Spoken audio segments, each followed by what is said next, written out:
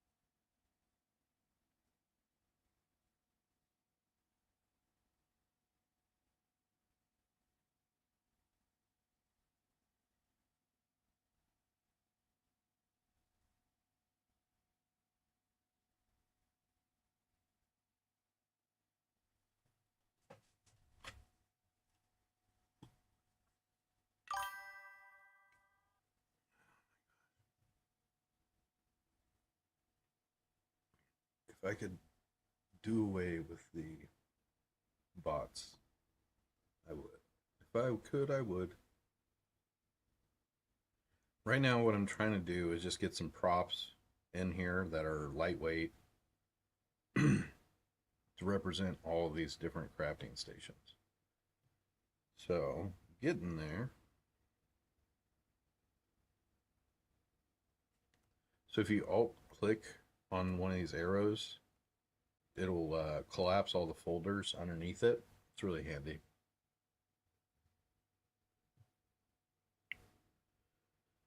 Calligraphy tool, writing.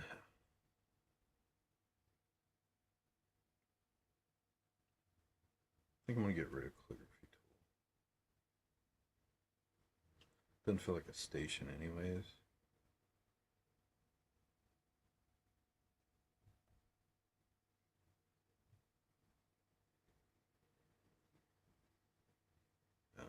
Data.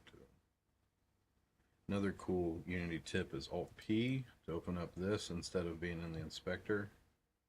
So now I can find that row, get rid of it. There we go. And I'm going to dock this up here so I can get it again if I need it.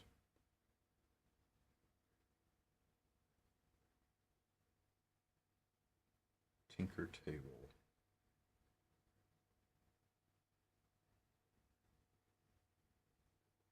Do this for the mixer.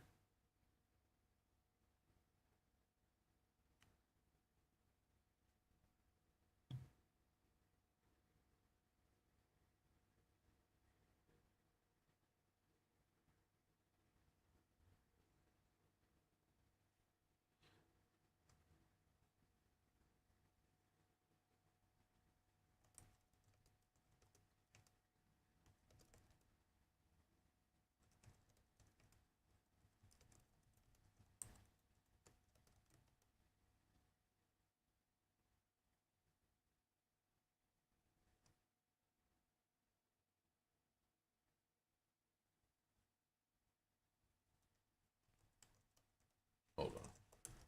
New or old input?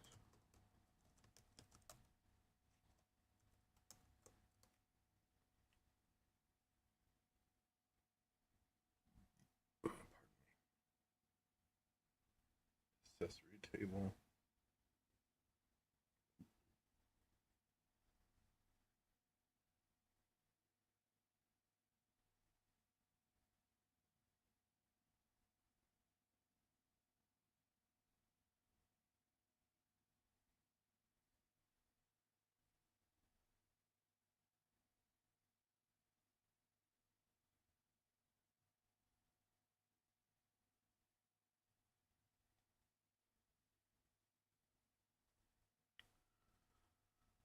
Let's see.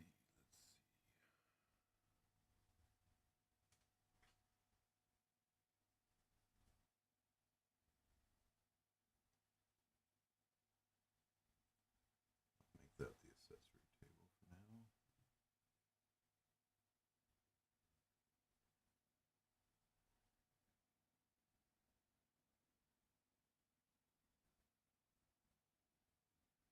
This publisher is amazing. Lightweight stuff, a lot of good assets. He's killing it out here.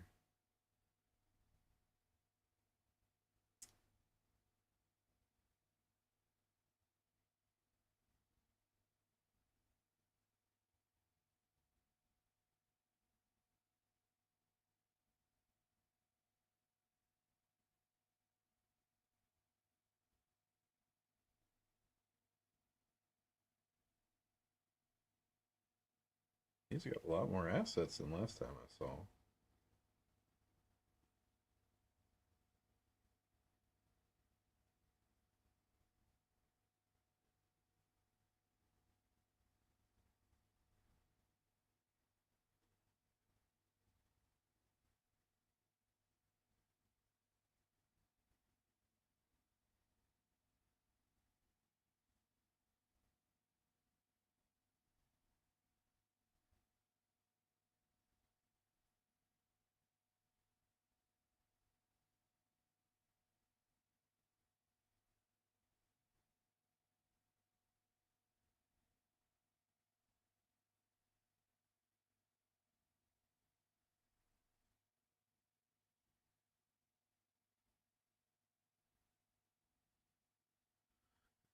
I'll be watching for his stuff to go on sale.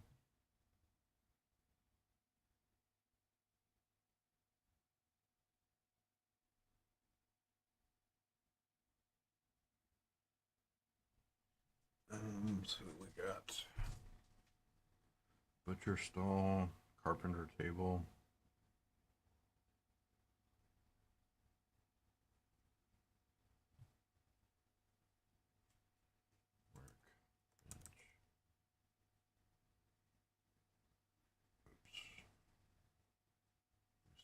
Workbench. Oops.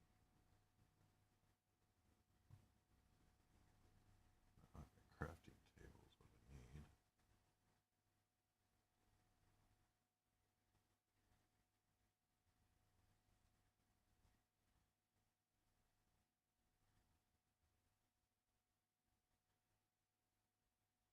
Look for bench.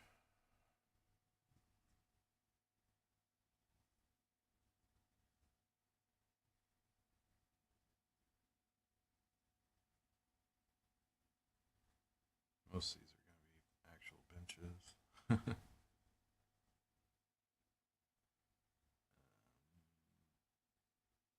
Just looking for something acceptable.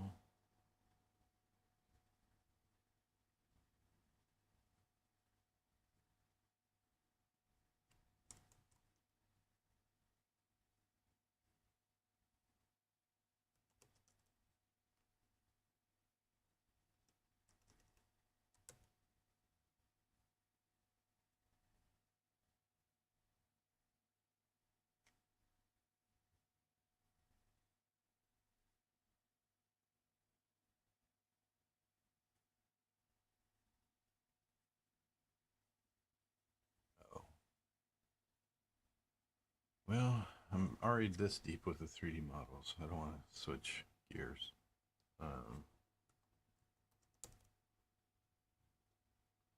Let's reset the filters.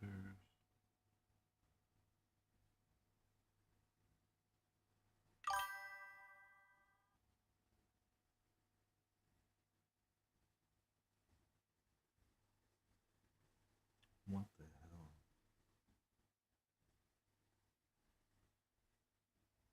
Go. Wait, what is this? Ugh.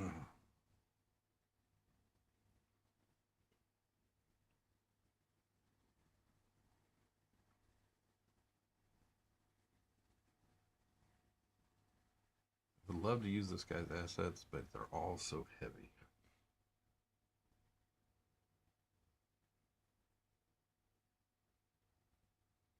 I guess I mean I could get rid of them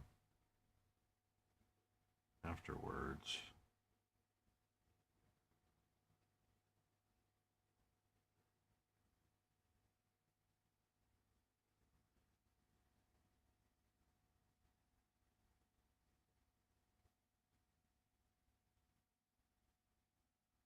I've got them imported in another scene.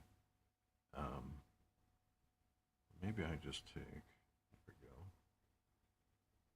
Just this guy for now.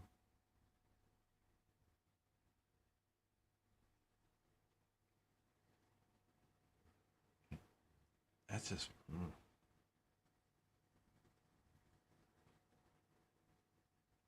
It looks good, but there's just so much to it, and none of it's Atlas, and the tries are really high. I think I bench you with this.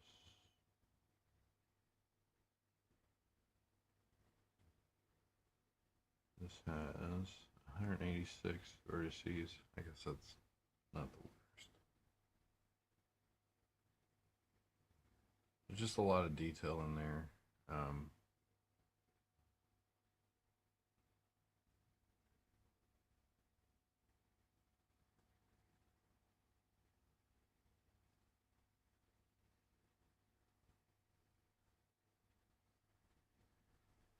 But it is what it is.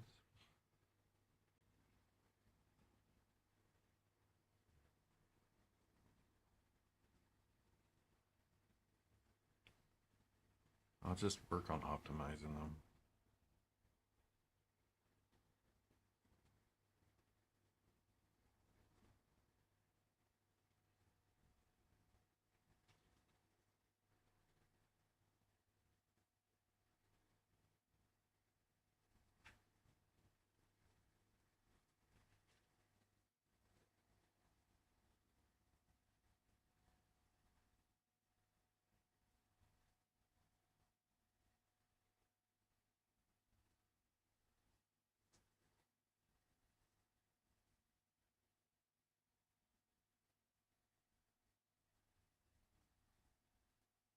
Naming convention.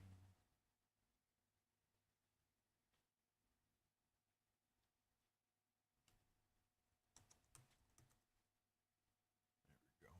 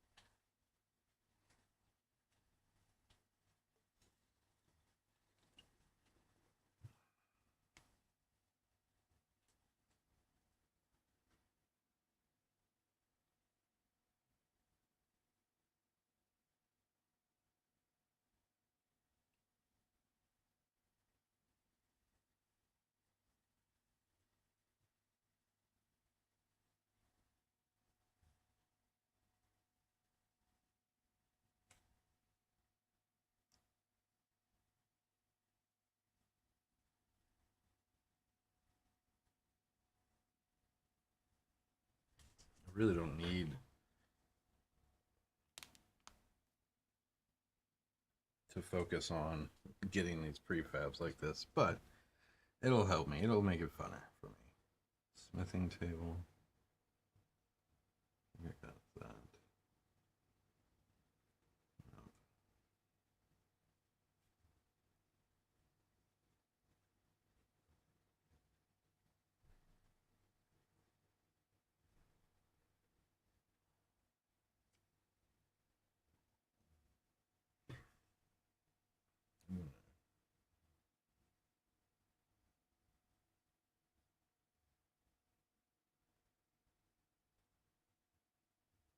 take this report.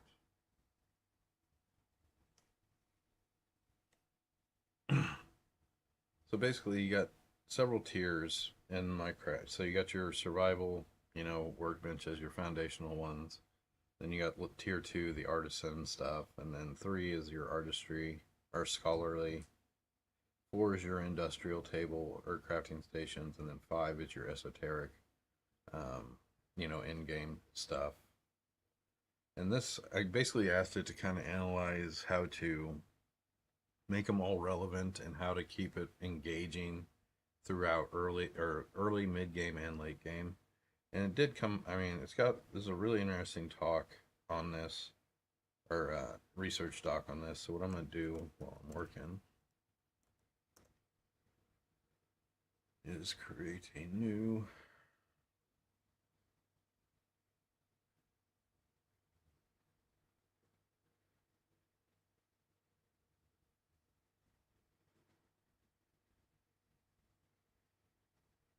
I wish it wouldn't auto do that.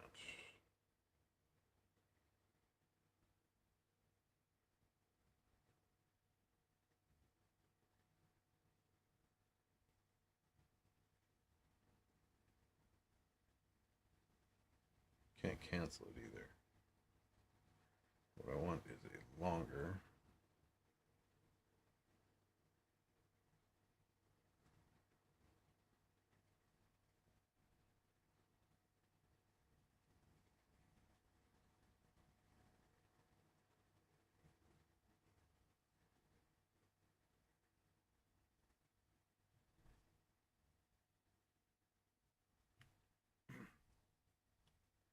So I'll let that cook. I need to close a lot of this crap.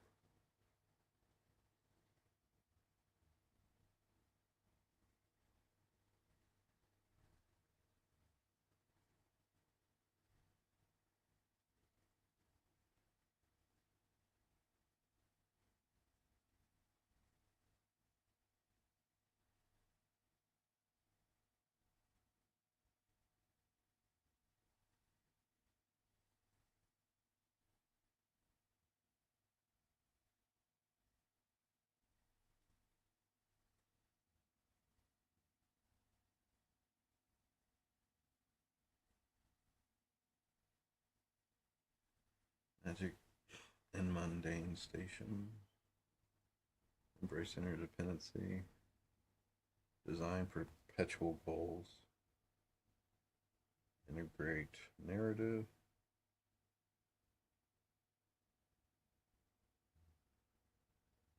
It's got some good points in there. I don't know if I'll take them all, but it's got a good start. Engineering table.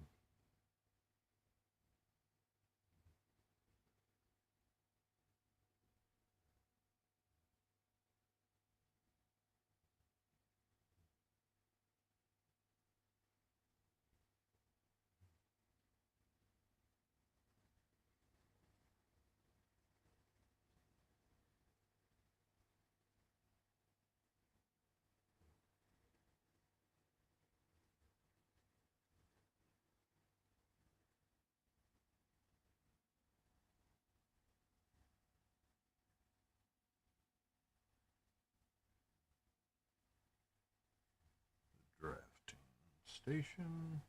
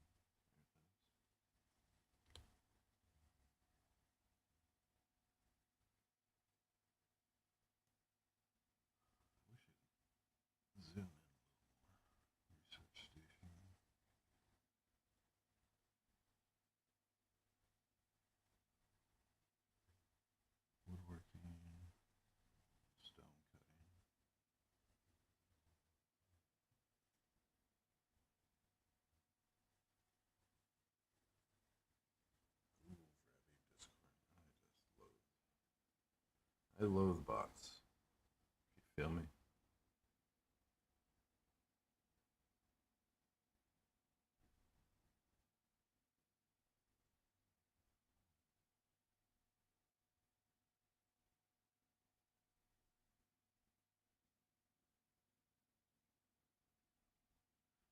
So after I've got sorry,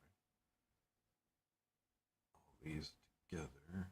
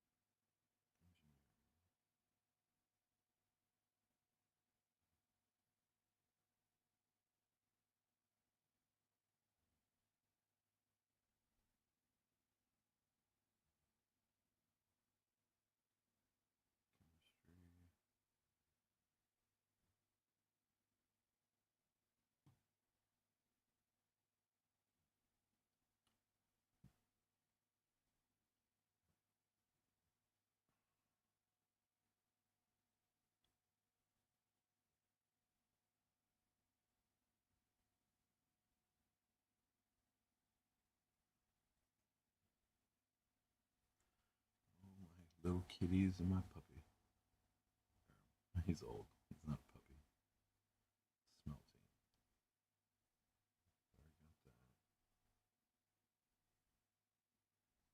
So what do we got left?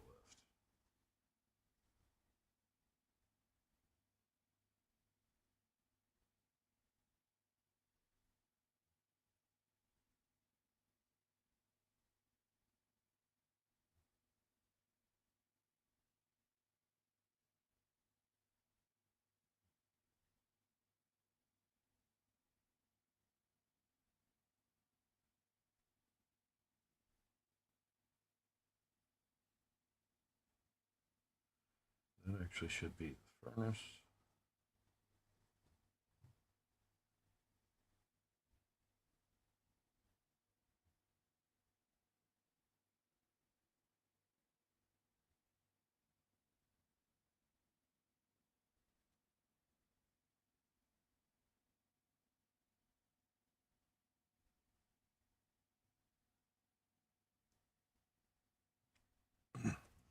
Use this asset. It's gonna drive me nuts, but I want.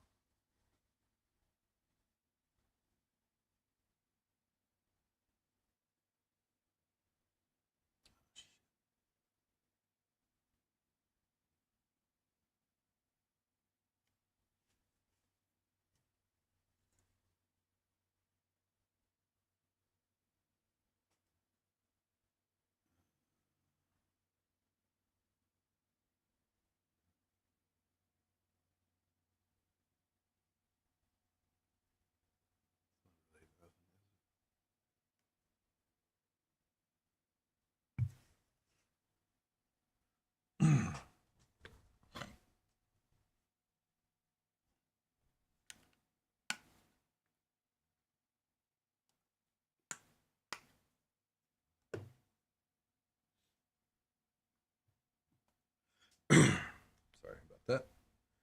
I'm alive, I swear.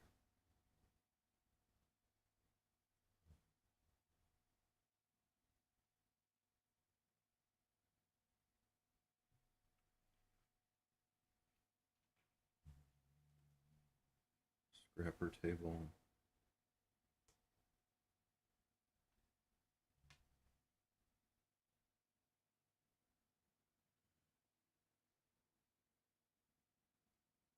Furnace and smelter. I feel like there's redundancy there.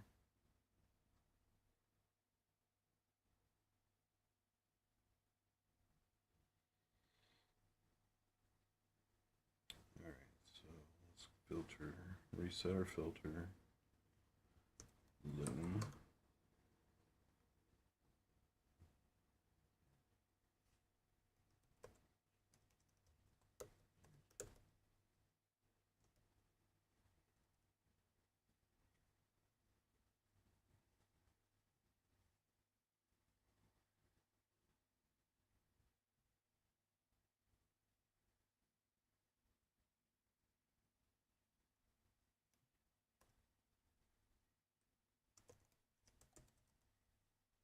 Taylor. Maybe we'll find something there. No.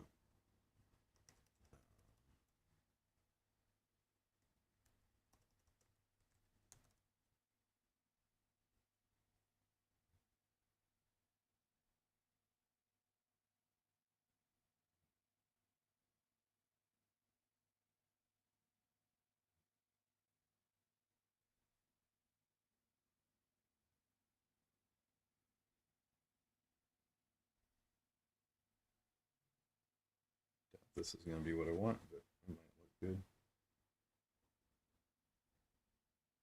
This is more modern props. Yeah.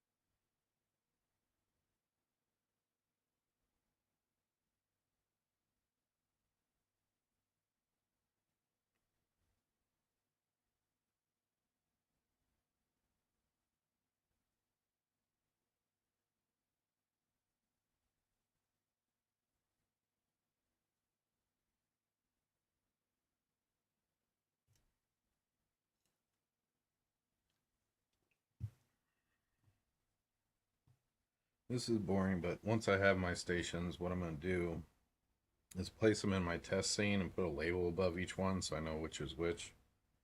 And then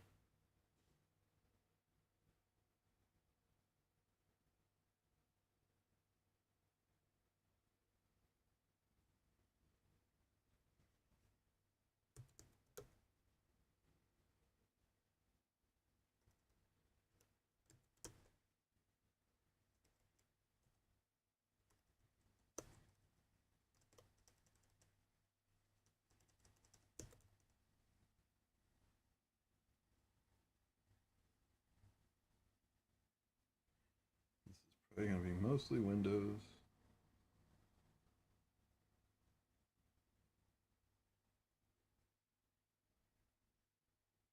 I was hoping maybe glass would bring up like a glass station.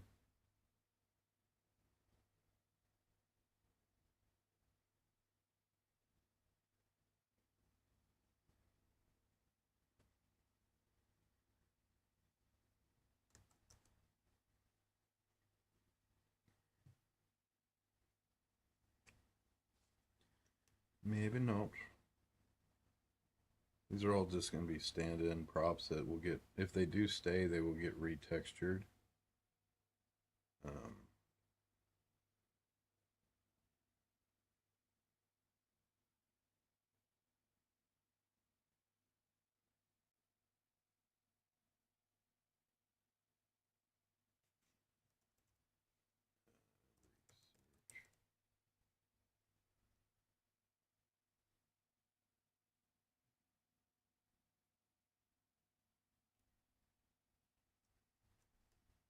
What's another word? Loon.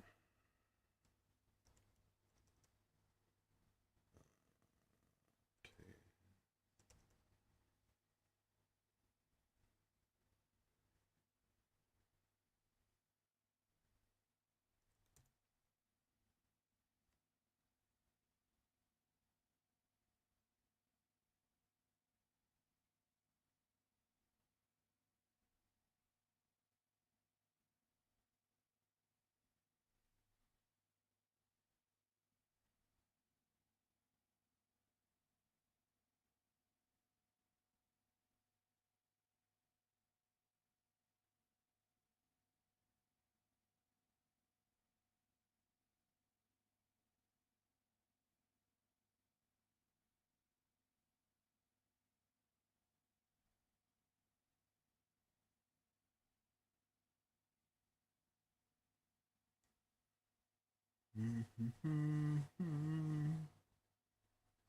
Can't believe I don't have a loon. All these assets and I don't have a loon.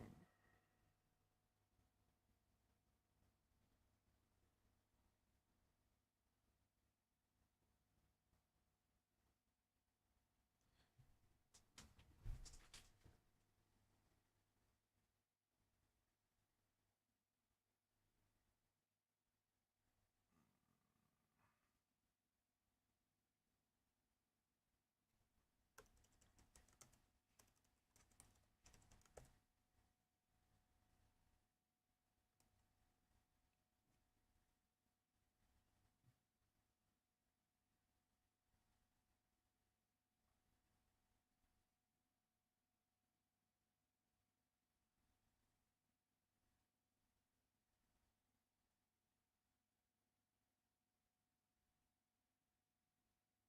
I do want that.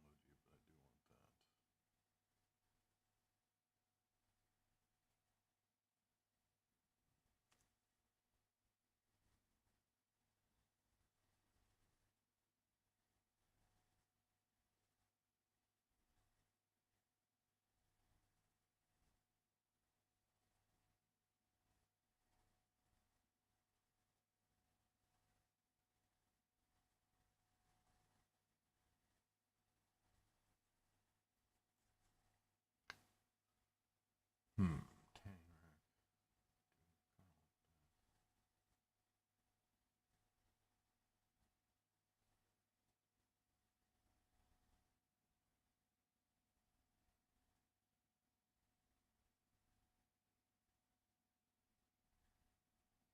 So close.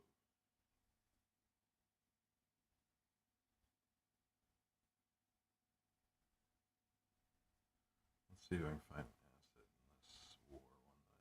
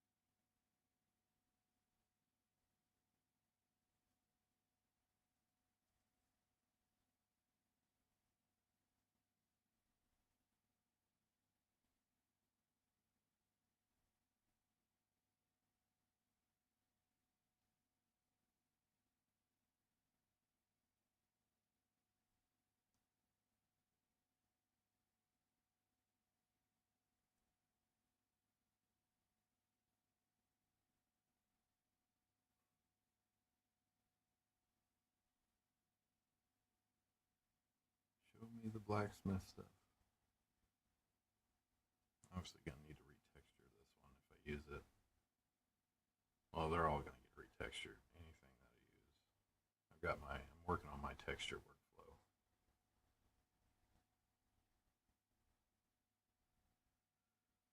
Yes, yes, yes. Water, water, water.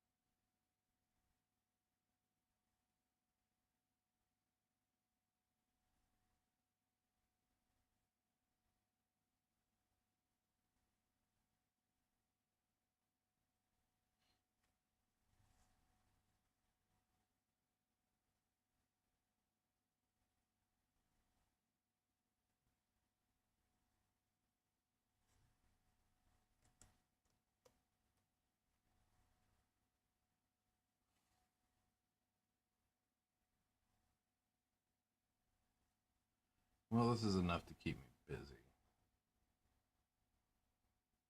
And two, I think there's some redundancy here, so I may reduce my stations. All right, so let's go ahead and get these, start laying them out.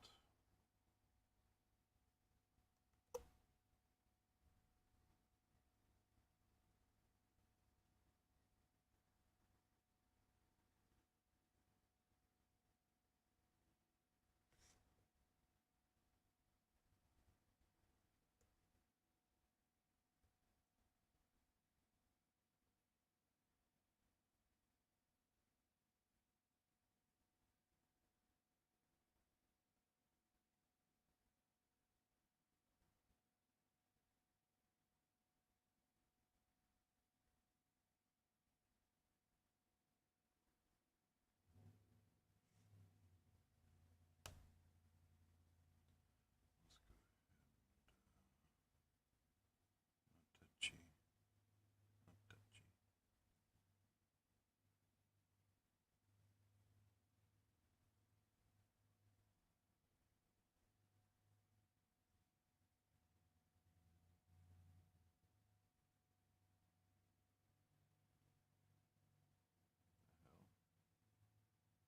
Building attachment.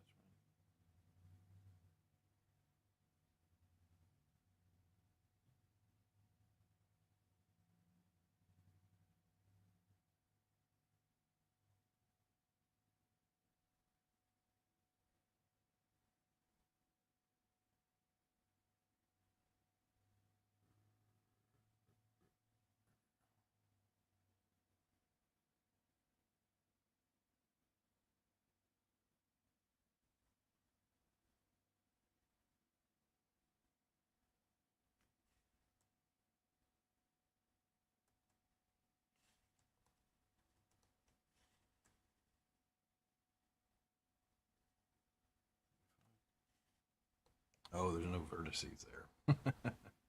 That'll do it. That'll do it.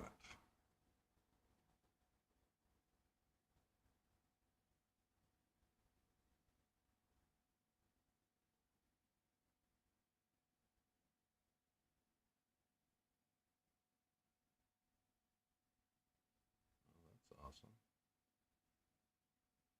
Butcher table came in perfect.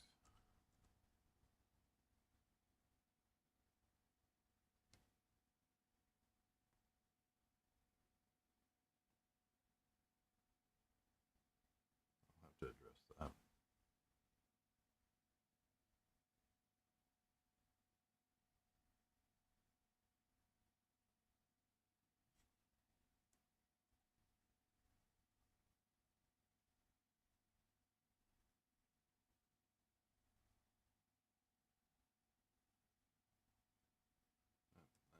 to stand out. These are all temporary.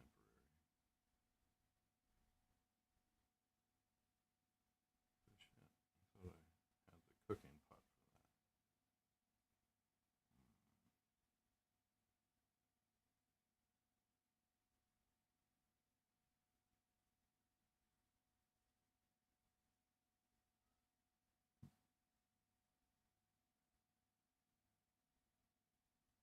I'll just stub in cubes for the ones that don't have something to visually represent it.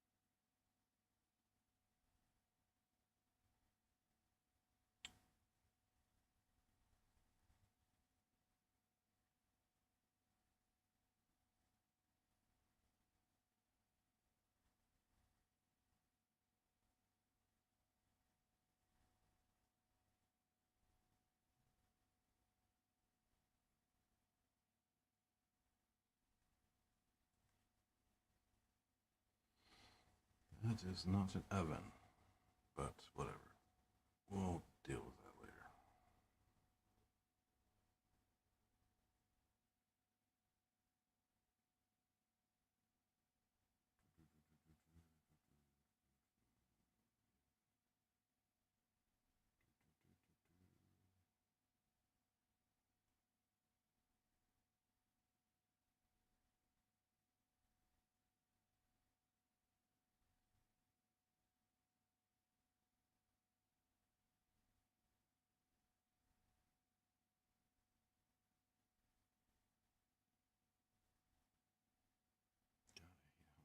Crap there is to these things. They look good, but man, oh man.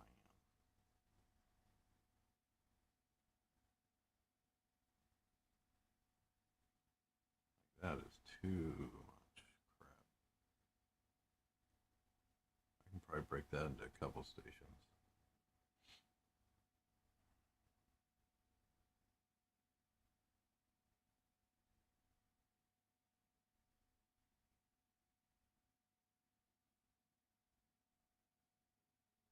Okay.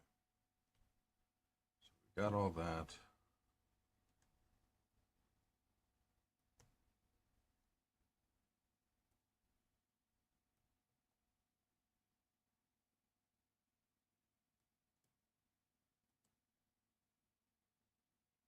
Get them all lined up.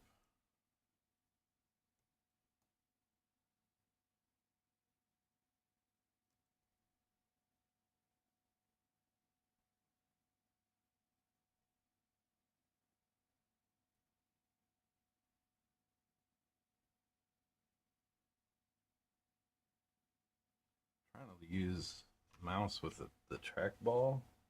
I've never used one of these before, but man, it's weird. The people, I just want to watch someone actually uses this day to day. Like, they cannot be using it for, like, I guess I just gently touch it. I probably can tweak the settings on it, but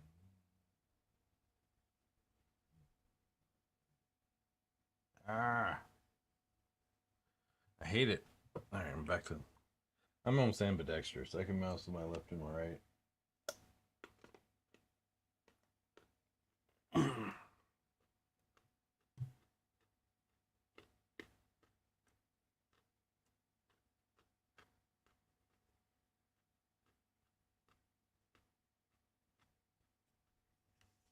Just to get this done faster.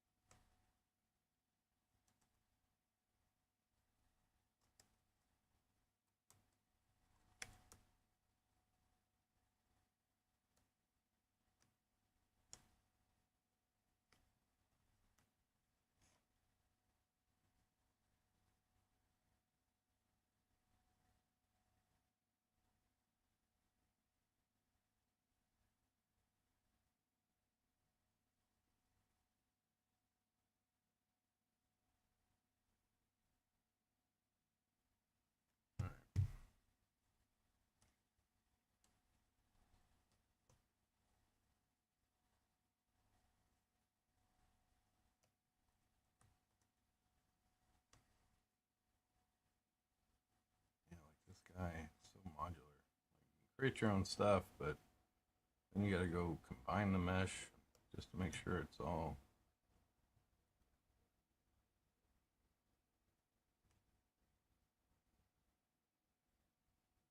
Drag these under the butcher. Butcher. Engineering, color, blah, blah, blah, blah, blah, blah, smelting. Where the hell? Cooking.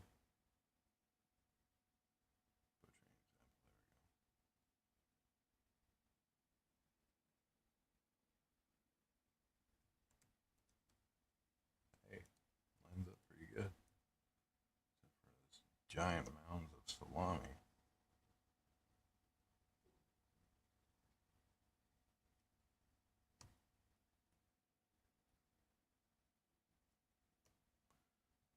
The sausages are annoying, and most of them can go.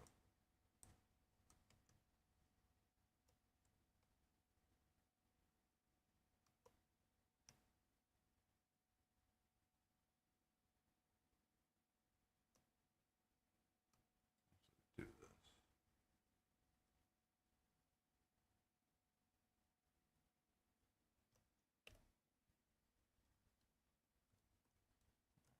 Go for that.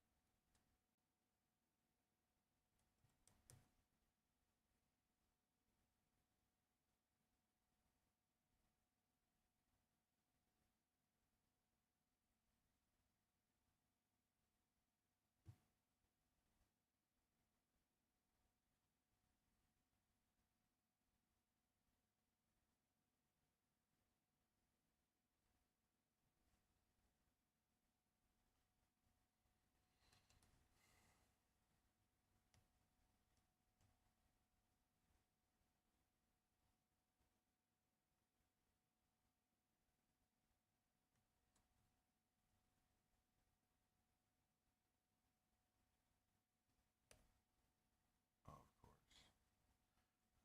course. Go.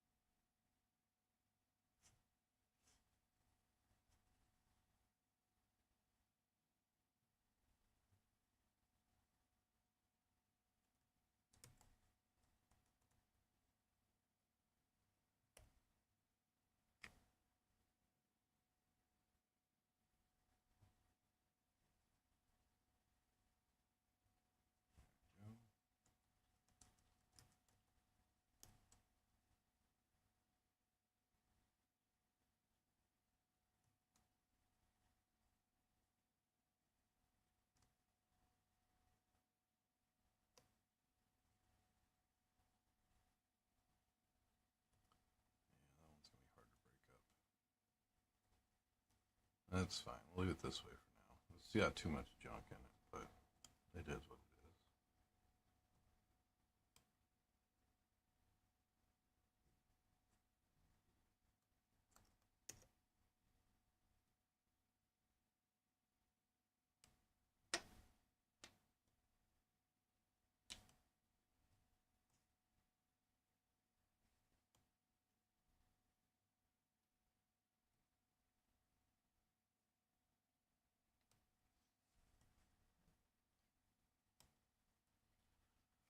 Some redundancy here. I might cut out the cauldron, but I don't know. What is the cauldron gonna do?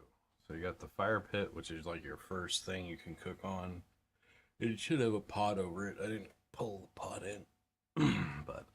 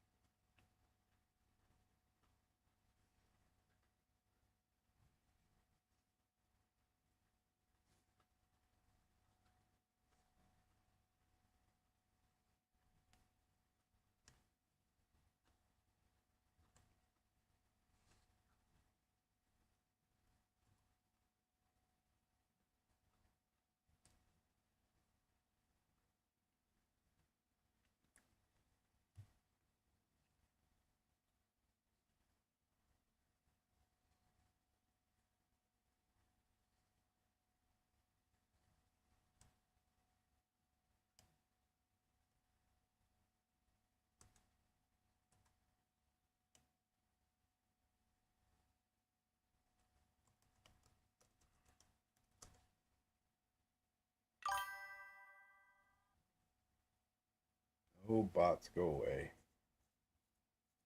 I gotta figure out a way to block those. I doubt it's possible, but you know, it'd be nice. It would be nice.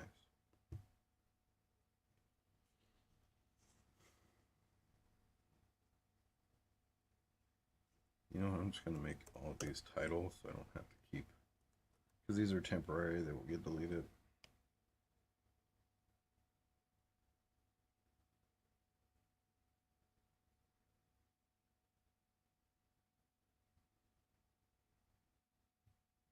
This is the writing tool.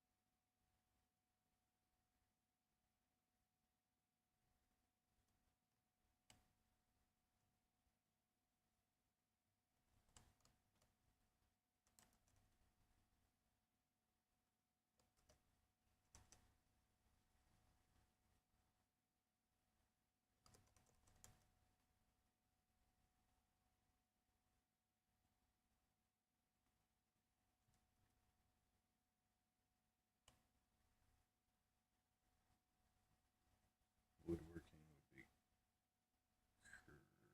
carpentry. Yeah.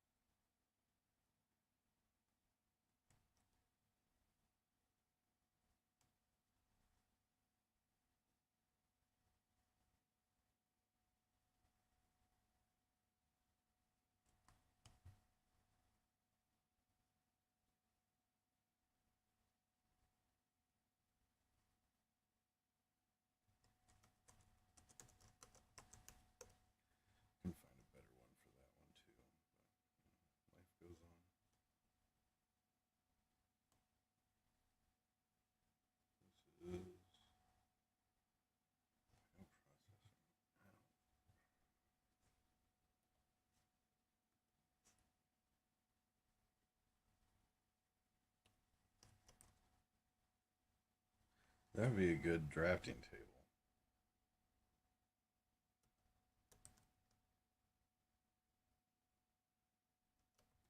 This one might go away.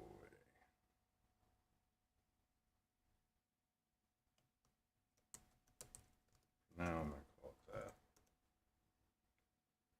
Well,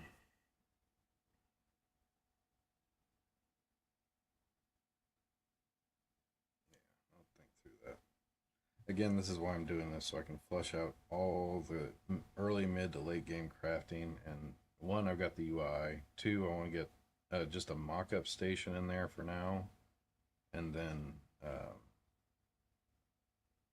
yeah. Cooking pot. Actually, we'll do copy you. Go to you. Paste as child.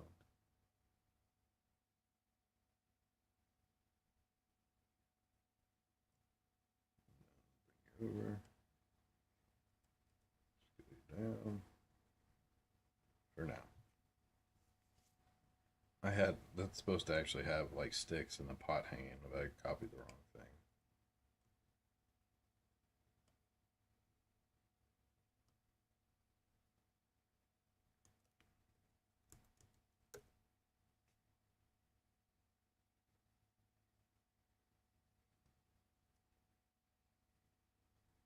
This is supposed to be an oven, but yeah, we'll fix that.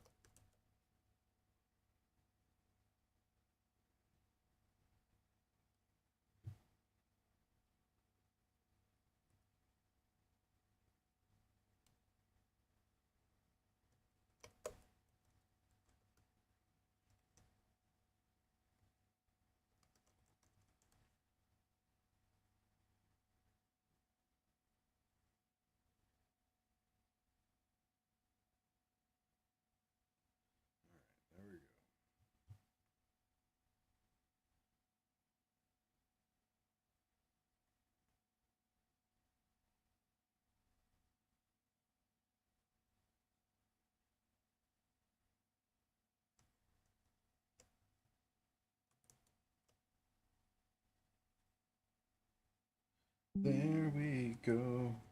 We got our testing stations all set up. Now to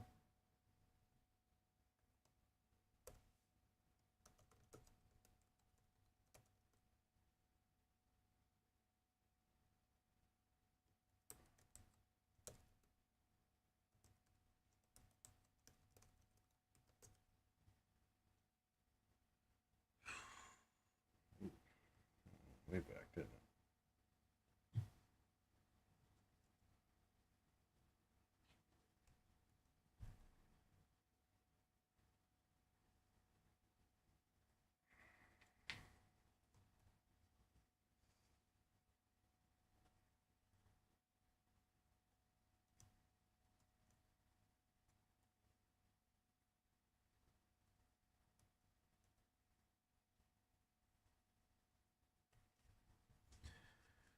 All right. Phase one complete, copper.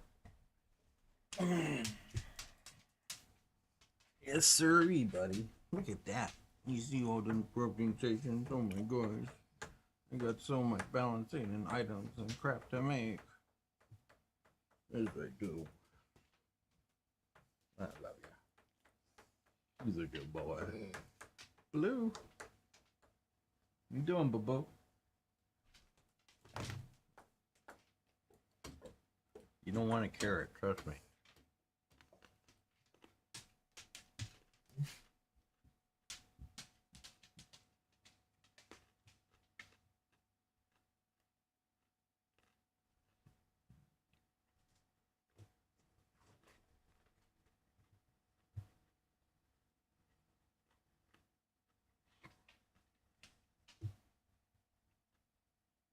So this is the generic or the crafting UI. So each station will populate it with its recipes and all that goodness. I need to turn it off right now because I'm not working on that. Or I will be, but it's in the way of this.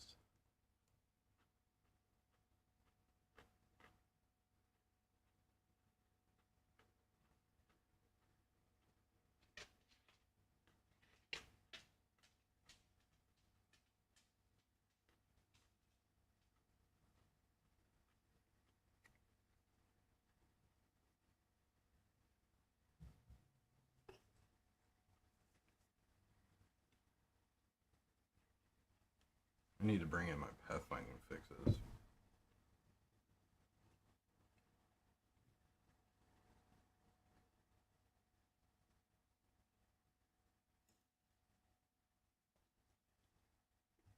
Boop. You okay?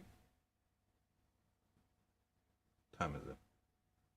Probably need to let him out here in just a second. I'm gonna shoot a real quick video though. Once the sun starts coming up.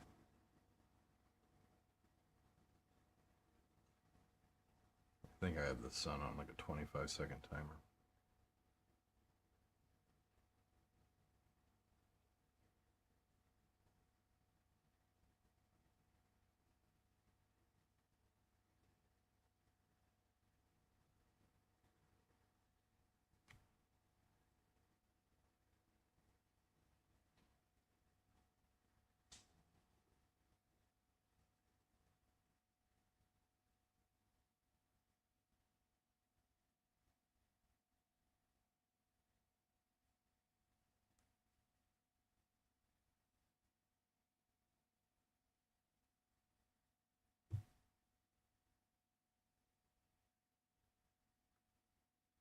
Rise and shine.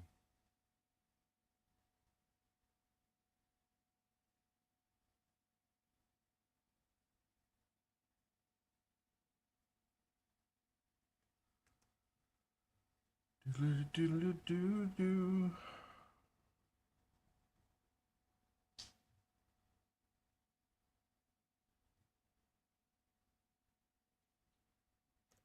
Drop a video on the Discord. I'm gonna let him out real quick so he can go to the bathroom, and I will be right back. Just gotta let him go to the restroom. BRB. I'm gonna grab a drink. You go potty? Let's go.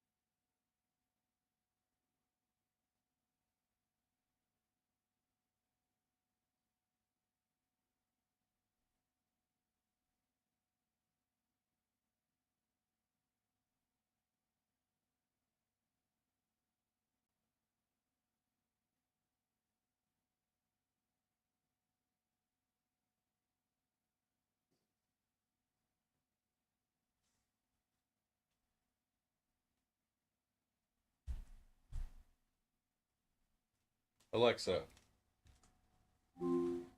set a timer for 5 minutes. Timer for how long? 5 minutes.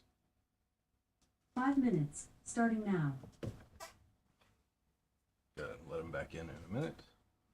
Someone took all the sliced cheese with them to lunch. I don't know why you take the whole package instead of just a slice. So I got a bologna half, which I don't know what you call. I use one slice of keto bread for sandwiches now, and then I kind of tear off the crust or a little bit of the meat. Oh God, no! Too much ketchup or mustard. Ketchup on that. Disgusting. Well, it just wouldn't work. Probably should remove the bread before, or the crust. I like the crust and everything. It's just about reducing as much of the carbs as possible while still enjoying what is basically a sandwich.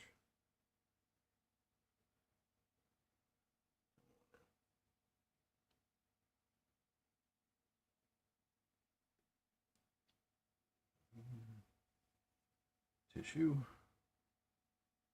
God, no.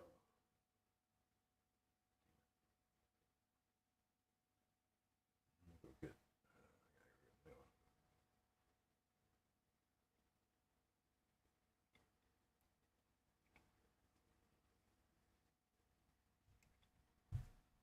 I'm gonna get rid of the health bars. I don't like it. I'm gonna find a different way.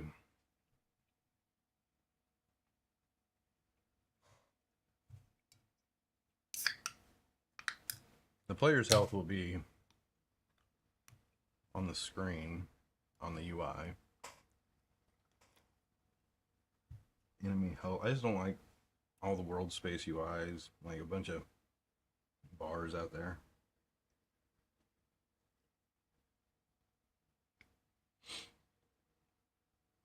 Maybe it's an ability you get to see the enemy's HP that you can turn on and off.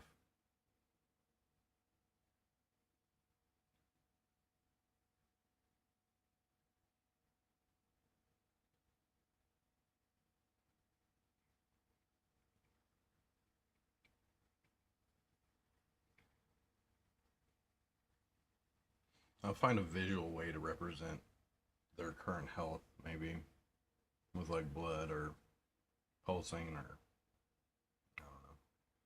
I just don't want, I don't like the health bar being out there. The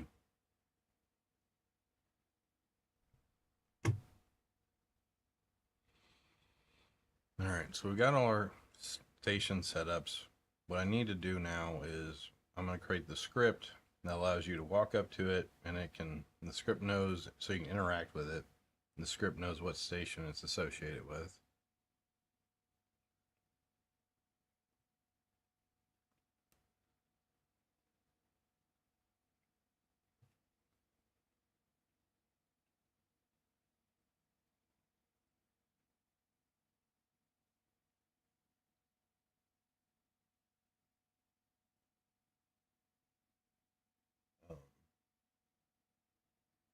I did a lot of work last night on the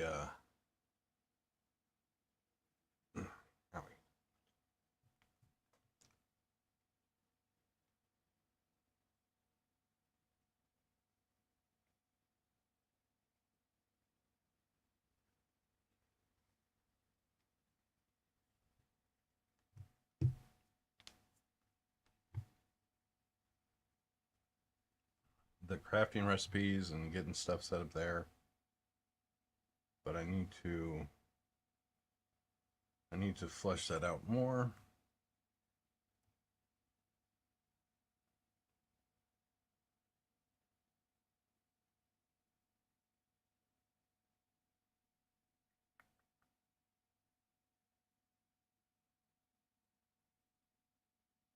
Because all I have is recipes right now for weapons. I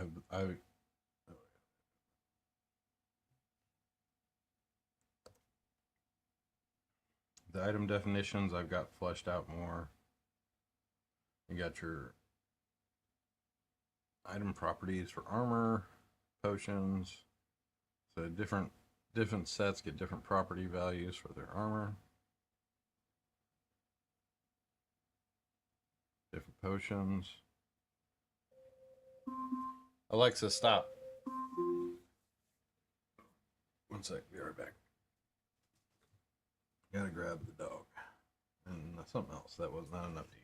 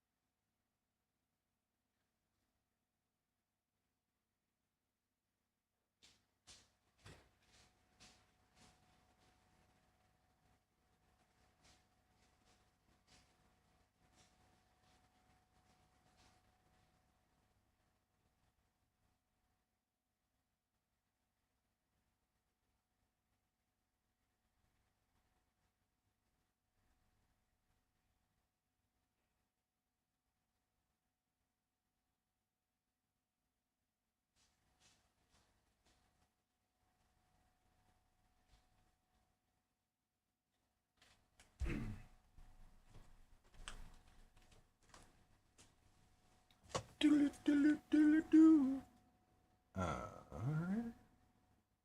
Some hummus with these carrots. Feel like they don't finish yet.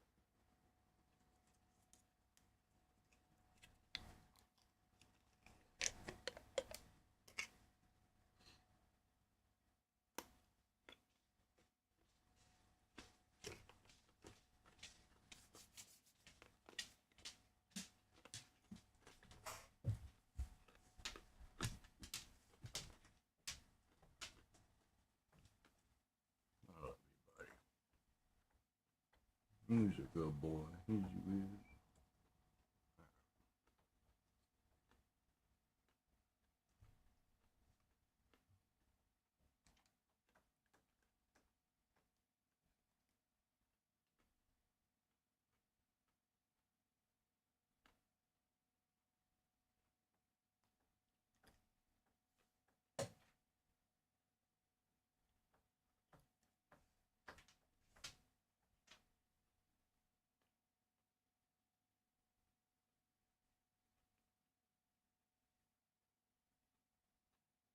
Yeah, you're a handsome boy. Lay down. I love you. Got none for you. You get a snack in a minute. Alright. I need to flush out the categories. Yeah,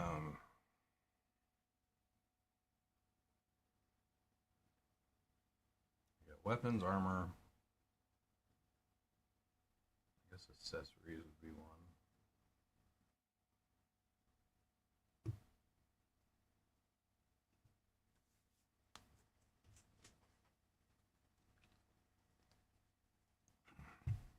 Like, I don't want to define a bunch of categories and not use them.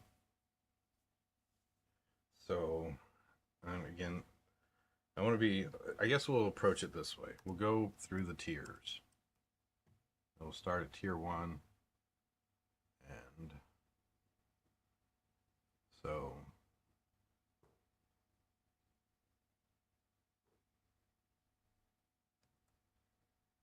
do I want to kill him?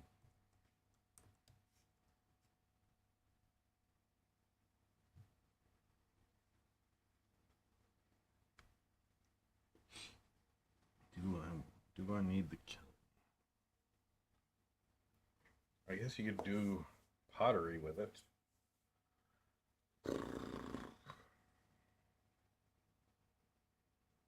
How's the kiln used in other games? Let's look it up.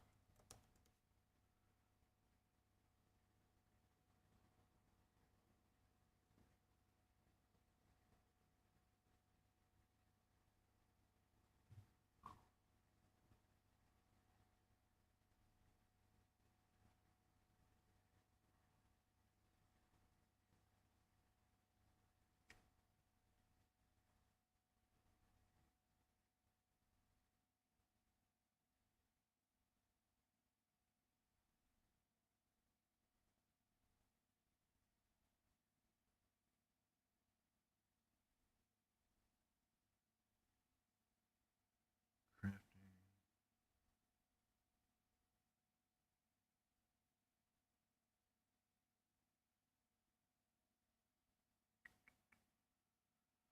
Oh, my, how sweet the sound.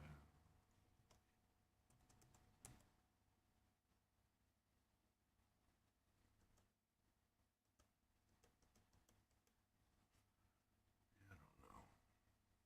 Let's see how other games have one. Vintage story.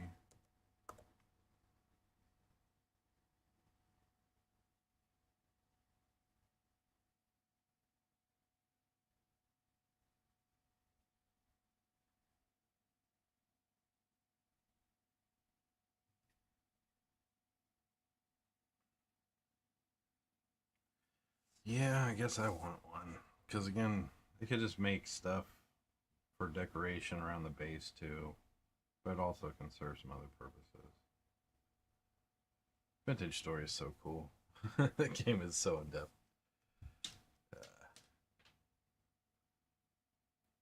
How sweet the sound. I don't know why I have that song in my head.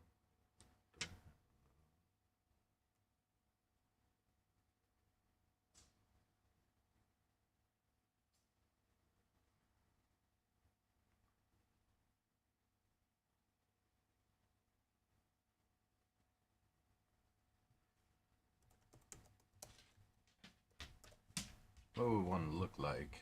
Not a modern day one.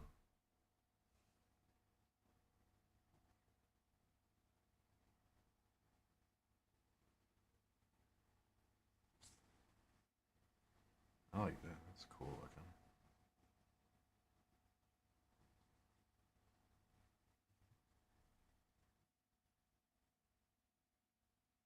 Boy, if that ain't AI, the door's like floating. He's holding it.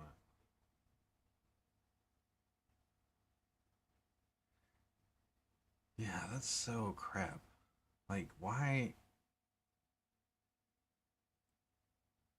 I don't know why, like, people post all these AI images to stock image websites, and stock website doesn't look at it and be like, oh, that's crap. Now, if it was like a good generation, I mean, whatever, but it's not.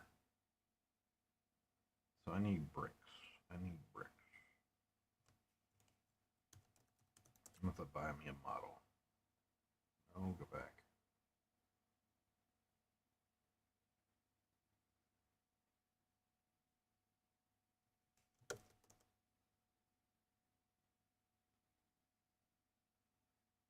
Buying a model.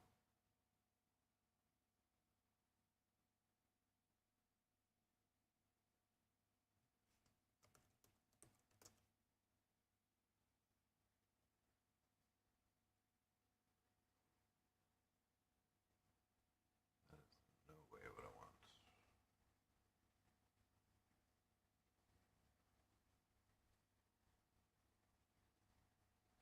It's pretty good. $5, ain't bad. What is the license?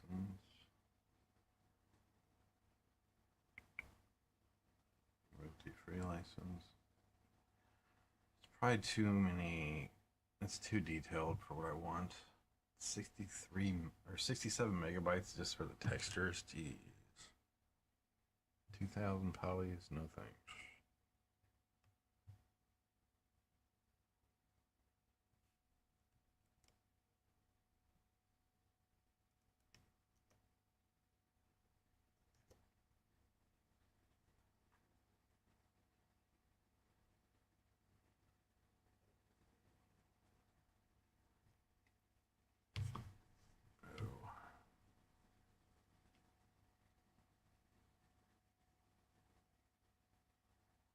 Oh, I've got to find one. I should look up pottery in my assets. I bet you I got one.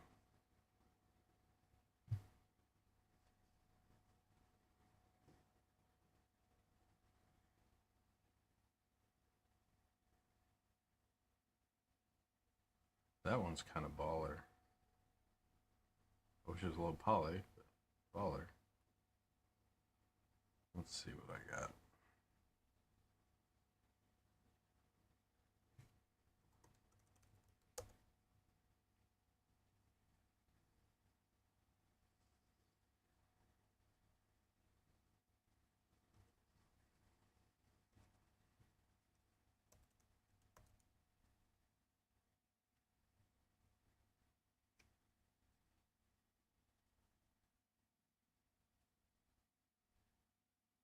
Gotta have one, dude. Like, I own so many assets. It's crazy. I gotta have one.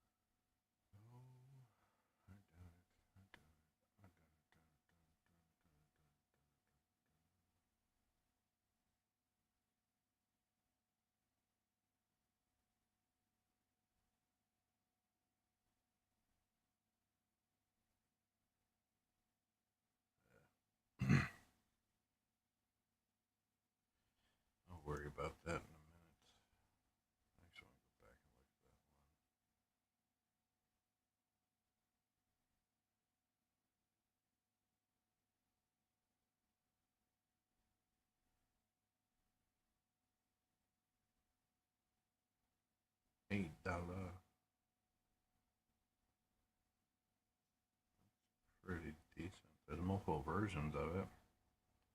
60 megs. 40 materials, one shooter. The pack is based on low quality modeling typically used in larger. So I think it's going to be, the polygon hit that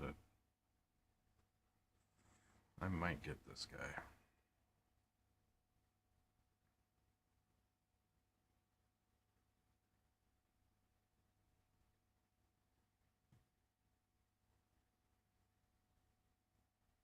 I just might. Gonna have to retexture, but that's fine. Put you on the card for now. I'll come back to you. So, I don't know why I'm so hungry. Well, it's lunch.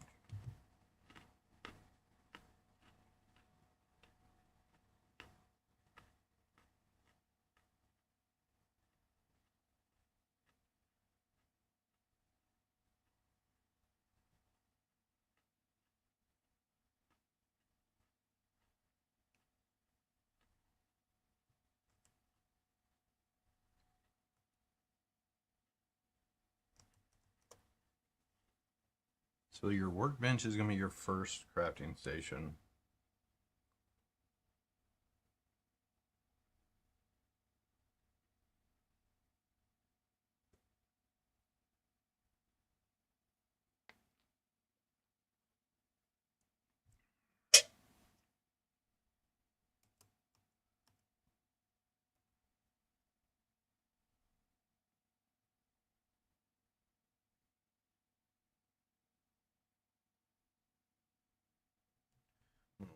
Watch some of these while I listen.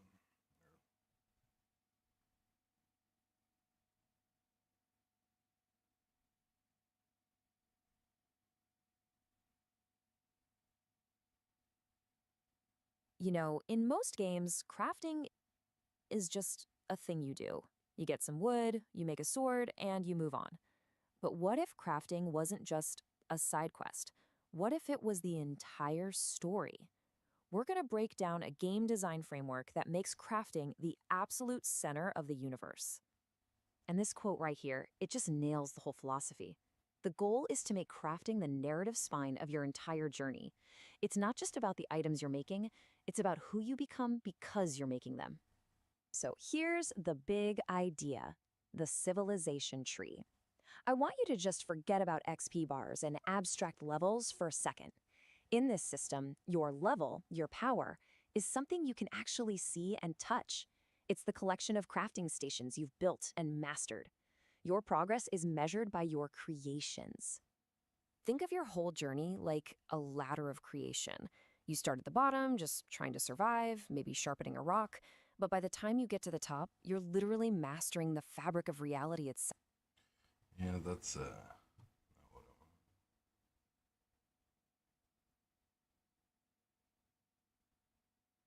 Welcome to the deep dive.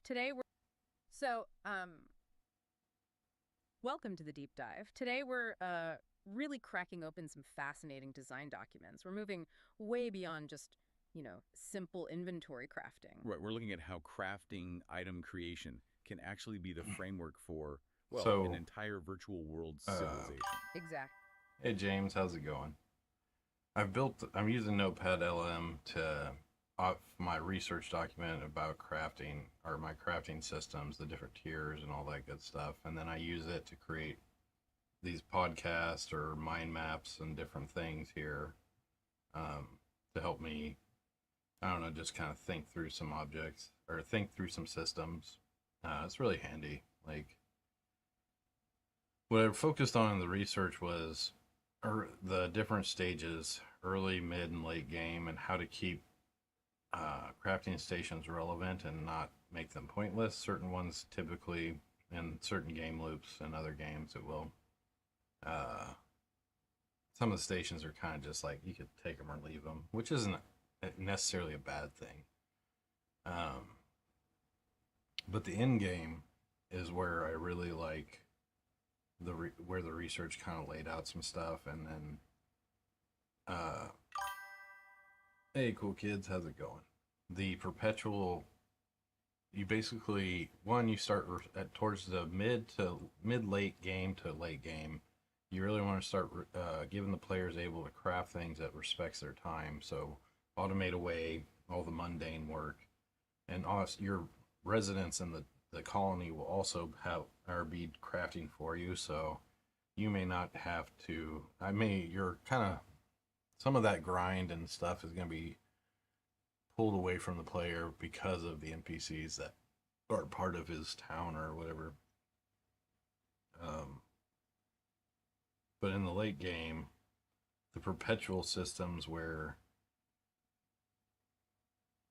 crafting's still relevant and there's always kind of a next kind of thing or something you can tweak or modify is really neat. And I like how this document laid that out.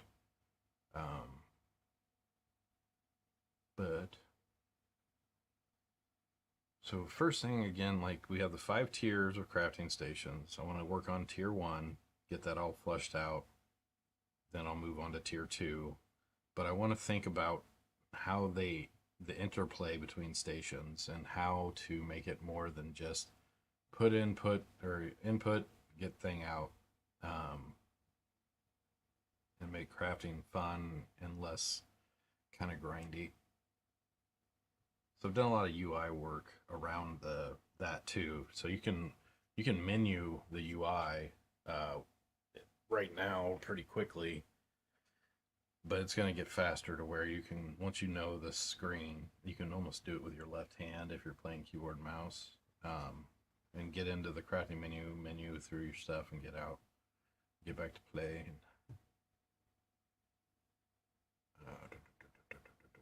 So what I've done is I've set up all the crafting stations, and I found just kind of stand-in models for them for right now.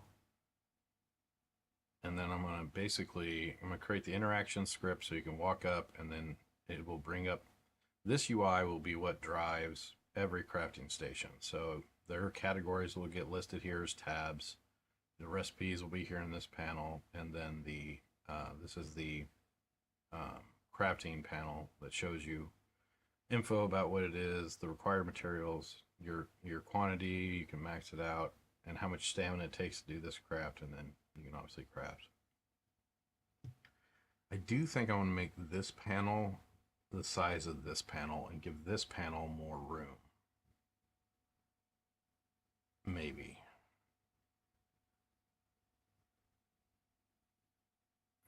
I'll see. So I think there's going to be up to 5 ingredients per recipe. That's going to be, you got 4 of the up to 4 required things, and then you're going to have the 5th one is extra, and certain recipes allow you to provide an extra material, and that material can modify that thing that you're make it better. Now again, there's more than one material. So say it requires a log. Different trees have different types of logs, different hardness, and make better equipment. So a required material for a recipe can have multiple acceptable ingredient inputs, and then that way it gives a lot more flexibility. And like, yeah, a birch wood tree would make this fishing pole or whatever it is, and then if you use a harder tree or a more harder to find tree, it would be a more resilient or a better item. So it gives the crafting system depth because it's not just one material. So like the log material can have all kinds of different logs from different trees or different sources, and that gives it depth. So and really what I'm going to be doing is I'm going to be creating recipes and items. I'm going to modify the item creation screen that I made.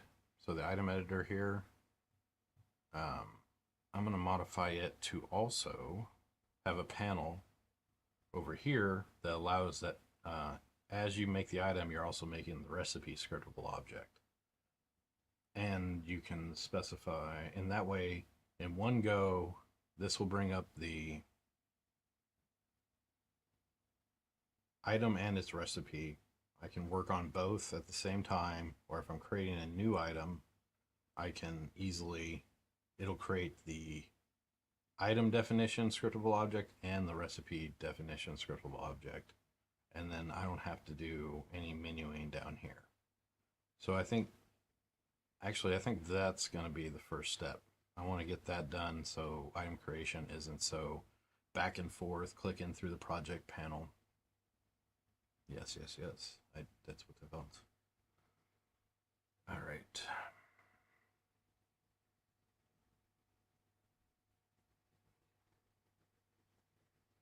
Let me think here. So let's go look at this script. Item editor.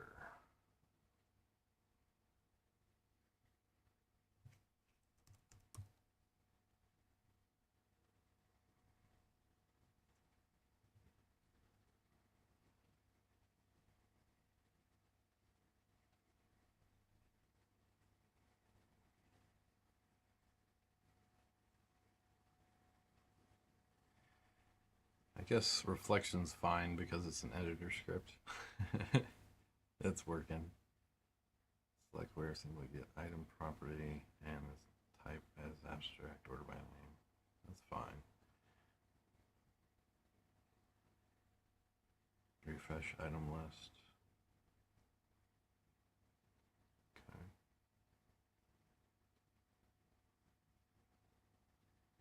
So we're going to do a refresh recipe list.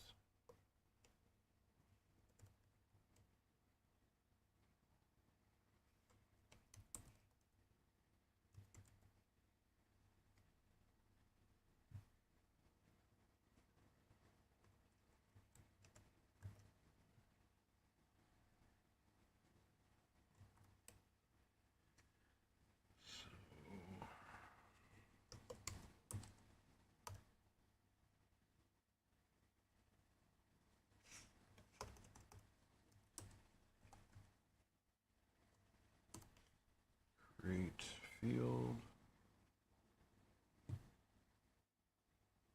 Order by. So now the way I'm on the produced item from the recipe is how I'll link them up to the items. So the item definition doesn't have a real way to find its recipe def unless I did like a naming convention lookup, but the recipe def has what it produces. So the way that will allow me to programmatically, basically, I'll pull the recipes on the items, and then I will be able to, by the recipe, I can link it up and put the panels in the editor script. So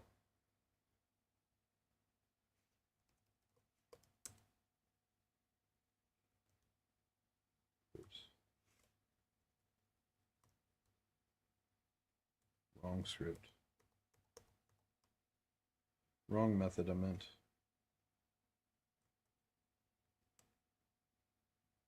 So let's go and make that call on enable.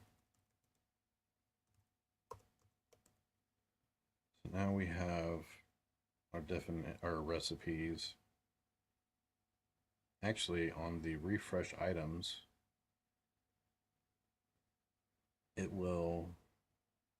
Well, let's go look at the logic real fast. Ungo it. Draw right pane.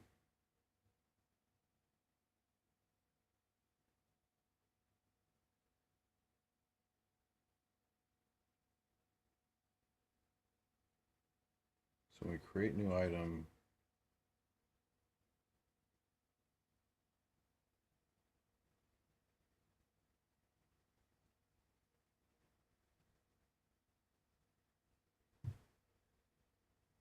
That's not right.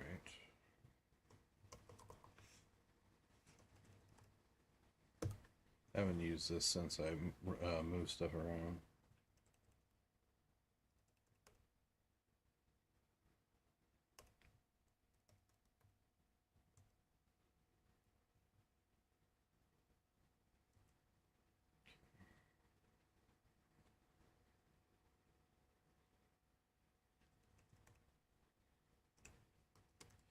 But basically, this editor script's going to make the process of creating new items much faster and less of me clicking here, go to, because why? You got to go click, create, go down to items, go here, click that. Then you got to click it in the inspector, name it, do that, and then got to go do that again for the recipe.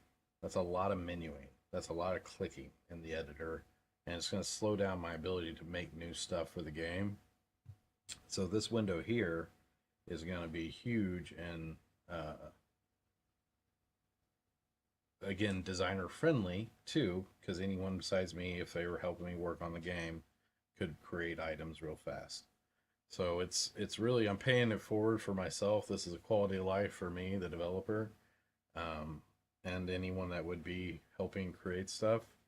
Because doing it down here, it's a lot of context switching, it's a lot of menuing, it's a lot of, but now I can just have one window, handles the whole shebang, and I can bring up and edit any item real fast. Or I can search for an item too, and not have, it's one screen, not, not tons of screens and panels. It's going to be beautiful. It's already kind of there, the bones are there. So I need to draw one more panel.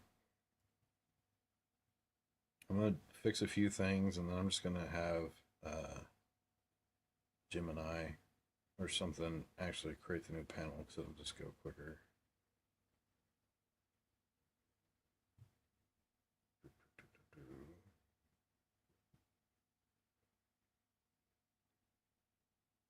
Also, get this in the items category. So when you create an editor script, you dictate where it is in the menu, and go ahead and save.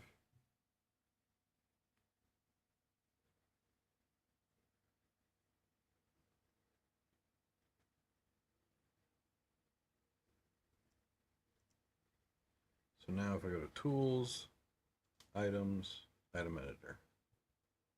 Why are these smaller now? Oh wait, I'm getting errors.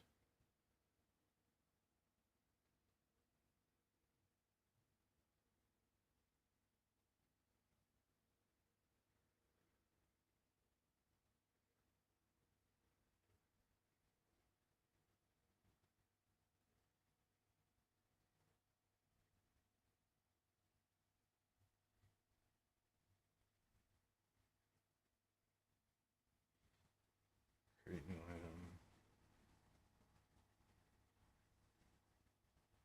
I bet you this bombs out, maybe. So let's comment that out.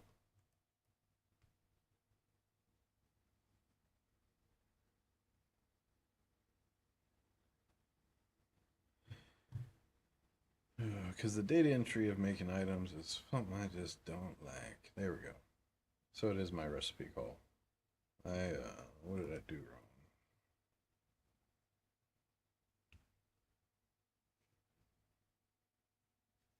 Let's put a breakpoint here. It's attached to the editor. Oh wait, no, too soon. Too soon.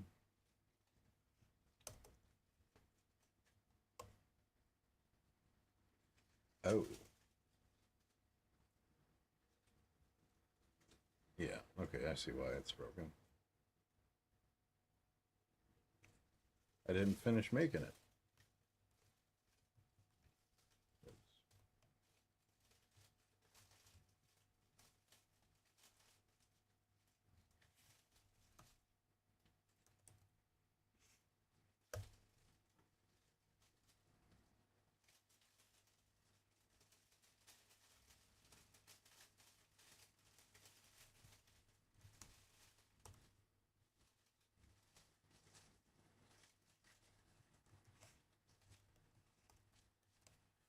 Okay, that should fix it. What I think happens is it bombs out.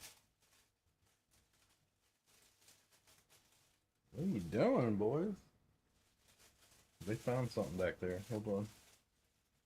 Got the crunchies going on.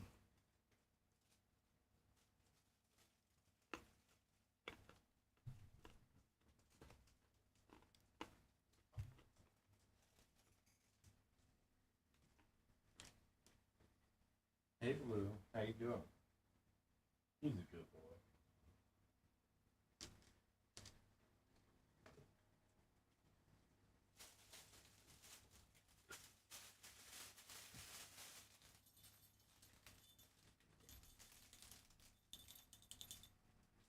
Come here.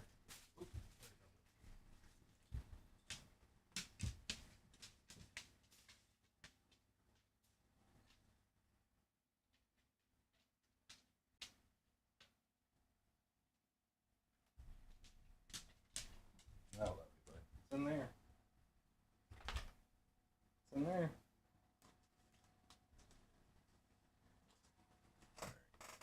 He's mad at me for moving the. There's like a sack they have that's super noisy, super crunchy when you touch it. Oh, don't you say that.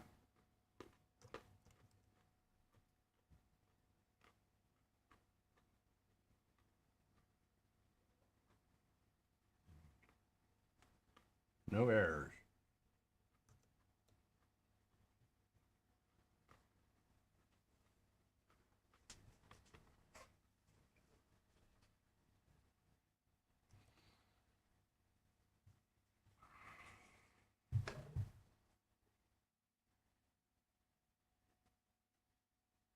So is this the right workflow?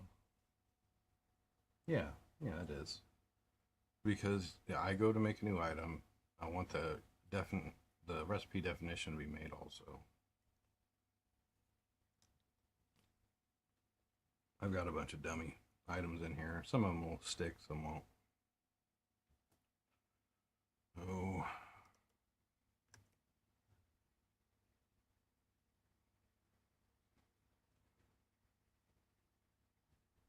Now, how does this work? Begin scroll view.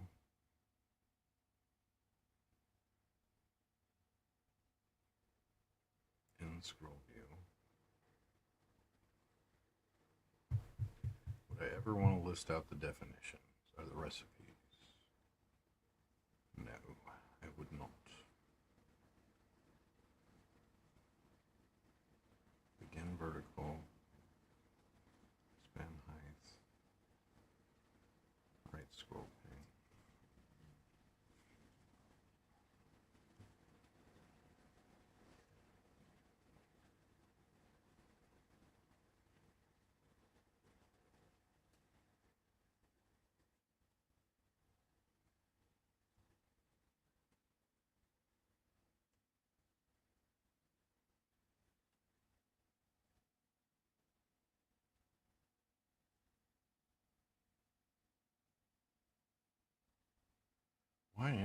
Why is this reflection instead of just doing this? Find assets, properties.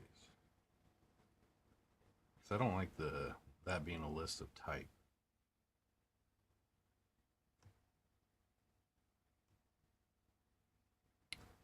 Oh, it's probably because it's polymorphic. That's right. That's right. I use polymorphism here. That's right. So the model property or model item properties, there's an armor property, there's yada yada yada. And if I just did it, it would go after it would grab the polymorphism or the base item property, which is the abstract. Yeah, okay. Whatever. It's gross. I hate it.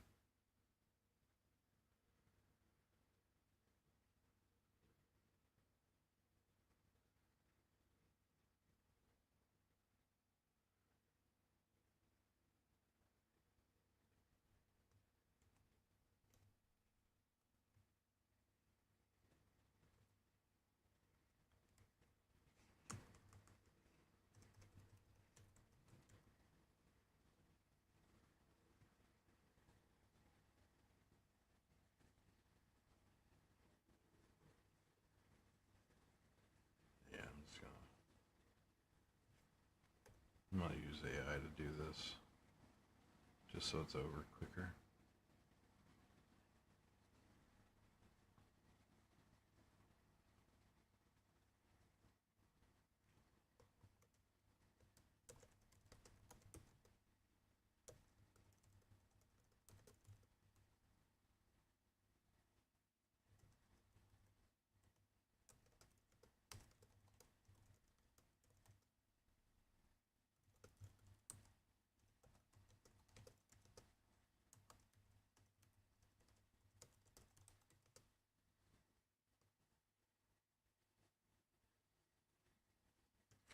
So what if it doesn't have a recipe yet? It should.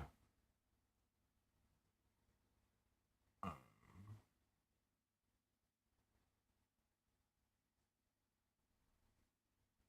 it should just show a new recipe.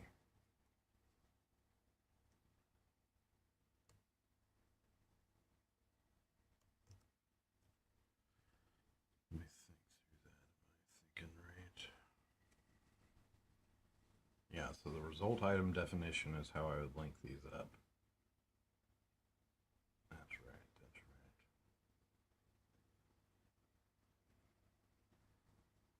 I'm gonna go ahead and make those methods actually. So private void get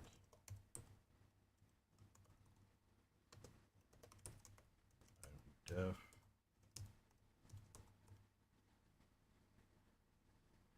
AI is a magical, dude. Like, what the fuck? That's beautiful. It already knew what I was going after. Recipe for black, no recipe found. And this needs a return. Recipe def. And if not, it's gonna return. I know, dude. I freaking love it. I love it, love it, love it.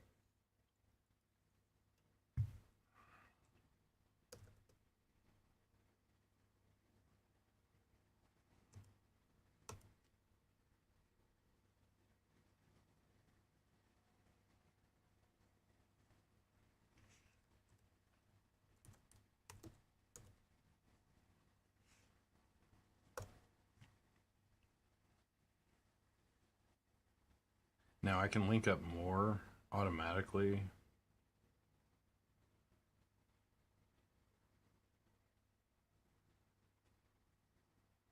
What all do I need from the recipe?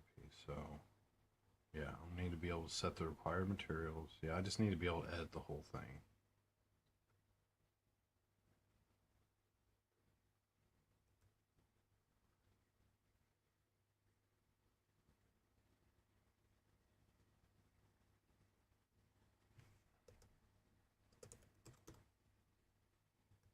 That's our one true validation fail step.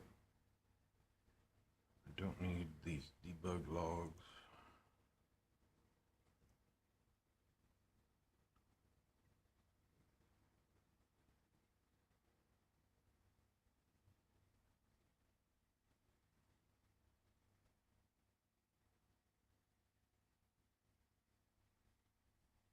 Editor, create editor.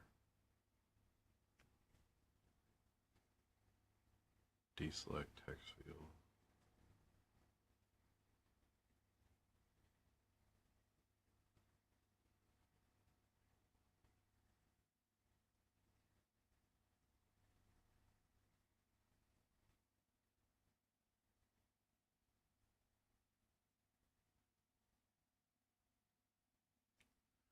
Draw editors for each attached property.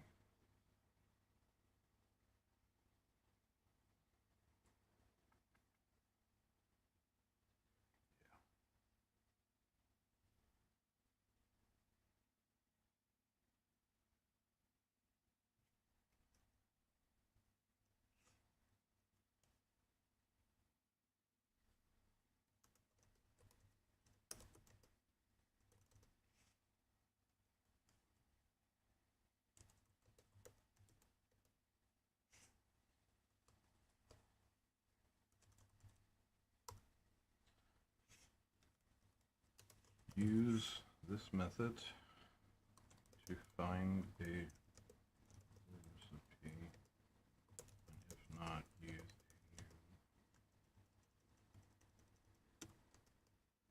a when it saves the item, it will also save the recipe.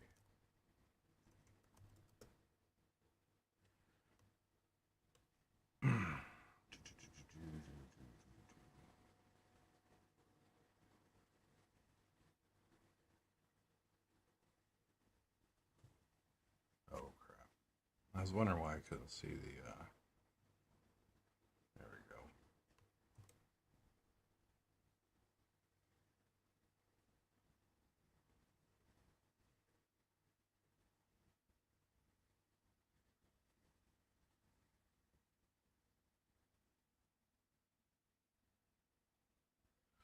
for testing purposes, one thing I like to do is when I have a data, like scriptable object driven system, to get testing real quick, I will have it create a editor script that will create some dummy items, or like conceptually the starter items or whatever. So like yesterday I had to create some armors, weapons, potions, whatnot. It has script that just spit out 5 of each item type, even though like they may not be in-game items, but it saves me from a lot of menuing in Unity, because carpal tunnel's a bitch.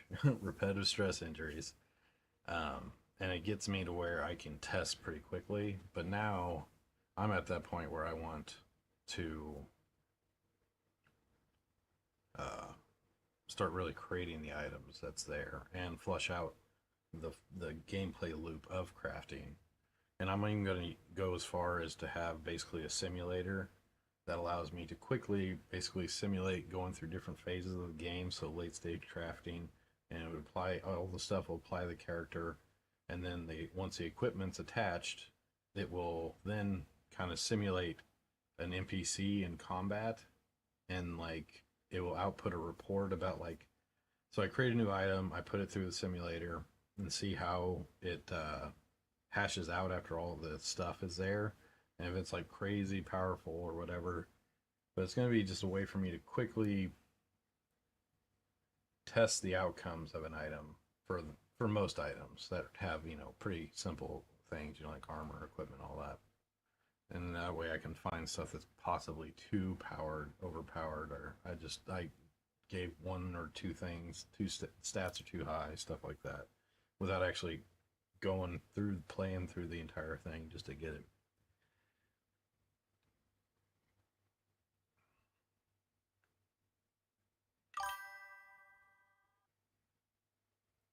So it's kind of like your roguelike. You kind of go up and you can bump them for melee combat, or you can go or you can do range magical attacks. Let me see if I can find it. Actually, this is.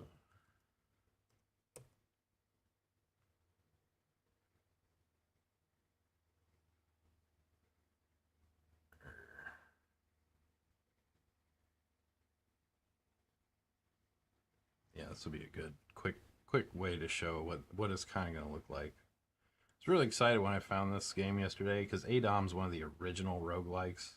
And again, I'm not really 100% going for the roguelike, but this visually and conceptually will show you kind of what I'm going for. If you look at how you got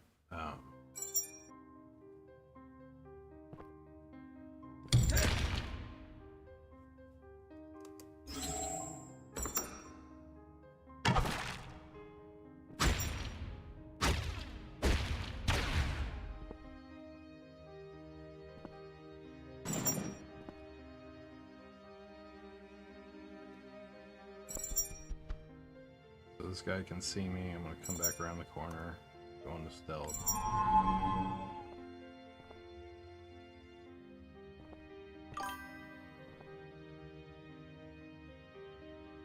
Oh, dude, no, you sent me down a fucking rabbit hole. Holy shit, dude. If you look in the Discord, I don't know if you joined the Discord or not, but, oh man, I was just like, holy crap. ADOM, it flushes out a lot of the stuff, or it does a lot of the things that I'm after. This one, unfortunately, is an abandoned version of ADOM, I found out. So there's the other version of ADOM is more spiritual. It's kind of like a visual overlay. Man, go away.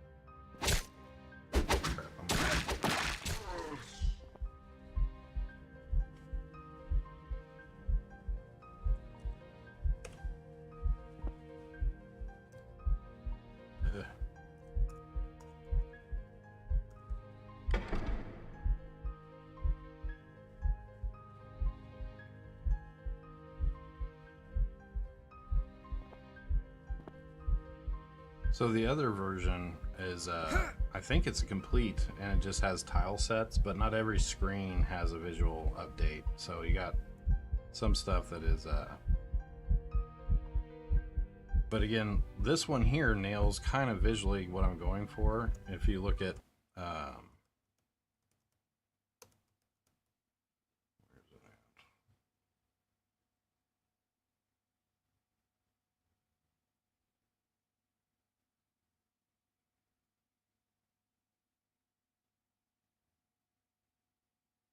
I had a combat video, I thought.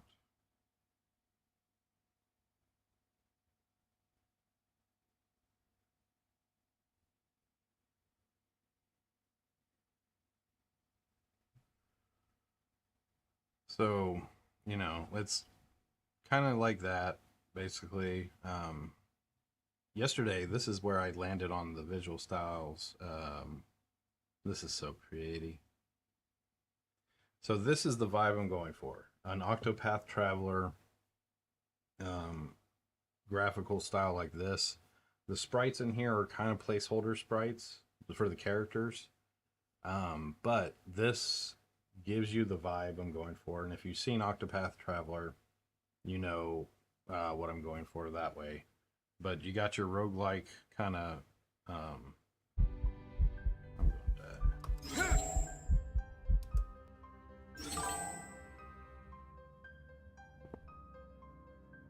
so again, this one, because it's got the 3D, it's kind of, even though it's an abandoned project and everyone in the ADOM community is like, fuck this.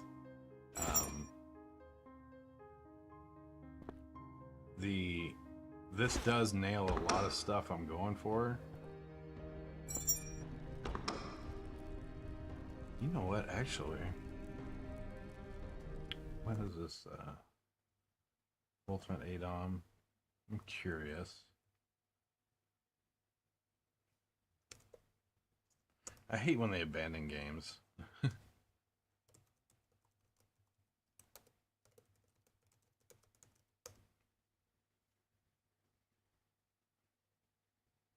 Because again, this is pretty exciting, and like it's sort of, I mean, it's really fleshed out. I just wish it wasn't, you know. So, okay, cool. So this leverages the Unity game engine. Like the way they do the Fog of War here, I really like it. And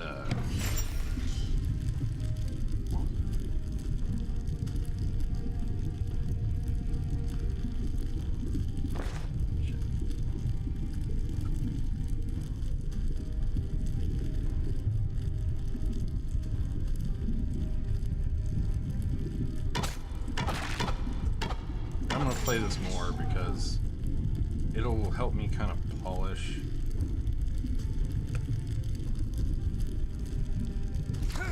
Shit. I meant to jump there. But this gives you a good vibe for what I'm going for, but I'm gonna go with a more Octopath Traveler style instead of like such clean. I don't know. Maybe I'll go with a cleaner look. I don't know.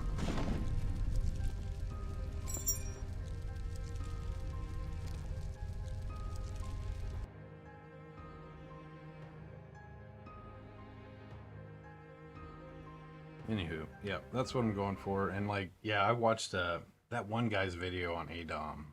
It was really good. Although he kind of like tells you like a lot of info that kind of would probably make it weird to play the first time. I can't remember his thing, but it was, I put it in the dev videos. Let me see here. It is Dosh, yeah. Dosh. Roguelike is a term that's thrown Because around a lot. he like ranked the stuff, and he told you a bunch of like stuff that ends up being completely useless, or you know, these like days, and it really I don't know, boggles my noggin that like most some of the people who use it haven't explorability even of it. seen, Like let I alone would, played you a know, now that I have that traditional knowledge, I would. It's not to be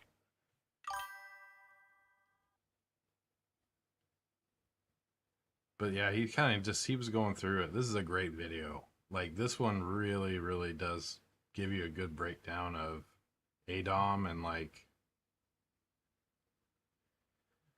What's funny is Adom has a puppy cave, right? The puppy cave, I think, is a concept that's kind of rippled through time because, what is it? Ilona has a puppy cave. Elin has a puppy cave. There's another game that has a puppy cave. So I just thought that was interesting, like how they're kind of following Adom's pattern. I don't know if Adom was the first one to do the puppy cave, but it's just like where you got to go rescue the puppy or whatever. But it was like, damn. So, yeah, cool shit. And I'm getting there, but right now all my movement stuff is the movement inside the current project is it all works, the combat's working and all that, but I've got this isolation project here where I'm really just I strip away everything and I really focus on pathfinding and unit movement and how the turn system's going to work. And I've got it nailed down, and all the issues I have in the main project are fixed here. And I'm also playing with the procedural generation stuff here, but that's not the thing I'm doing. So here I can kind of demonstrate the pathfinding on one of these procedural generate maps here.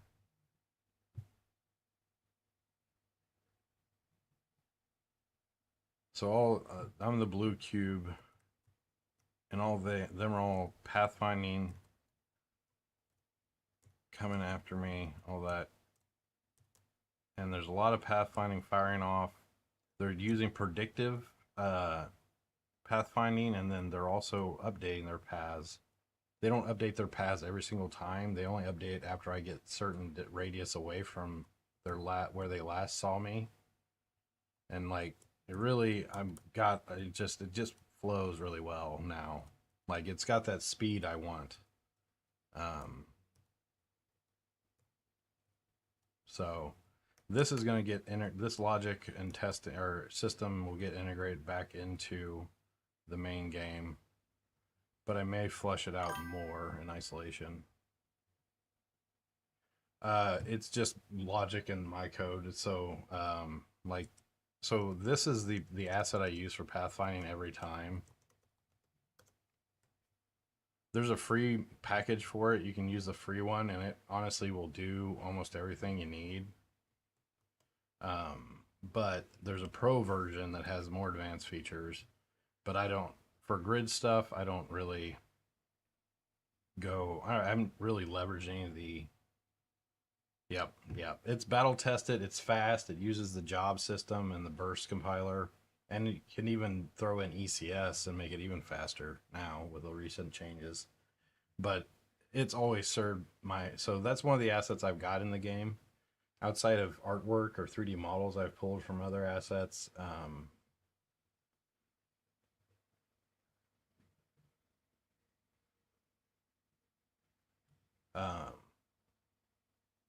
My game mostly there's not a lot of assets. Everything in it is hand-rolled systems that I've been rolling.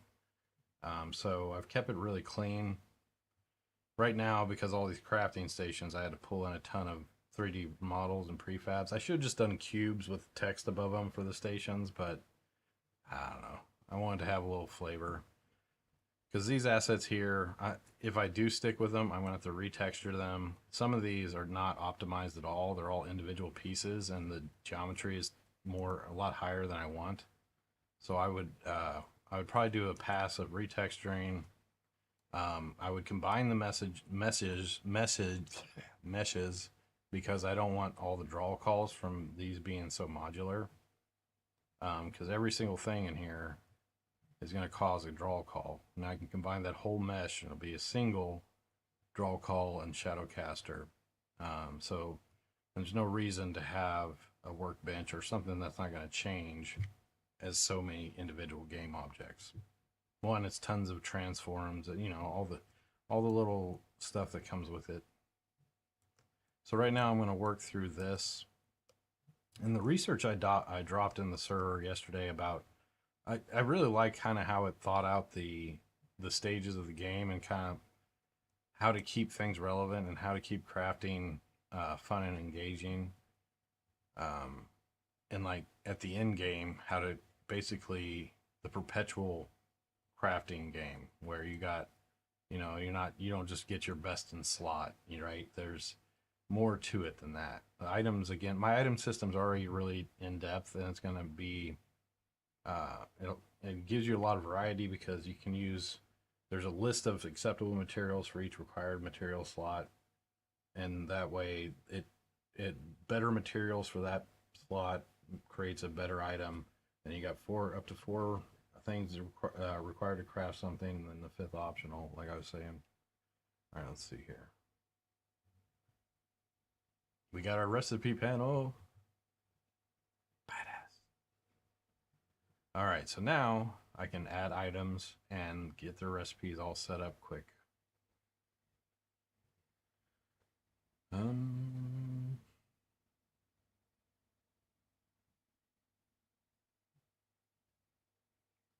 So I got where recipes can be discovered, or you just automatically know them. I can set the crafting station here that's going to be required for it. So here's the crafting station so far. I may condense this down some more because it just depends. I'm going to, again, like I said, I'm going to play test crafting. So I'm trying to flesh out tier 1 of the crafting, and then I'm going to go tier 2. And what is it?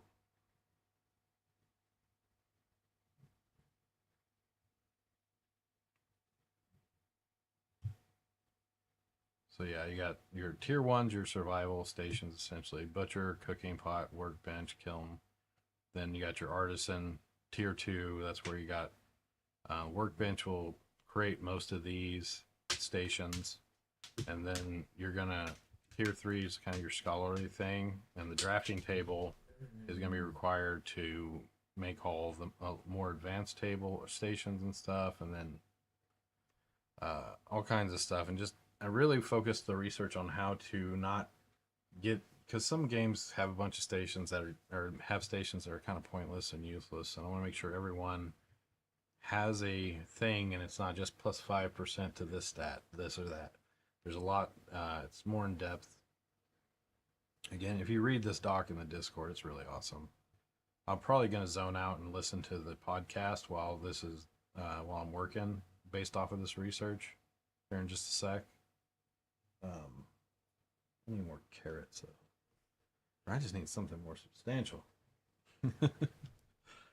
Hungry. But today I'm just really going to focus on the crafting system. I want to get it really buttoned up and get the interaction scripts there so it opens and closes the crafting menu. And again, the crafting menu is, again, ADOM. Well, ADOM does it, but I was inspired by Cataclysm Dark Days Ahead more really than that about the way to interact with the menu. So here, like, if I hit 6, it's going to go to the magic section. If I hit 8, it goes to spears. 3, clubs. And then A will go back to all. And then as I go through, I can click. I got to reskin this damn bar so it stands out way too much.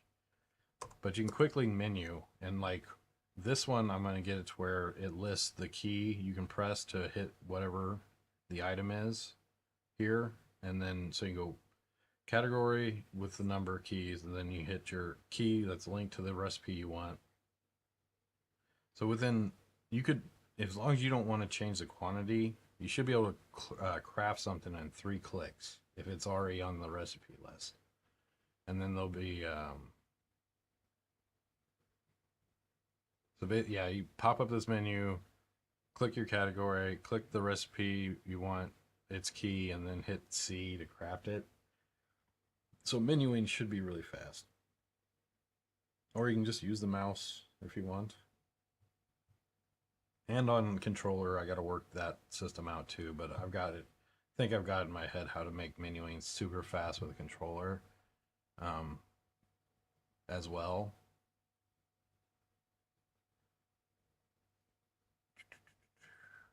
So yeah, it is coming along, as they say.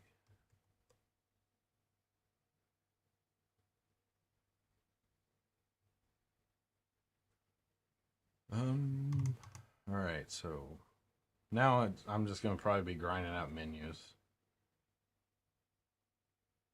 Pretty sure, or grinding out items. I kind of want to link, or the way I'm gonna store the recipes right now. It's in a resource database scriptable object, and I set it there, and it has a list of all the recipes. But I thought about every station is where I store the recipes. And no, because now I got to go to the station to find a recipe. Whereas if I have a centralized database of the recipes and the recipes already dictate what station they're at. And if there is no station, that means you can craft it from just the quick craft menu, which is a non-station based way to pop up the crafting menu. Yeah. I'm going to keep it that way. But it's all scriptable object driven, and I just freaking love it. That's so cool. And now I can build out the recipes and the item fast. So I can click create new item down here and fill out all this stuff and then hit save item and recipe and boom. Now I need to check the code again because to make sure the paths are right. Hold on.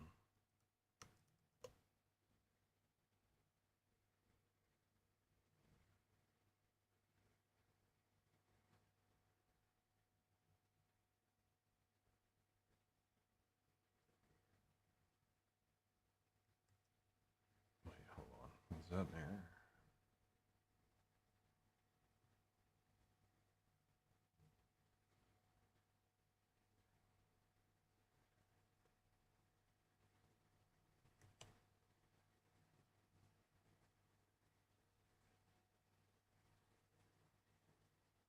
I see everything in the screen. I don't know why it's giving me a warning. Yeah, I'll work through that. And it's weird that the warning comes to this line, a boolean.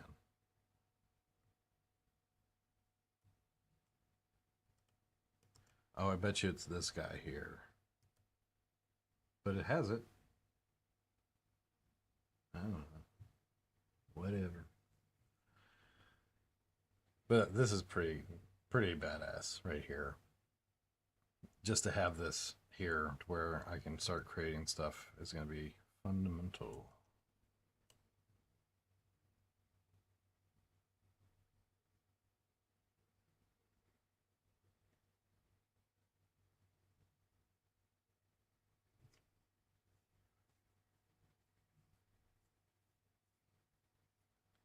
I am going to put a log here. So I'm going to go ahead and keep this. It seems to be working.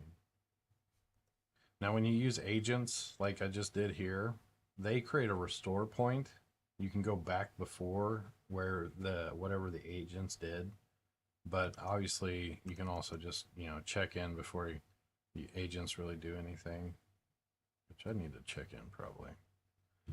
Gosh, this is why I added all this stuff for the crafting stations, and now I got a huge check-in of possibly a bunch of prefabs and models and textures that it's not going to make it to the end game, and I hate this.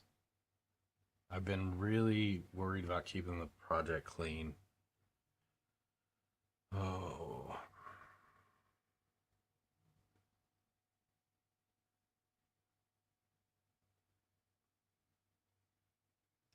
Because for me to commit to these 3D models being in the game, I'm going to have to retexture them. I'm going to have to do work. Now, again, I'm still kind of wishy-washy on my art direction, and I'm really trying to find that. And I think I have, again, like I said, that one video kind of nailed it. So I would take these guys and optimize the meshes more and then give them a more crunchy pixelated graphics or textures.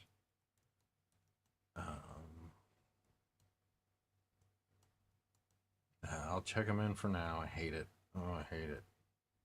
Let me see how big it is now. That's what's gonna.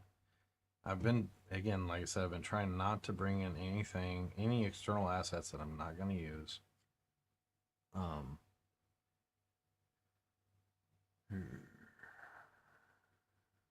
but visually this makes testing a little funner, but I may just go to cubes and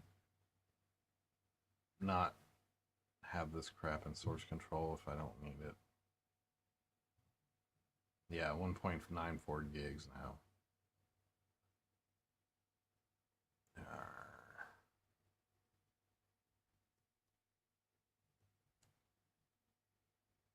I can always remove them later. I don't want to do it. Don't want to do it. Don't want to do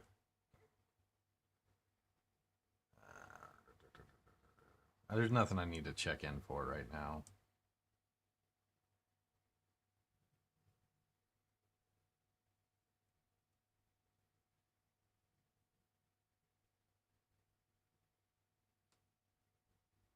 Let me think here. This bugs me. Again, like I said, I feel like I'm dirtying up the project for this just to have a visual thing for this phase when I don't know if I'm going to commit to these objects.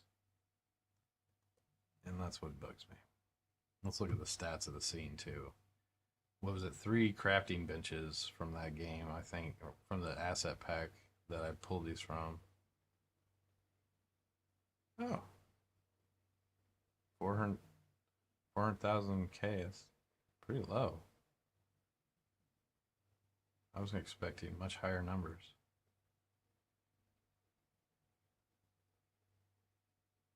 I never hit, yeah, like 500K, 700K right now. 42 passes with 514 shadow casters. So yeah, I'll keep them and I'll just refine. I'll optimize the meshes and shit. And once, because again, I can get the shadow casters and the batch or start bat, and only two or 3 are saved by batching. So I'll GPU instance the materials and all that good stuff too. But it's a lot less heavy than I thought it was gonna be. Heavier than I want, but it's acceptable.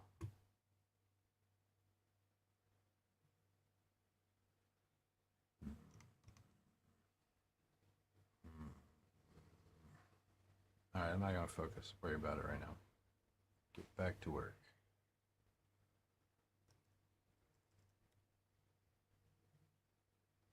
Asset data items, asset item defs, new item def, assets.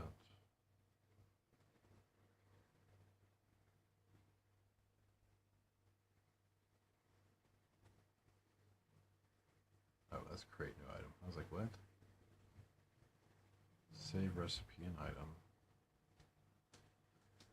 What's up? What's up? What are you doing? Getting ready to cook anything? Maybe. I'm hungry. Yeah, I'm hungry too. 2 pizzas? Maybe. I don't know. There's meat hamburger in there. It's sold out. Probably should cook. I can make tacos with it. Yeah. If you want to make tacos, I'll eat that. You want to use like one of the other ones that have less sugar or whatever? It's easy to No, you can, it's not that bad. They taste decent. I tried one. Which one? I tried the spicy. Was there another spicy one? There's one other spicy one that's like super spicy. That one was kind of sweet or tasty. Yeah, let me see that. Or yeah, just look on the back. If it doesn't have a high sugar, I'm good with it.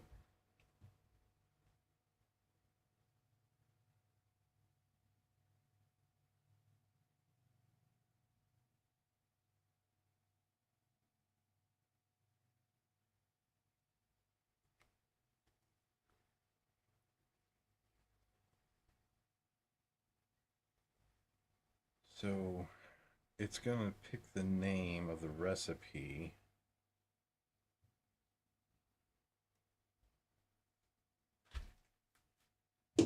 Oh, I thought you were talking about those crazy ones, like the Oh, the one with the skulls on. yeah, the one with the Those skull. ones got chunks in it. Those ones Yeah, those are weird. These are both fresh on. depends which one you want to use. I don't think This one's better. that one's better. Oh yeah. Use that one.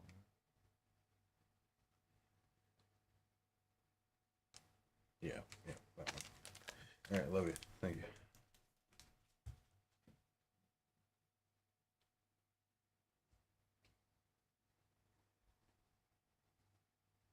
Is that okay? So it will take the recipe name and there. Have I been making the recipe names different? I want to make sure it's following a convention. I don't want to just be willy-nilly. Yeah, see, I put recipe in front of everything. So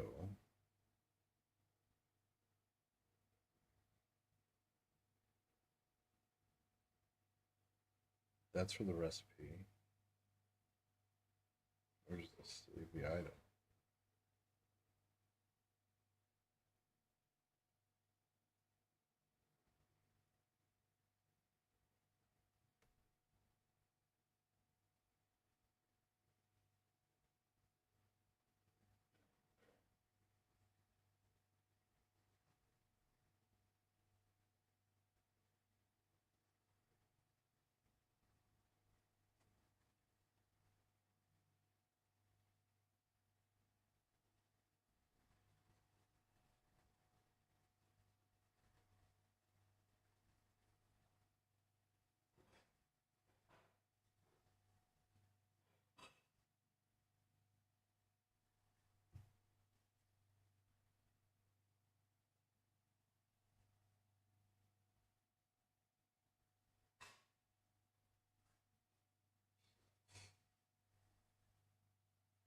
Where's it saving the item?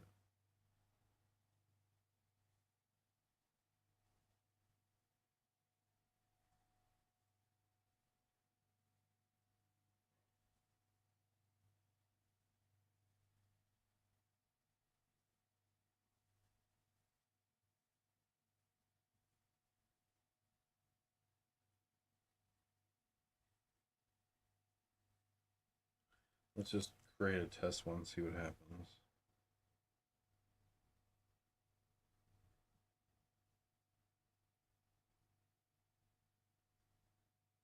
Ah, right there. It just dumps it.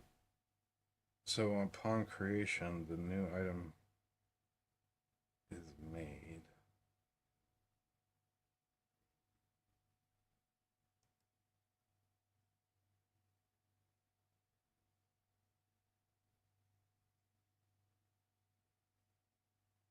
At least puts it in the item definitions. I wonder, oh, I bet you it updates the name of it once I'm done with it. And then this is just going to dump it right in the recipes folder, not in the folder it belongs to. So we have a gap here, but let's just do test item, testaroo.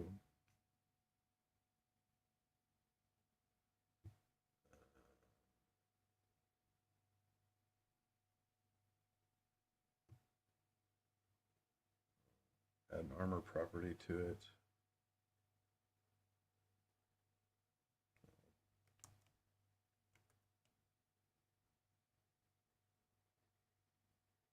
So it automatically links up the new definition right here in the recipe. Create new item, I think, should first prompt you for the name of the item. And that way I save the item with its name that it's going to be. And well, let's just see how this works out. So I'll just say it's the kiln. It requires some logs, like 3 logs. And we're going to say there's a save recipe and save item and recipe. Okay, we hit save item and recipe. And all my stuff is there, but the item is named new item def. So we have a gap. One, it doesn't know how to intelligently put it into the proper folder.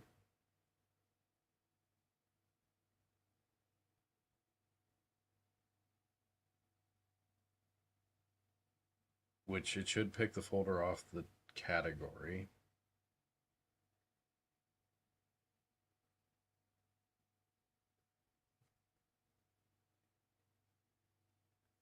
Let's find the recipe.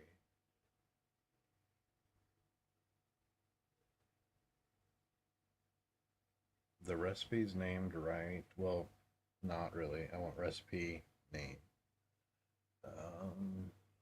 And I want it to intelligently put it in the folder. So the folder should be based off of the category of the item.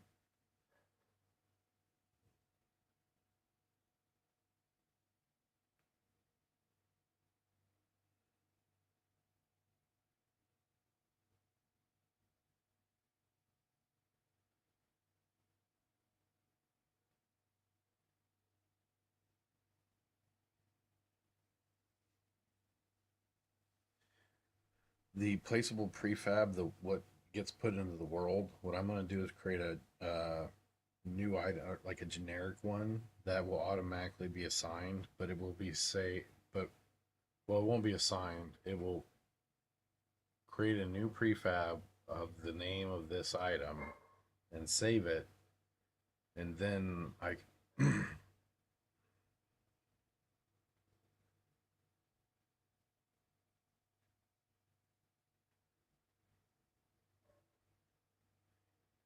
yeah, if I can get it to where it creates the prefab for the placeable item.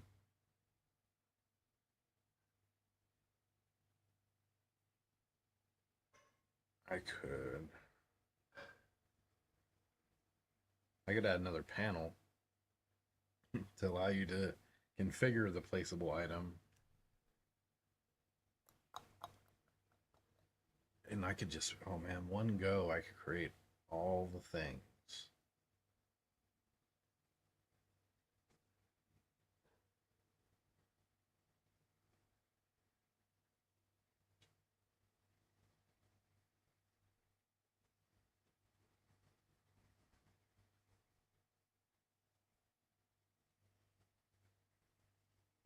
This does a ton of the work for me. Like I could just then rename crap, or but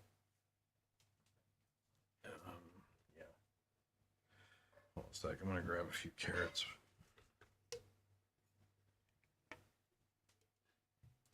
Got some hummus I gotta finish.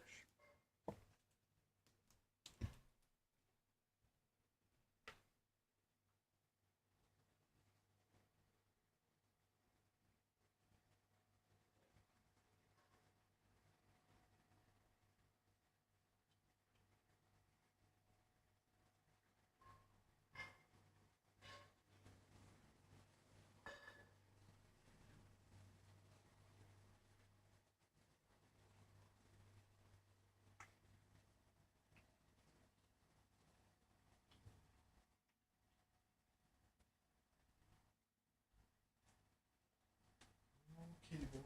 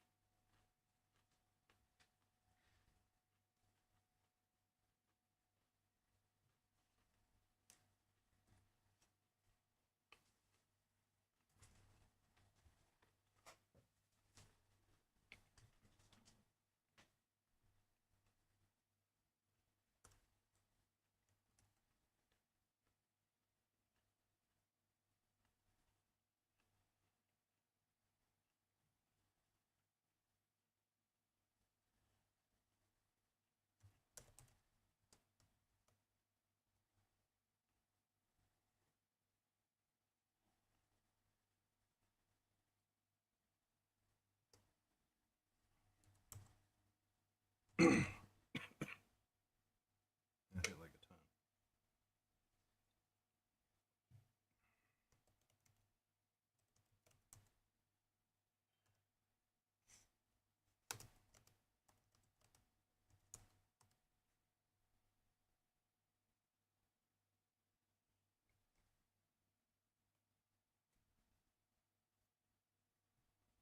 Do I have access to the item def? Yeah. Okay, so select it.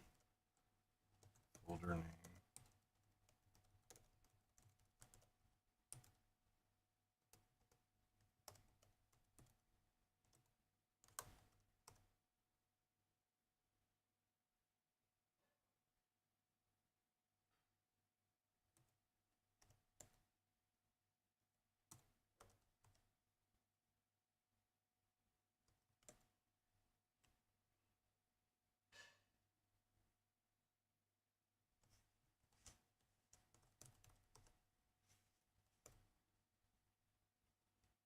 Okay, so now the recipe will be saved into the category of the item, and in the recipe folders in the category name or folder.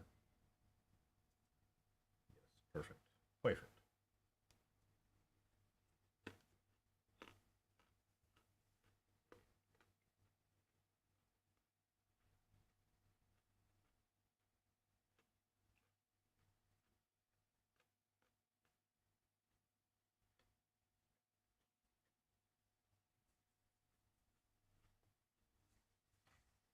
I feel like I go in and out of Gilligan mode.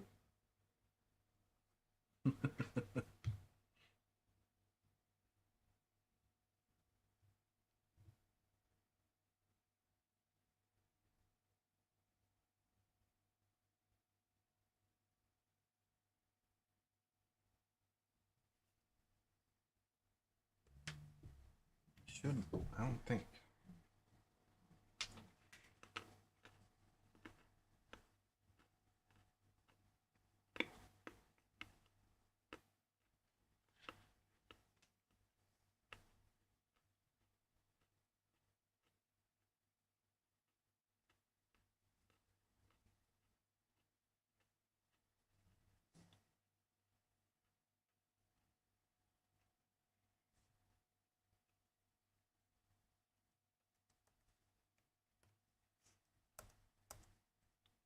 I don't think I have to save it to create the editor of it. I don't believe. So I can do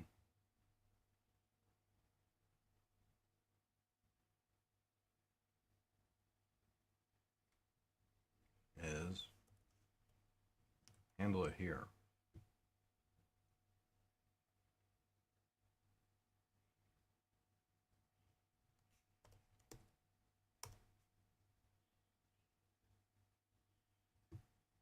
We can take this guy.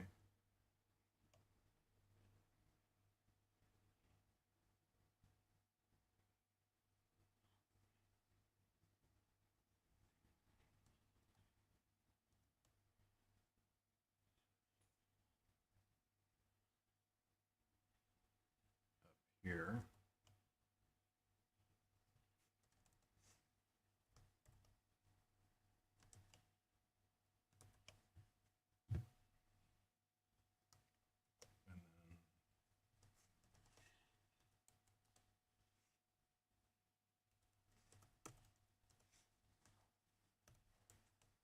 And then I believe that accomplishes what I want.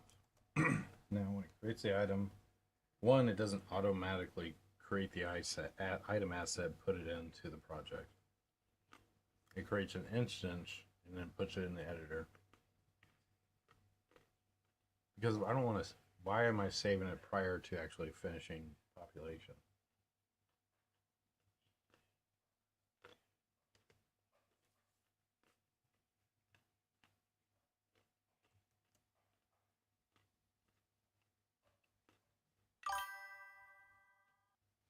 How's it going? MHK Capitan?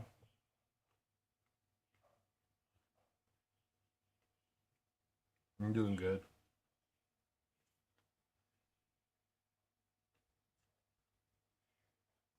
Enjoying some hummus and carrots and C-sharp.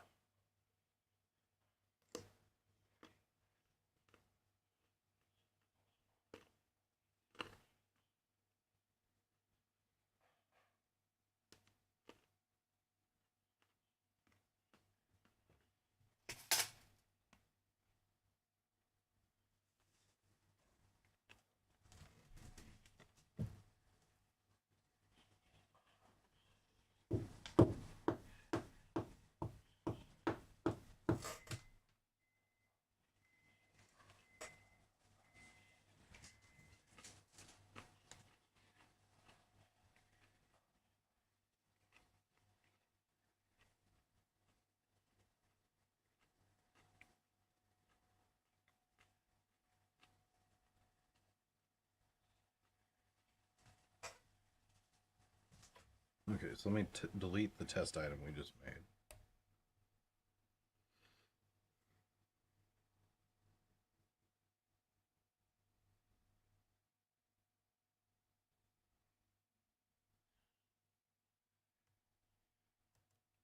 tried to create a item defs folder, which is wrong. Where did it do that?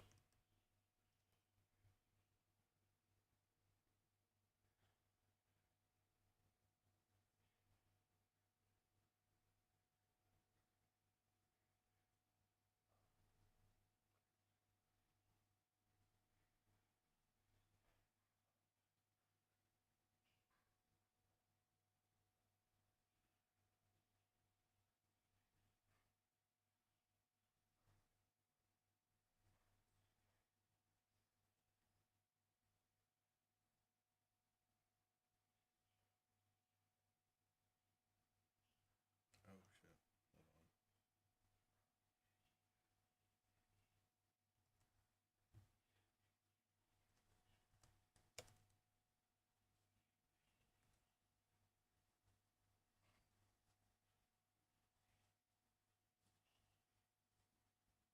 Okay, that's why I tried to create it, because it was looking for a folder named item, and then it created a folder named item defs. Way to go, AI.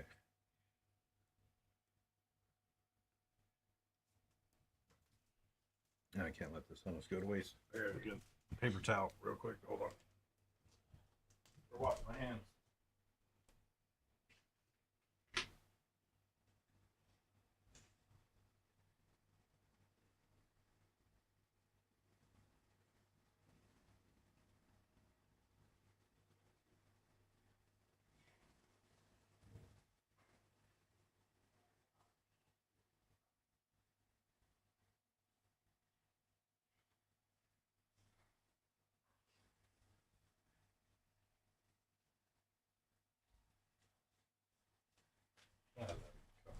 Who's such a handsome boy? Alrighty. Now I think we're all good. Let's create another test item.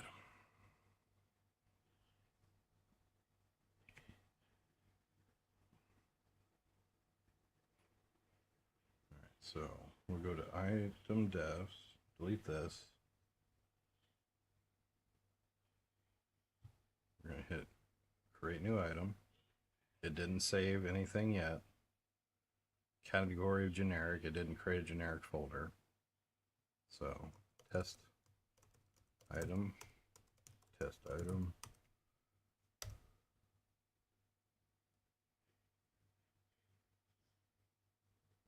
This will be a armor piece. Well, have the armor. Oops. Add selected property is broken. Oh. Add selected property requires that the item be there.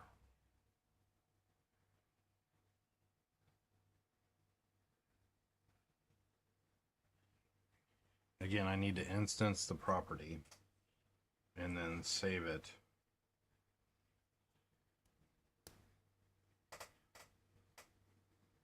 I'll think through that. Let me just get this done. Item def. So on saving. Okay, actually, I think this is going to be broken because the link here, it's just got the instance item, and I bet you when I go to save it,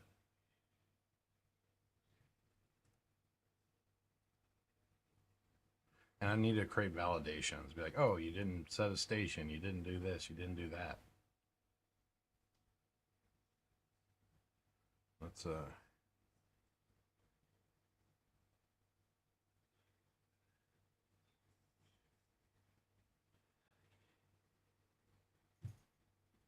adding asset to object failed.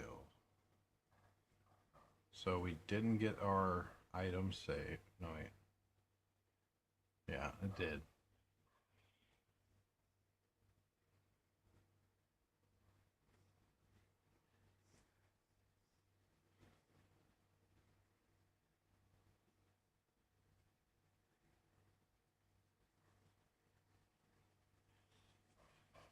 The name of the item is wrong. Oh, duh. That's an easy fix. Selected item dot item name.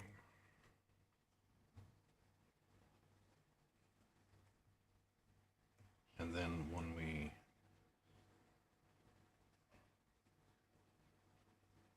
it does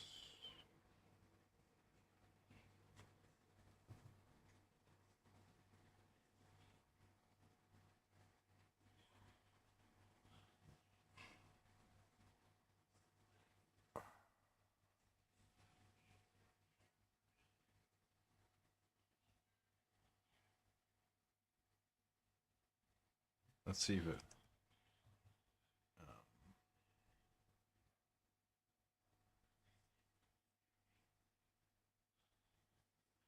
test item recipe, test item.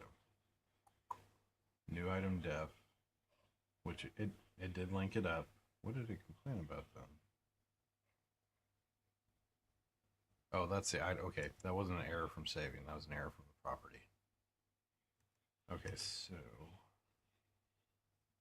the name is wrong. Test item recipe, test item.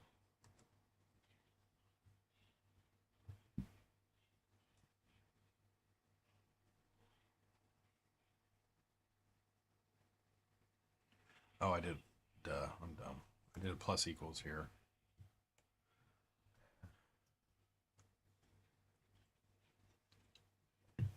Okay, so that name should be good. So now this time, what's up, Sushi?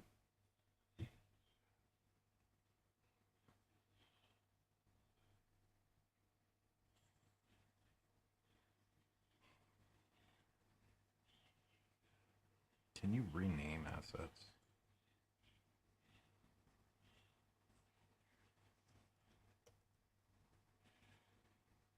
I'm sure you can. If I change the item name, it'd be nice if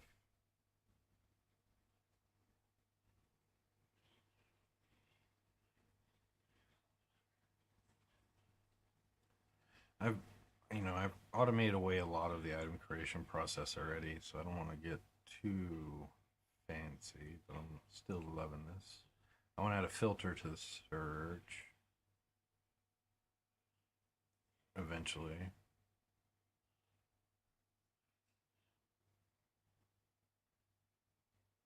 Item property needs to be fixed.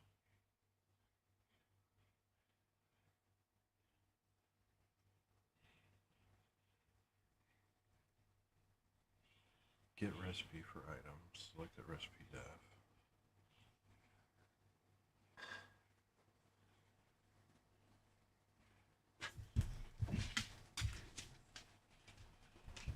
Okay, that's good. Okay, so I was like, this doesn't feel right. This is gonna set it to a fresh instance of the recipe, but it's only checking if it's null.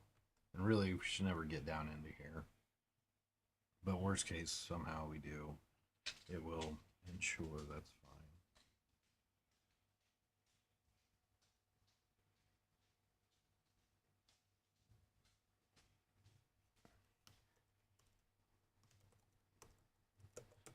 Rename asset.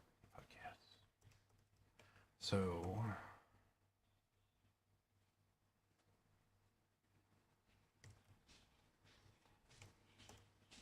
I'm not checking for the existence of the item before I save it.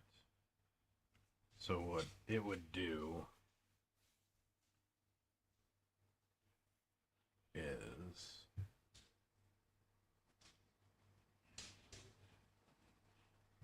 just promote this to a local.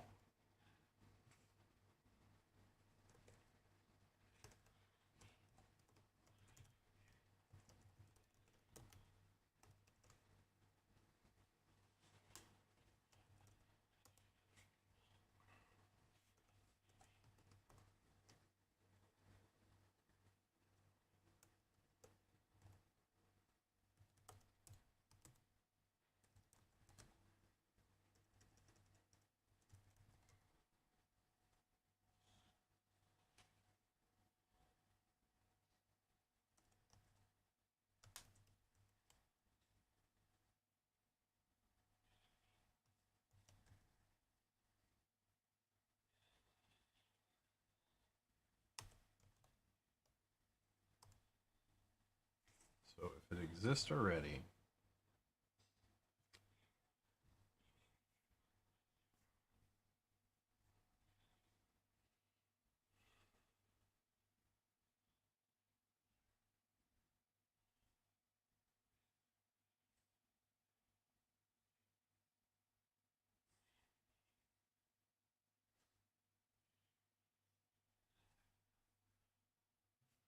before I save this, I want to test what happens.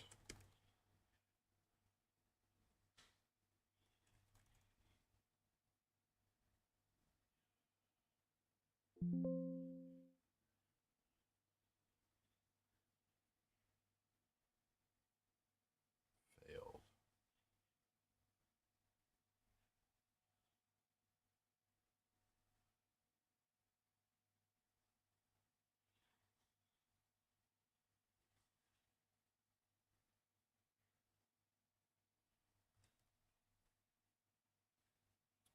That's because I haven't changed the code yet, and it's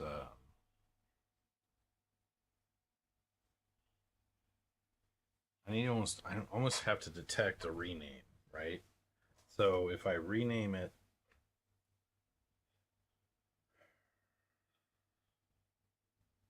it should prompt you, be like, oh, I'm gonna delete the old one.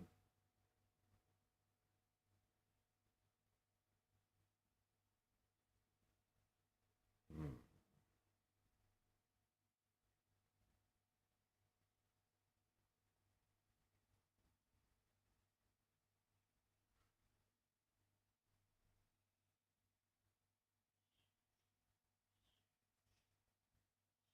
I do.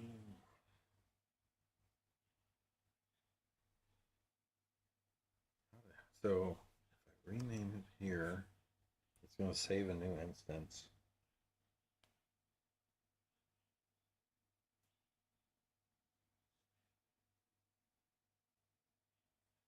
And I would be responsible for cleaning up the old one.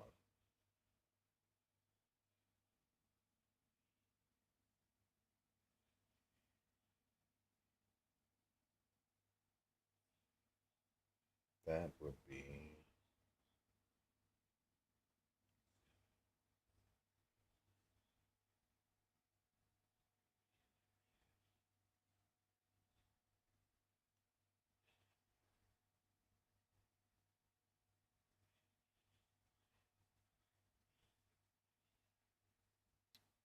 less than ideal.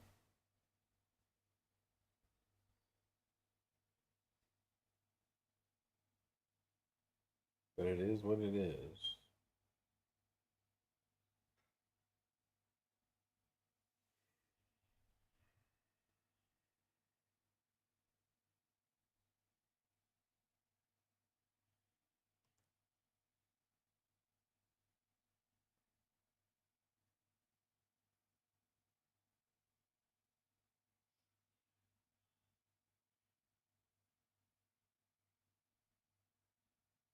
Because here, okay, so I've changed the name. I go to save it. This is now the new name.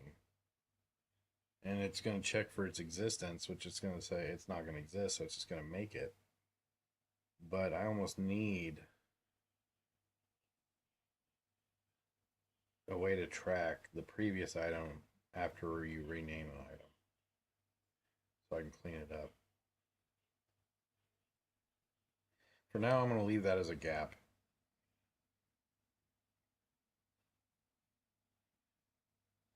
And I'll just manually, I'll have to delete the recipe and the item. I'll leave it as a gap for now. It's not a huge pain in my ass.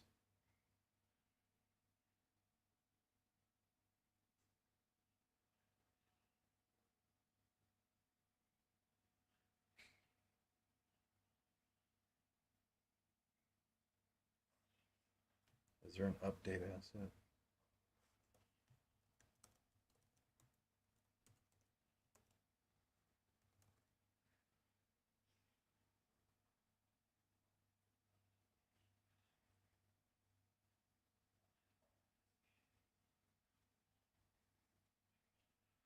Oh, I gotta set it dirty.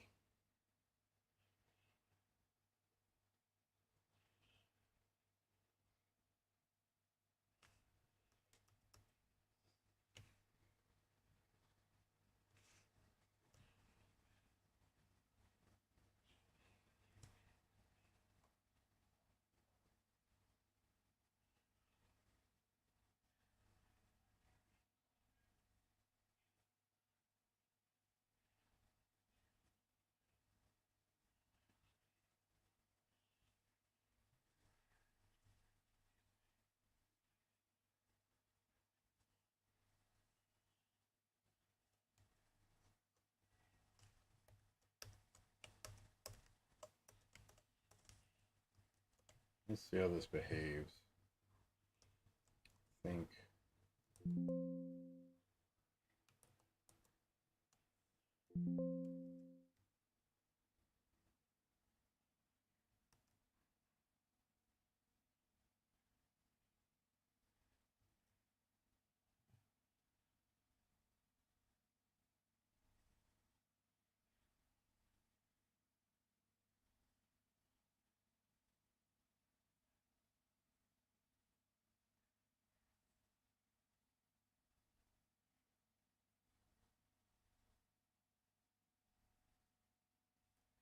But it's still got the new item def.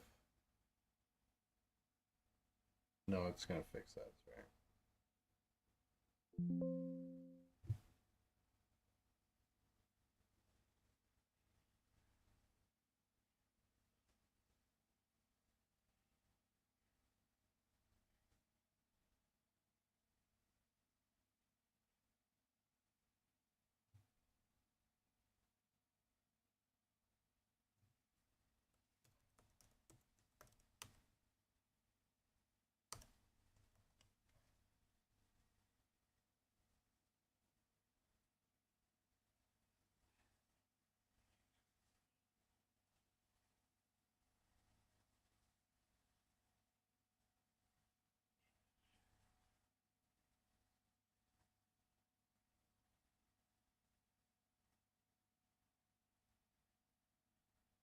No, I was on the right path here, so.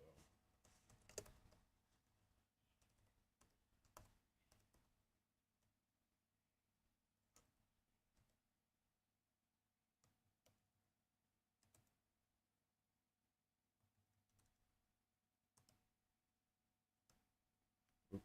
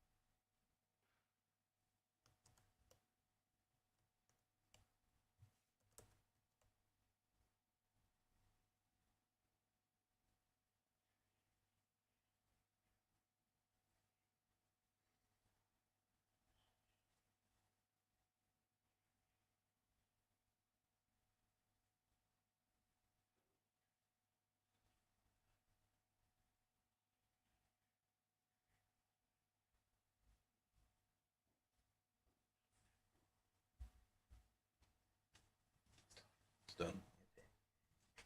One sec, I'll be right back.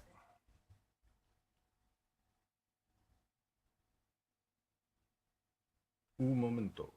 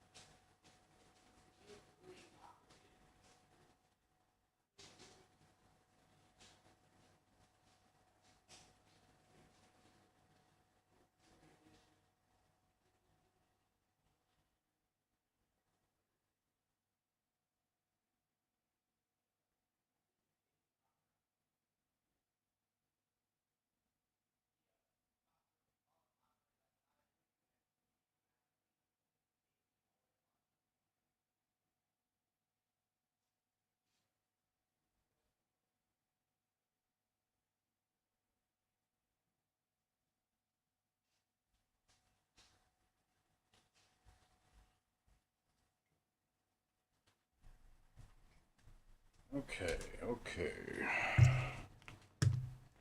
What can I say? We're okay. I'm gonna munch this taco salad and listen to the podcast and mute myself so you don't have to hear me eating, but we'll learn.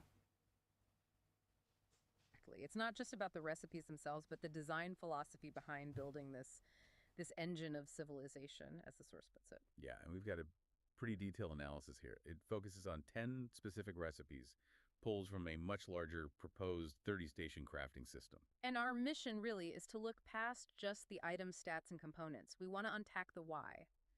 How does this kind of system become the narrative spine for a player's journey? It's a huge challenge, making gathering resources feel like, charting the evolution of a whole society. It's ambitious. The moment I started reading these, it was clear this goes way beyond stick plus stone axe. This is about building a really deeply interconnected ecosystem. Progression feels earned, tangible, not just arbitrary level dings. Mm-hmm. And the sources nail down 3 core design principles right at the start. These are fundamental for making the system work long-term, making it engaging. Okay, let's break those down. What's the first one? First up is thematic resonance.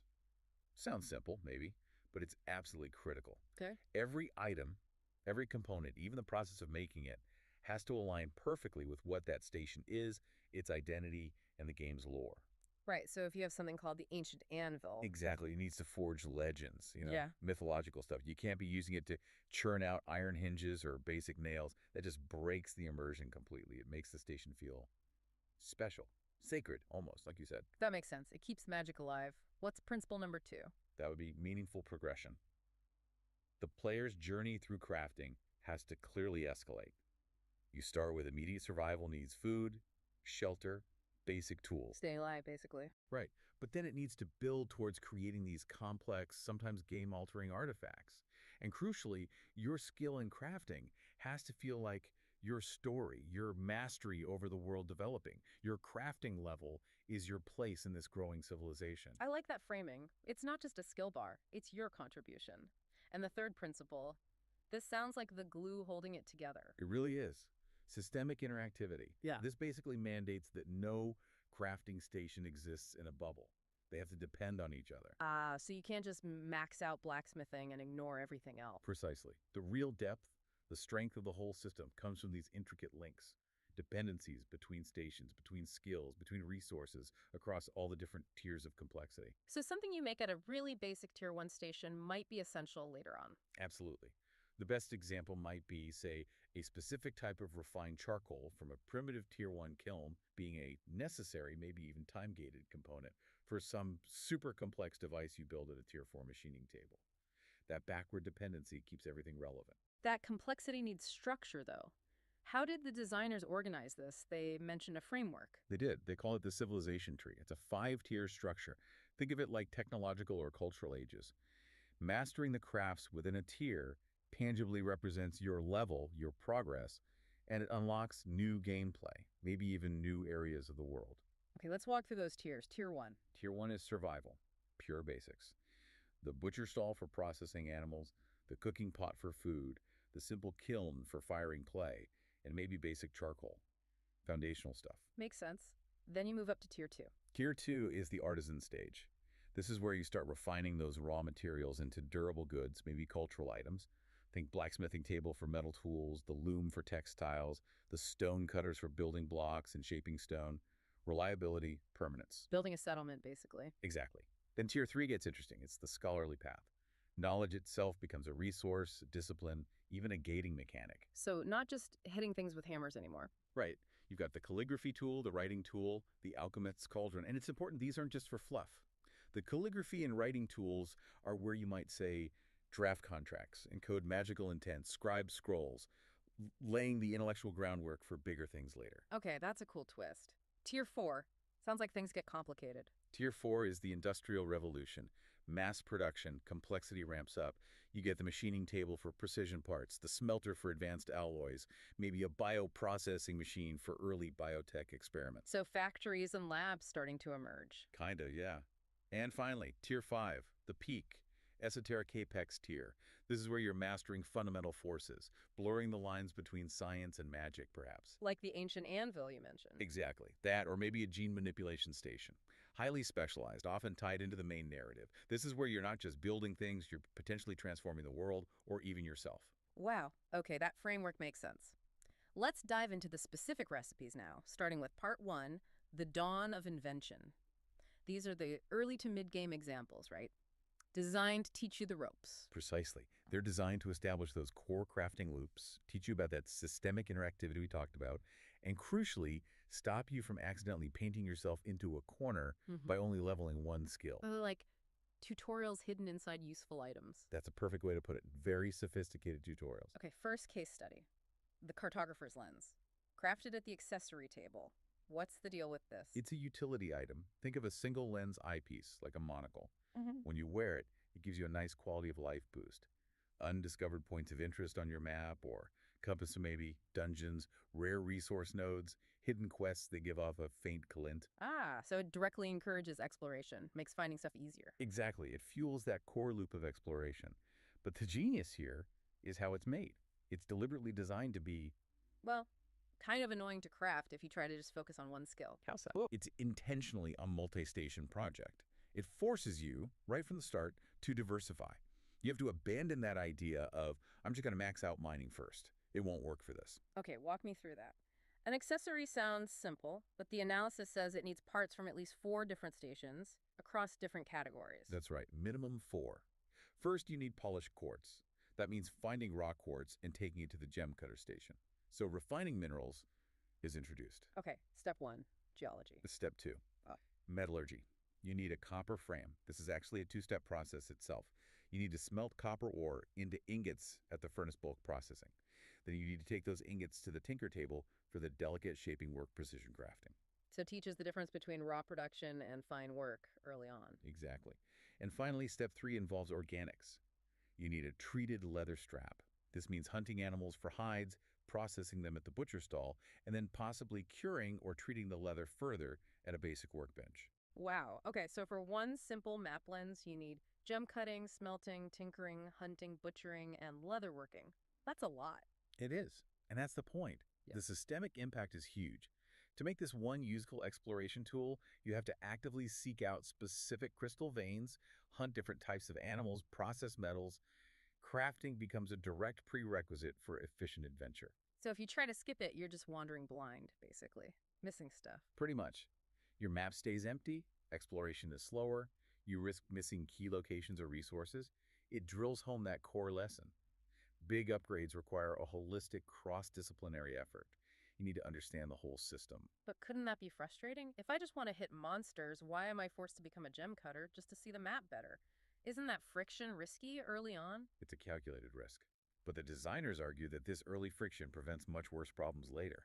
If this lens was cheap or only needed, say, tinkering skill, combat-focused players might ignore crafting entirely until they hit a massive wall later. And then the grind to catch up would be awful.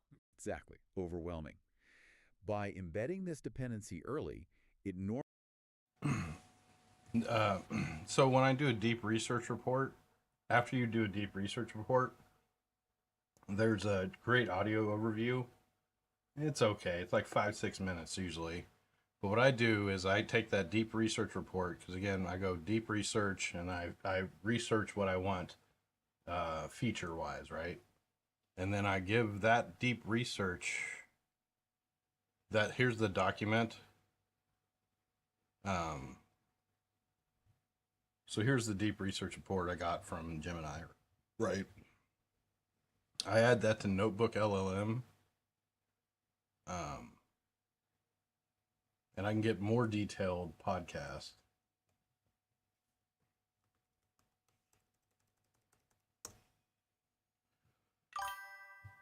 And from here, you go over to the studio tab and you click on this thing here. And I did a deep dive, a longer deep dive is what we're listening to. And then you can do briefs, critiques, and debate. So you can, I haven't used these as much because typically the deep dive is, I use it just so I can listen to the report and kind of hear some insights that come from the AI podcast. And it does, I mean, it makes shit click sometimes. Um, yeah, and then all that. Normalizes the idea that you need to engage with multiple systems. It subtly shifts your thinking from I'm a fighter or I'm a crafter to I'm a settler, a pioneer, building a civilization, mastering these systems. That reframing is really powerful. Okay, next blueprint. The runestone of warding. This one's made at the stonecutter. That seems odd. It does, doesn't it? And that's the point. It's about subverting expectations. The stonecutter is normally for, stone blocks, walls, basic construction materials, mundane stuff. Right, static. But this runestone is different. It creates a temporary magical aura around you that reduces the aggro radius of low-level creatures. Basically lets you walk through starting zones without being constantly swarmed by trash mobs. So the humble stonecutter is producing a magical effect. Bingo. And that sends a really important message to you, the player. Magic isn't some totally separate thing locked away in wizard towers or ancient scrolls. It's a natural force inherent in the world, and you can channel it even through common materials and basic tools. Okay, I love that. How does the recipe itself reinforce this? What do you need? It's clever. You need basic engraved granite, which makes sense for a stonecutter. You need sap binder, which you get from foraging common plants. But the key ingredient is elemental motes. Ah, magical essence. Right. A common draw from low-level elemental enemies, like fire sprites or earth spirits. So this creates a direct, unavoidable link between combat and crafting, right from the early game. You have to fight even low-level things to Right. get the components to craft the item that makes exploring safer and less annoying. Precisely. You fight to craft safety. It stops players from completely splitting into pure warrior or pure crafter paths. You need combat drops for crafting, and you need crafted items to make combat or exploration smoother. And psychologically, what does that do? It fosters incredible curiosity, because you've learned early on that even the boring stonecutter can make magic. When you later find some super rare, weird material, you're more likely to think, I wonder what happens if I try this back at the old kiln. You'll revisit seemingly obsolete stations. It keeps the whole system alive and relevant, doesn't it? Stops those early stations becoming vendor trash zones. Exactly. Keeps all 30 stations potentially useful, which is vital for long-term engagement. Okay, now let's talk about the backbone of the economy, the big resource sink. The alchemical catalyst, made at the cauldron. Right. This sounds important. What is it? It's a foundational alchemical reagent. Looks like a swirling, grayish, maybe slightly volatile liquid in a flask. The key design insight here is that the catalyst itself has no direct use. You can't drink it, throw it, wear it, nothing. Okay, so why make it? Because it's mandatory. It's a required ingredient, usually in large quantities, for almost every mid to late game potion, elixir, complex chemical compound, maybe even some enhancement processes. It's the inert base everything else is cake on. Ah, the universal solvent. Kinda, but not really a solvent, just the base material. That sounds like it would need a ton of resources if everything requires it. It does. It's a massive resource drain by design. And the recipe is clever because it primarily uses tier 1 resources, but forces you to divert them from their normal path. How so? What do you need? You need purified water, which is easy, boil it at a cooking pot, or the cauldron itself. But the main ingredient is crushed iron ore. Lots of it. Iron ore, not ingots. No, specifically the raw ore. You have to take iron ore that you'd normally send to the furnace to make ingots, and instead you divert it to a basic workbench or maybe a grinding stone to crush it into powder. So you're choosing not to make valuable iron or steel ingots and instead grinding the ore into powder for this catalyst. That creates a real resource choice. A huge one. And it brilliantly solves a common game problem. Iron ore becoming worthless junk once you unlock steel or mithril or whatever. By making this essential T3, T4, T5 reagent constantly consume T1 iron ore, you keep iron valuable forever. It stabilizes the entire resource economy. Stabilization through constant engineered demand. That's smart. It keeps early game mining relevant. Exactly. And it also introduces another mechanic, time gating. This creates a nice rhythm for dedicated alchemists. Ah, you mean the ground moon petal. That's the one. Moon petal is a specific flower, maybe a bit rare, and crucially, it can only be harvested during the in-game night cycle. So time of day matters for production. If you want to make a big batch of catalyst, you need to plan your gathering around the nighttime. Yep, it adds another layer of planning and dedication. You can't just passively farm everything whenever you want. Let me push back slightly, though. Is forcing players to grind up valuable iron ore, which has a direct opportunity cost, Because it could be steel really better than just requiring, say, a rare tier 3 crystal. Isn't that just tedious? It's arguably better for the system's health. A rare T3 crystal drop is random, finite, creates bottlenecks and price spikes. Diverting common T1 iron ore creates a constant, predictable, low-level operational cost spread across the entire player base that uses potions or enhancements. So it acts like a universal tax almost, keeping the baseline economy stable. Pretty much. Yeah, and the economic impact is twofold. One, it encourages batch crafting because everyone needs catalyst constantly. Two, it functions as this elegant perpetual resource sink, preventing inflation and keeping foundational materials valuable. The basic miner profession stays profitable even at max level, just supplying ore for catalysts. Okay, I'm sold. It's a simple recipe on the surface, but the systemic and economic implications are really deep and long-lasting. That leads us nicely into part 2, the Age of Artifice. We're moving up the tiers now, mid to late game. Right. Now, the recipes start rewarding real specialization. They introduce more complex mechanics, maybe interactive crafting, and the components often require you to venture into dangerous high-level areas. The game shifts from can I find the stuff to can I actually make the thing properly. Exactly that. It's a shaped-in challenge. Okay, blueprint number 4. The Siegebreaker alloy, made at the smelter. This sounds heavy duty. It is. Imagine this incredibly dense, dark, purple metal ingot. It's used for forging weapons that punch through heavy armor or tools that are exceptionally durable, and its creation process is the prime example of shifting from a resource gate to a skill gate. Meaning it's not just about having the ingredients anymore. Right. Getting the ingredients is hard enough, mind you. That's You true. need standard steel ingots, sure, but the special properties come from high-tier additives. Like what? Obsidian flux.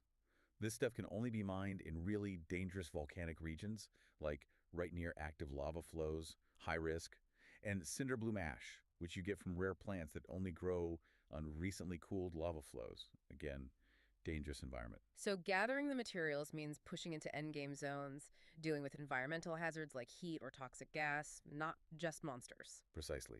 Progression is tied directly to exploring and surviving these extreme environments. But like I said, getting the stuff is just the entry ticket. The real challenge is the smelter minigame. Ah, interactive crafting. Tell me about this. How do you prove your skill? It's a multi-stage challenge, requires timing, rhythm, precision. First, you got to manage the furnace temperature. Maybe you operate virtual bellows, trying to keep the heat in a very specific narrow band shown by visual cues on the crucible. Screw it up, you might burn the materials. Okay, maintaining focus under pressure. What's next? Next, you have to add the obsidian flux at the exact right moment. There's a short window when the steel is perfectly molten. Maybe it glows a certain color. Add the flux too early, it sinks and doesn't mix. Too late, it just sits on top. Timing is critical. Then what? Then, as the alloy starts to cool and solidify, impurities slag rise to the surface as dark bubbles. You have to actively click on these bubbles to skim them off before the ingot fully hardens. Miss too many, and the final product is weaker. And the result depends entirely on how well you perform these steps. Exactly. A perfect run gets you a flawless Siegebreaker alloy, maybe with bonus stats. A decent run gets the standard version. A poor run might result in an unstable The version mini with game raw acid, idea, or just useless slag. I based kind on of those like it, rare but it should hardwood just be materials. for like That advanced has huge materials, implications maybe. for multiplayer, doesn't it? Like It creates simple genuine demand smelting. for skilled smiths. Absolutely. Even if I manage to gather a ton of obsidian flux, if my timing and clicking skills are terrible, I have to find a master smith to actually make the alloy for me. Their skill becomes the bottleneck, not just their inventory. They become essential economic players. That elegantly sidesteps the richest player wins problem you see in some games. Skill matters. Okay, shifting gears completely. The next blueprint focuses on player time. The automated loom engine made at the tinker table. Yeah, this one represents a major shift for the player, moving from being a manual laborer to an infrastructure manager. This engine isn't an item you carry. It's a permanent upgrade you physically install onto the basic loom station. And what does it do? Simple, but revolutionary for the player experience. Once installed, that loom will passively generate a set amount of basic textile. The example given is 10 linen cloths every hour of real time, even when you're offline. Passive generation. That tackles the grind. Exactly. It respects your time by automating the production of those basic components you constantly need for building, repairs, maybe even feeding into other crafts like that alchemical catalyst. It changes your focus from clicking buttons to build stacks of cloth to optimizing and maintaining your workshop system. Okay, but let me play devil's advocate. If basic linen cloth is generated passively, doesn't that crash the market for it? Doesn't it undercut new players who rely on selling basic mats? That's a fair concern, and the design seems to address it through careful balancing. The key is that it only generates basic textiles like Tier 1 linen, and the amount, 10 per hour, sounds like a lot early on, but it's capped. So it won't flood the market. The idea is it covers your personal maintenance needs, the annoying upkeep crafting. But for big projects, like building a huge base or crafting high-end gear like that living exoskeleton we'll get to, you'll need hundreds or thousands of advanced textiles, silks, enchanted threads, etc. Those still require active gathering and crafting. So the value of specialized, manually gathered resources stays high. Right, it handles the chores, not the major production. That makes sense. But the engine itself must be hard to make, right? A late game investment. Definitely. The components reflect that. You need bronze gears, naturally, from the tinker table, but you also need a polished wooden frame. This requires collaboration wood from the sawmill, then expert finishing at the carpenter's table. Multiple disciplines involved. And the power source. Can't just be wound up. No, it needs something magical, something persistent. The design calls for an animate spool. This is a rare component dropped by specific construct-type enemies, think magical golems or clockwork beasts. That spool provides the energy to keep the loom running even when you're logged off. So metalworking, woodworking, and hunting magical constructs, it reinforces that theme of needing multiple skills to advance your infrastructure. Your workshop becomes like another character to level up. That's a great way to think about it. It's a persistent system you invest in. Okay, final blueprint in this section. This one is about making sure niche stations have real value. The cryoglass vial, made at the glassmaker's stable. Right, with 30 stations, some could easily become just decorative. How does this vial make the glassmaker essential? By creating a hard dependency for a whole branch of powerful late-game magic.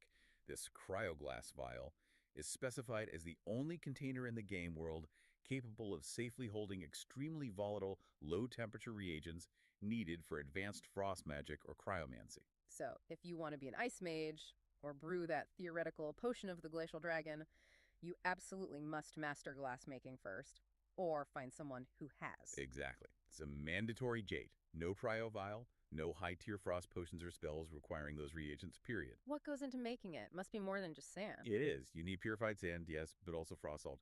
This isn't something you find on the beach. It has to be mined in high-level, freezing cold biomes. Late-game exploration zones requiring gear to survive the cold, fighting ice monsters probably. Serious commitment. So it ties glassmaking directly to late-game exploration and environmental challenges? What else? It also needs distilled mana. This is a refined, magical essence, likely produced over time in the alchemist's cauldron. Ah, so the glassmaker can't just sit in their shop. They need reagents from dangerous places and collaboration with an alchemist. Precisely. It carves out a vital, specialist role for the dedicated glassmaker in the late-game economy. Maybe only a few players on a server truly master it, making them incredibly valuable. It proves that a station's power isn't about having 50 recipes, but about having one or two essential ones that act as crucial bottlenecks. That makes perfect sense. Okay, we've gone from basic survival through artisan and industrial stages. Now we hit the summit. Yeah. Part 3, the apex of creation, endgame stuff. Right. These are the legendary blueprints. Massive investments, game-changing rewards, ultimate character expression. This is where you leave your mark. First up, something really wild. The living exoskeleton. Crafted at the bioprocessing machine. You said this isn't metal armor. No, not cold steel. Think biomechanical. A symbiotic organism grown and bonded directly to you. Warm, resilient, almost alive. Wow, okay. And the design goal here is perpetual progression. Getting past best in slot gear. Exactly. Traditional MMOs have that problem. You get the best gear, then a patch makes it obsolete. This armor is designed to evolve. The creation is just the start. What do you need to even grow this thing? Sounds like boss parts. You nailed it. It requires chitin polymer plates from giant insectoid boss monsters, symbiotic neural weave harvested from rare, maybe alien-looking flora found only in dangerous, corrupted zones, and the core component, the mutagenic core, which is a 100% drop, but only from a specific endgame bio-themed raid boss. So, huge PvE commitment just to get the base armor. What makes it dynamic? Self-repair, you mentioned. Yes, it slowly regenerates durability out of combat, Right. but the real hook, the core of its perpetual nature, is the adaptation mechanic. Adaptation. How does that work? It's like the armor learns from your fights. Yeah. Let's say you take a massive amount of fire damage over time. The example is 50,000 points cumulative. Once you hit that threshold, A hidden recipe unlocks at the bioprocess machine. A recipe 2, upgrade the armor. To feed the armor, you feed it specific regions related to that damage type, like fiery glands from fire elementals or maybe lava cores. And doing so permanently increases the armor's resistance to fire damage. Whoa. So the armor literally evolves based on what you fight. If I spend weeks fighting frost dragons, my armor gets tougher against frost and maybe even looks different, like ice crystals forming on it. Exactly. It becomes a living testament to your adventures. It solves the gear treadmill because the armor itself is the ongoing progression system. The You're zero always sugar hunting ice cream specific is creatures, so not good. just for This loot, is but to crap. gather This Rebel food, stuff from specialize Walmart. your living armor Oh, it's further. good. It creates a meaningful long-term resource sink too. That's brilliant. Okay, next, back to the ancient anvil. Forging the ancestral oath. This isn't making something new, right? It's upgrading. Correct. The ancient anvil is about transformation, not creation from scratch. You take an existing, perhaps iconic mid-game named weapon, the example is Blade of the Forgotten Hero, and you elevate it to legendary status. What kind of materials does that take? Sounds like Stardust and Unicorn Tears territory. Pretty much. The source mentions ultra-rare stuff, like the heart of a star found in meteor impact craters or soul remnants captured from extremely powerful ghost-like enemies. Endgame ethereal hunting. But the key component, the one that defines the weapon, comes from the scholarly path. Ah, the scroll, the vow of scroll. Exactly. And you, the player, have to personally craft this scroll at the writing tool. It's not a drop. It's an intentional act. You choose the vow. Vengeance, protection, or kings. So your role-playing choice, written down, becomes a core part of the forging process. Yes. That vow scroll is consumed by the anvil, and it fundamentally changes the final weapon's enchantment and abilities. It mechanically embeds your chosen intent. Okay, let's get specific. How do the vows change the weapon? This is where Tier 3 Scholarly meets Tier 5 Apex Crafting. A vow of vengeance might imbue the blade with a stacking damage overtime effect that gets stronger as your enemy gets weaker. Pure, focused aggression. Rewarding finishers. Makes sense. Protection. Vow of Protection could grant the weapon a passive defensive aura, maybe boosting the armor or resistances of nearby allies. It turns the wielder into more of a guardian, a tank. Standard archetypes. But the Vow of Kings sounds different. Not just combat stats. Right. The Vow of Kings is fascinating. It grants a significant passive bonus to social skills, charisma, leadership, intimidation maybe. More importantly, it unlocks unique, authoritative dialogue options in conversations with NPCs. So you could potentially bypass fights or solve quests using dialogue that's only available because your weapon carries the authority of a king. Precisely. It proves that your written word, your crafted vow, forged into steel at the anvil, can change how you interact with the entire world, whether you use the sharp edge or your sharp tongue. That is fantastic. It beautifully connects the soft skill of writing and role-playing with the hard systems of combat and social interaction. Words have power, literally forged into the game. It's the ultimate validation that mastering the writing tool is just as vital to the endgame as mastering the anvil itself. All paths lead to power. Okay, case study 9. This one sounds like the ultimate prize. Permanent character upgrades. The somatic imprint via the gene manipulation station. Yeah, this is the big one for many players. A permanent, irreversible change to your actual character. Not gear you equip, but something ingrained in you. The reward, gaining one of the signature abilities of a powerful creature you've defeated. Like breathing fire like a dragon. Or regenerating health like a troll. Exactly, those kinds of iconic abilities. Power that can never become obsolete because of a new patch or expansion. It's part of you. The difficulty here can't just be the crafting recipe then. It's getting the material right.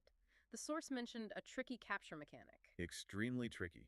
The core ingredient is a perfected genetic sample. And you don't just get this from looting a corpse. You need a special tool, a gene splicer, and you have to use it on a powerful monster while it's near death specifically, below 10% health. Whoa, okay. That sounds incredibly tense. It is. You have to manage your damage perfectly. Kill it too fast, sample lost, take too long trying to splice it. The monster might have a final desperation attack, or the sample degrades, or you might fail a mini-game associated with the splicing tool itself. High stakes, high skill. So it's not a grind, it's a repeated test of skill and control during intense endgame fights just to get the chance at a perfected sample, which might be rare anyway. Exactly. Then, assuming you succeed, the crafting recipe itself reflects the danger of handling raw genetic code. You need safety measures. Like what? 2 complex components. First, stabilizing cytogel, made at the bioprocessing machine, requires careful handling of volatile biological agents. Second, and arcane matrix, which is a precision. All right. So, I mean, see how cool that, like, it's got such a cool, that research document's in the Discord, but it's just, it's got some good ideas. And obviously some of it's kind of tailored towards like multiplayer and stuff. So, but it's really got my, I don't know, it's got my, brain flowing. I like a lot of the ideas there that were presented. And talking about how to make things, even early game stations still important in the late game is, stuff like that. And then how to make early resources not just become trash. They have some use later on at the end game. It's very cool stuff. Very cool. All right, we're going to save this. Test time.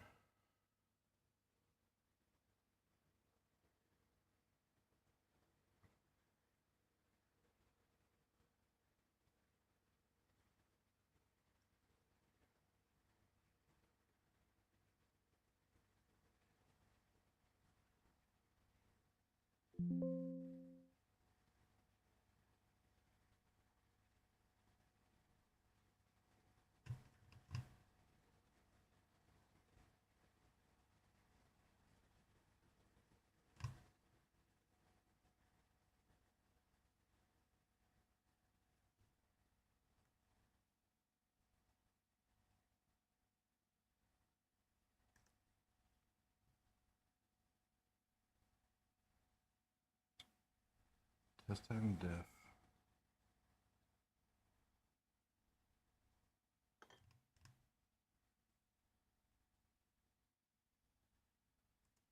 So I have the new name at this point.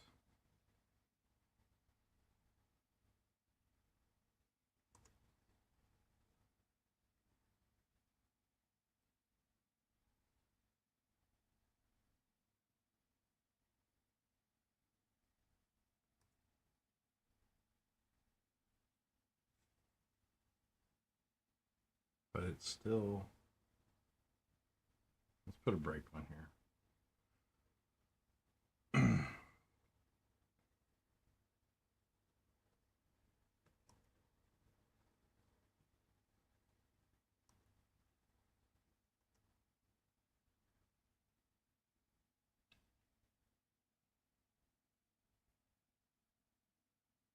So I'm passing on that asset path.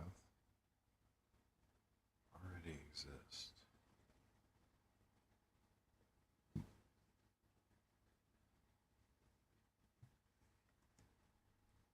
It's got to be a GUID thing or something.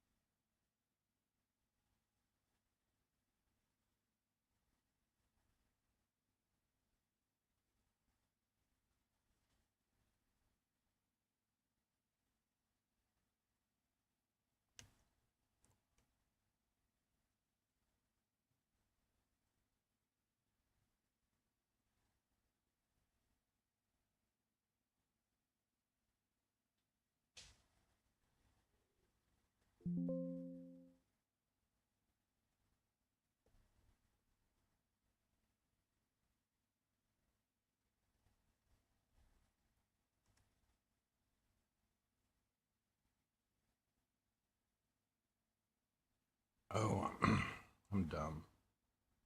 I think.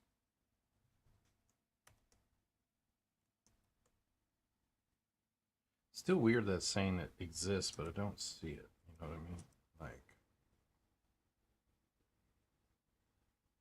but I bet you it's off basing it off a GUI. Oh no, there it is. It didn't rename the asset. It did update the item name. Ah ha ha.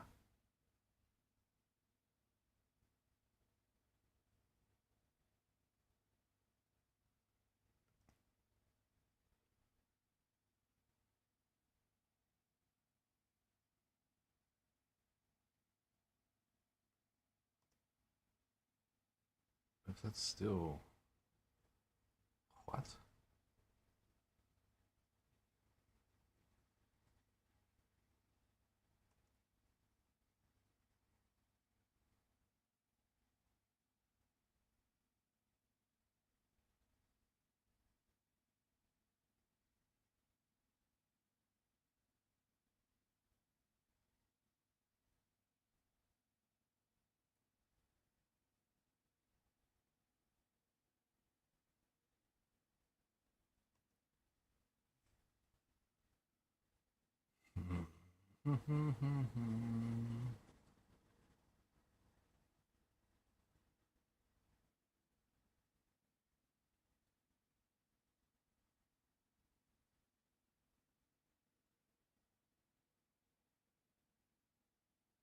If the asset path does exist,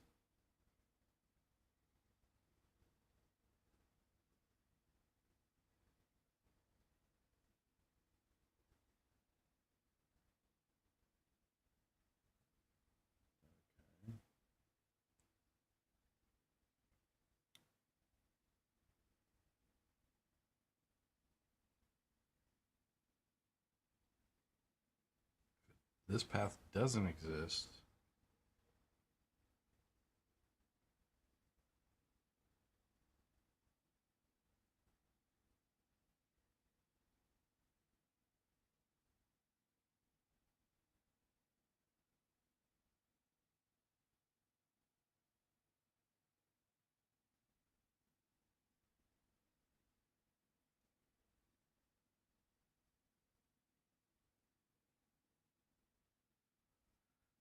Yeah.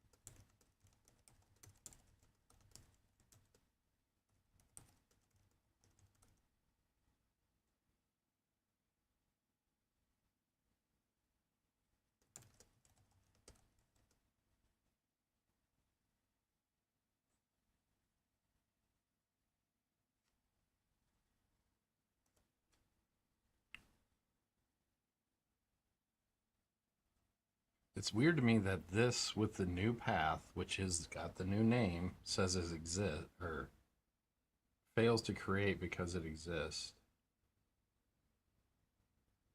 But it feels like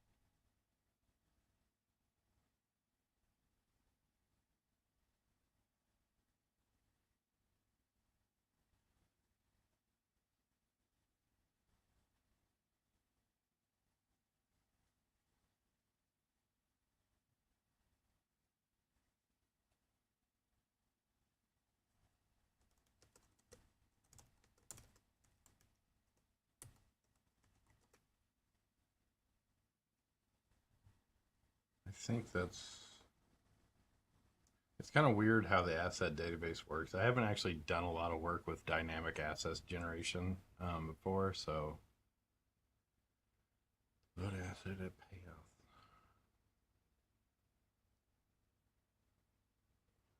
I think Unity, it's kind of crazy. You take it for granted how well it handles linking of assets to game objects, shit in the scene. Like if you move this thing from this folder to that folder and back or whatever, it handles that. You don't even think about it. Where I think in Unreal, if you do like major structural changes, you gotta have it. You gotta specifically tell it to kind of update the links and stuff. I could be wrong, but my little time with Unreal, I remember having to do something like that whenever I did any kind of structural change to the folders.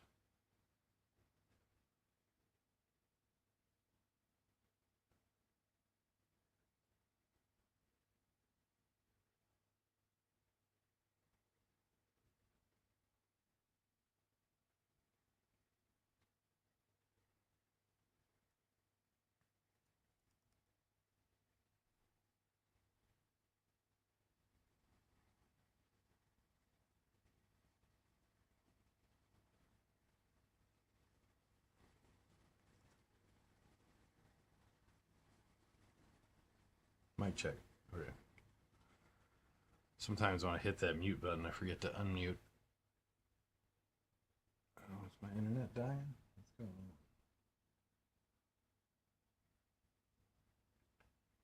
We good.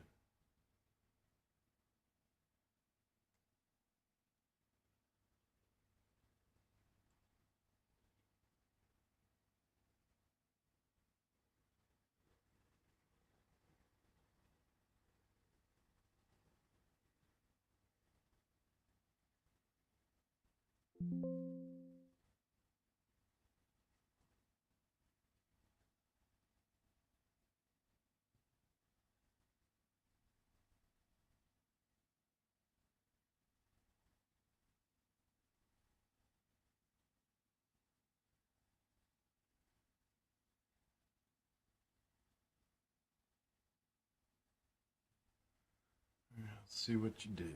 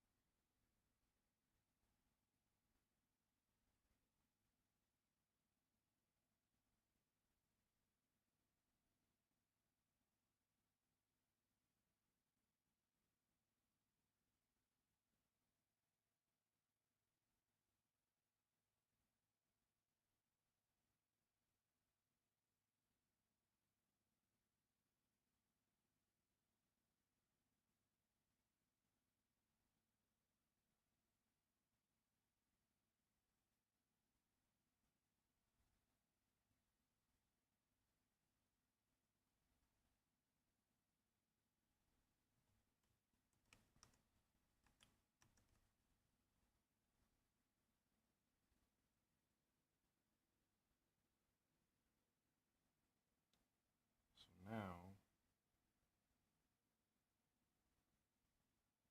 I'm going to call this test item V2 Yodo. Save item recipe. Fuck yes. Fuck yes. Fuck yes. Fuck yes. Oh, it's beautiful. It updated here, it updated here, it updated here, it updated there. It updated in your mom's underwear. Beautiful, beautiful recipe. It's tacked on. V2. All right. So now renaming the item works. Now we're just going to do a small change. We're going to update the description. Now we're going to go back to the item. Okay. Now to fix properties. Oh.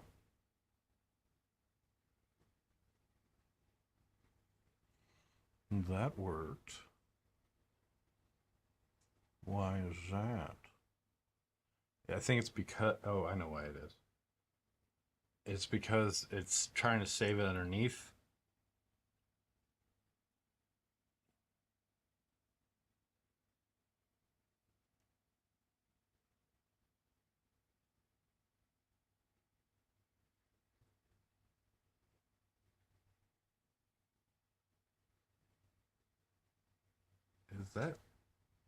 that's cleaner.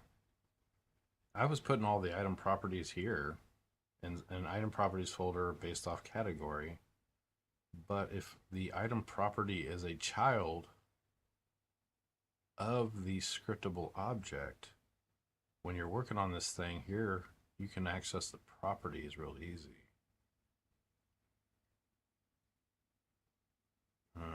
But everything's gonna be named item property or armor property.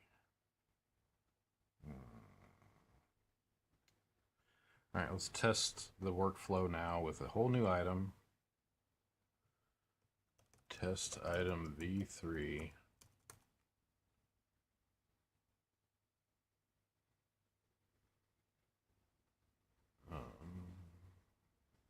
Now I'm gonna try to, I think this is where items is broke, or property adding is broken. So if we hit this, because the object doesn't exist yet, we get an error.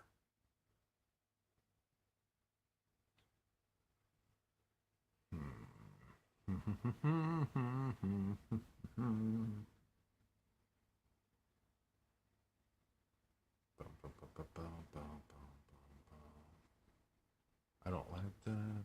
And if I see that fix, so putting it into an item properties thing and then armor would fix that, but then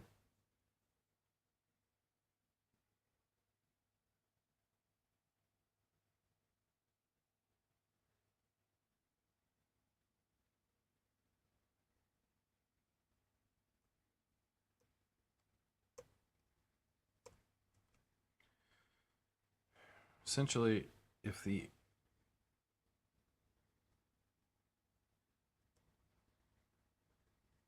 I basically want to create the property and hold it till you save it, and then I need to make the call. Do I want to store property item properties underneath their scriptable object, which I think is very clean.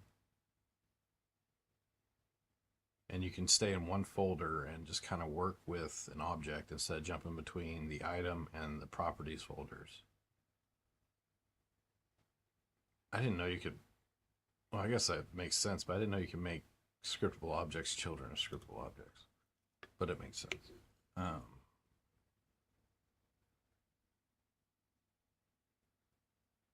I got to decide between which route I'm going to take here.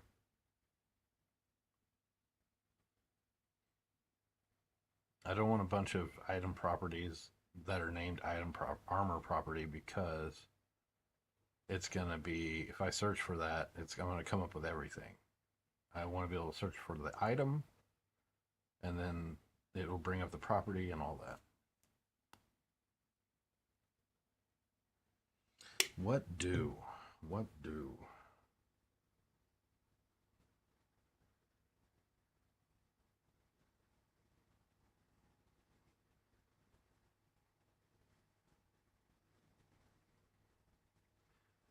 Now the item editor, to delete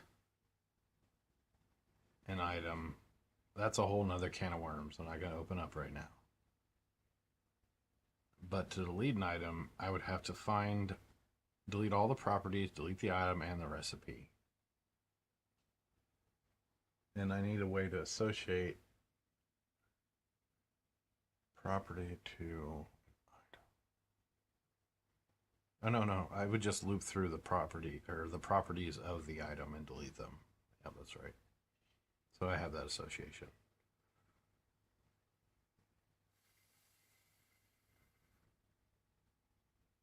I could have this pop up a dialog say save the item before adding property, but I don't like that. I want to be able to just add the property.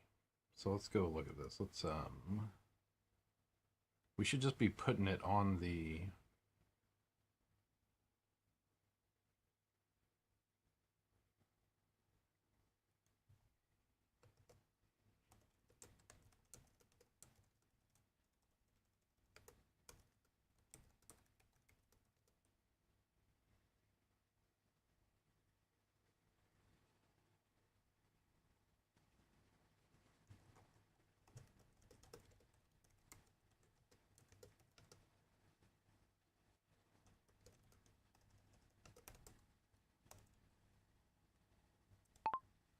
property.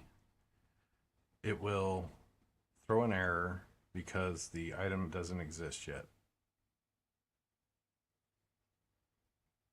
Period. I always try to find ways to reduce typing. I should have shut that down before I said that.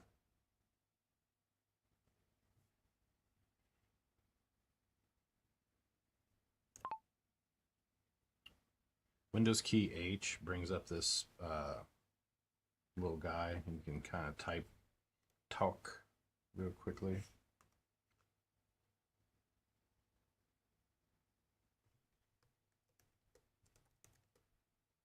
Add it to the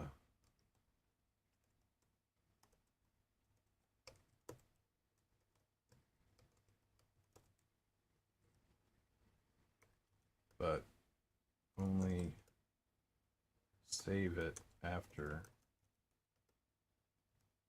when we hit the save button.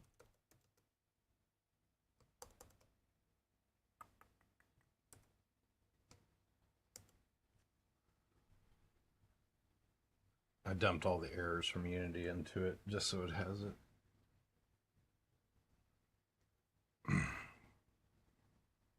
Basically, when you create a new property, it should put it on the current instance of the item in memory. And then at the time of saving, after it saves the item, it will then save the item to the project as well. This script is getting long in the tooth.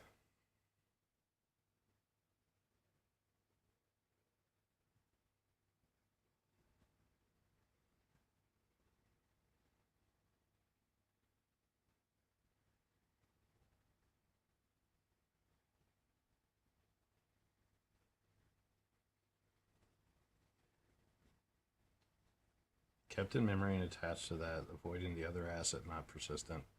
Save now after creating or locating adds any in-memory property objects to the saved asset using. Beautiful. Beautiful, beautiful. Very beautiful.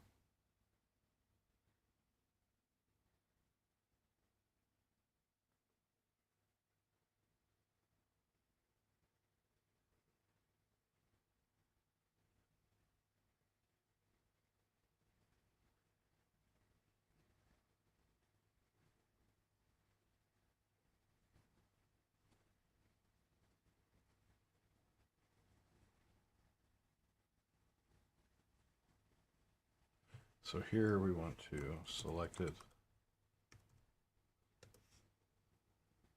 Because again, I don't want everything. I don't want a ton of just.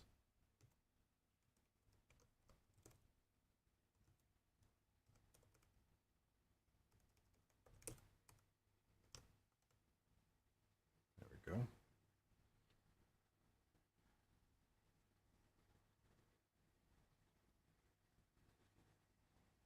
Okay, cool. So we got that done.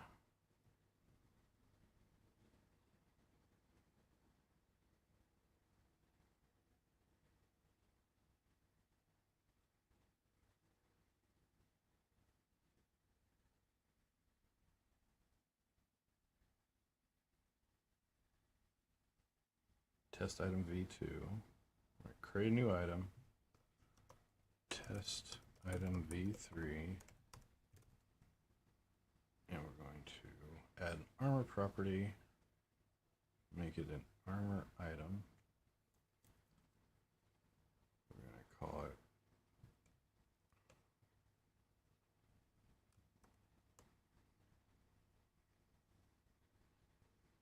I don't like having to remember to name it here and here.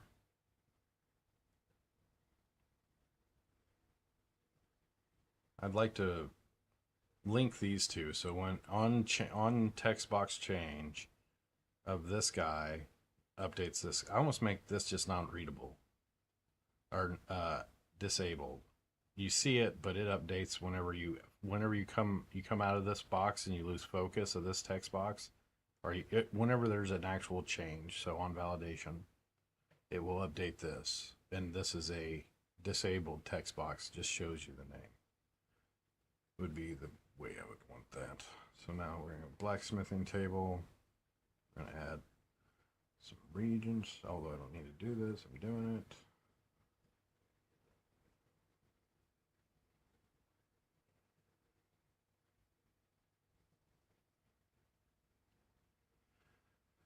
Every item comes up in the materials thing.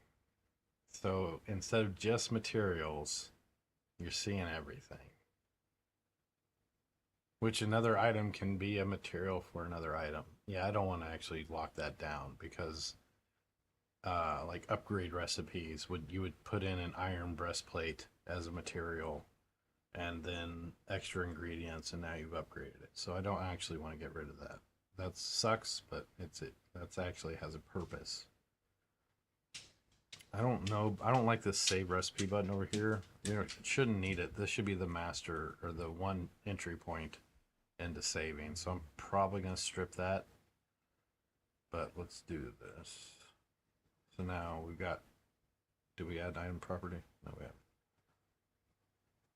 Oh, I did already. My bad. Minus.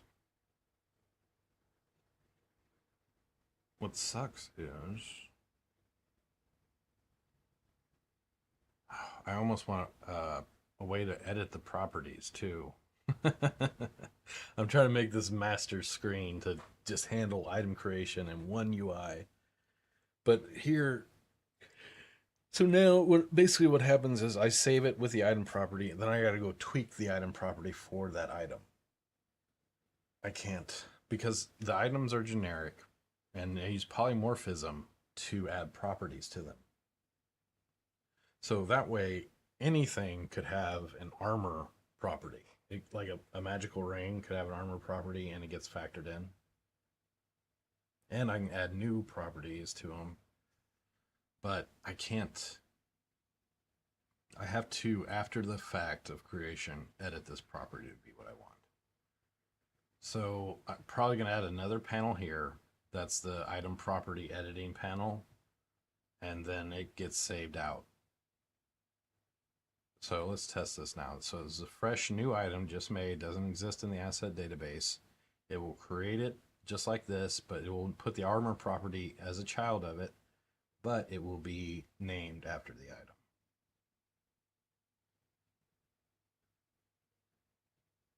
Fucking beautiful. We are cooking. Because see, now I got to go in here and type 10 for the armor value and what slot. Yeah, I'm going to have a property editor over here. But that's because different stuff has different properties. So like the weapon property allows you to set damage and attack speed and weapon type. And again, my item system is very in-depth and uses polymorphism to allow any item to have whatever properties you want to put on it. And it makes it really flexible, and it's completely data-driven. So I just need a property editor. It's fine. I'll figure that out. But let's see if the recipe got made.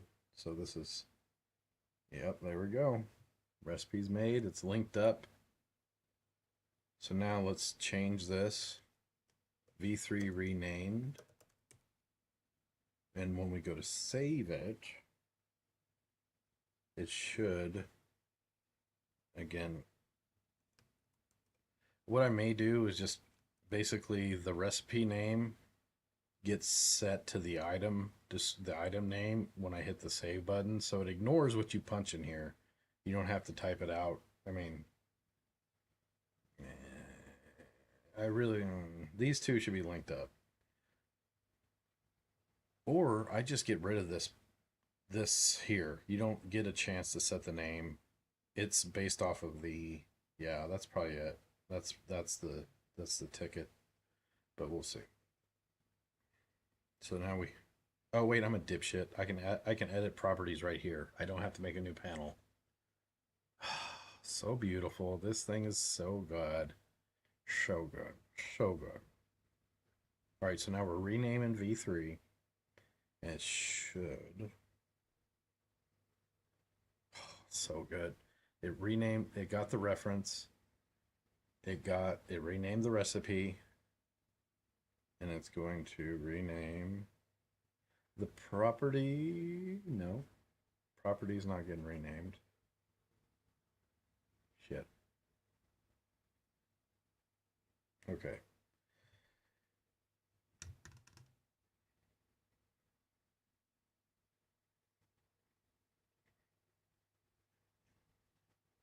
Everything else works. Now if I click away,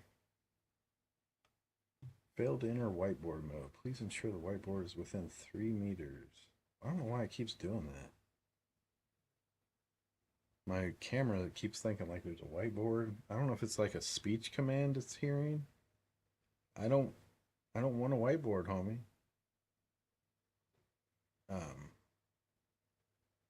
So V2, now I go back to V3. My changes are all there.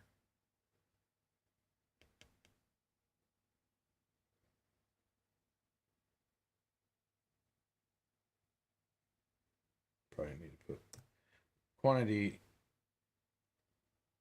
I need to put a validator on quantity just in case I forget to set it. It'll always get set to at least 1. The default should be 1.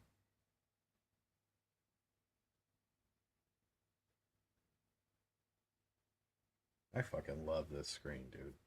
It is going to make my life so easy when creating items, because items have their item definition scriptable object, their recipe scriptable object, and their property scriptable objects, which is a one-to-many. So it could have multiple properties. Through the power of polymorphism and data. Let me go grab a drink real fast. Oh, I'm pumped. I'm so fucking pumped. This is such a great screen. Such a beautiful screen.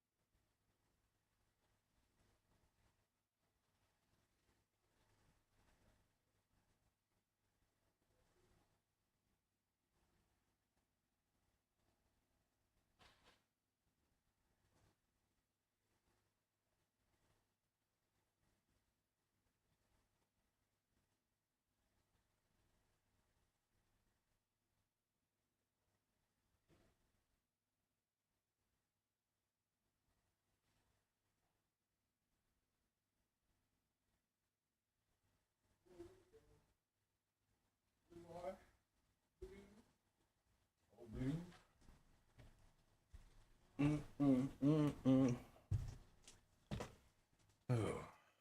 Those people, I don't know, like my cats, I have like this constant fear of them getting out the door. I quickly made another taco salad, but I didn't shred the lettuce, so I gotta do it now. I gotta get their GPS collars or an air tag collar or something. I would be devastated if I lost one of my cats.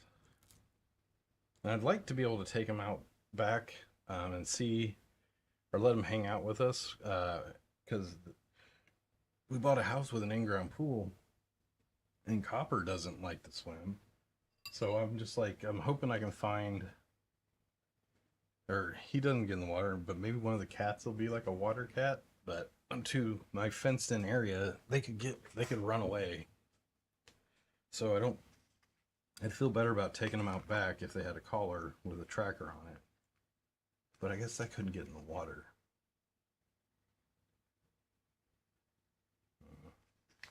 Anywho. Air tags are waterproof, right? Are they?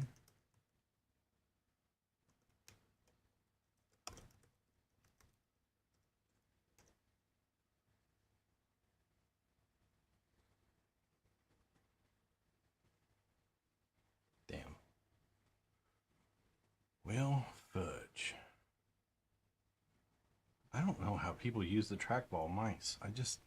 It's so hard to be precise with that thing. Look at me, like I'm flipping. It's like my thumb isn't, I've got steady thumbs. This thing is like a nightmare to fucking do. Maybe I can turn down the sensitivity. It's just weird. I'd love to use it. It seems cool, but no.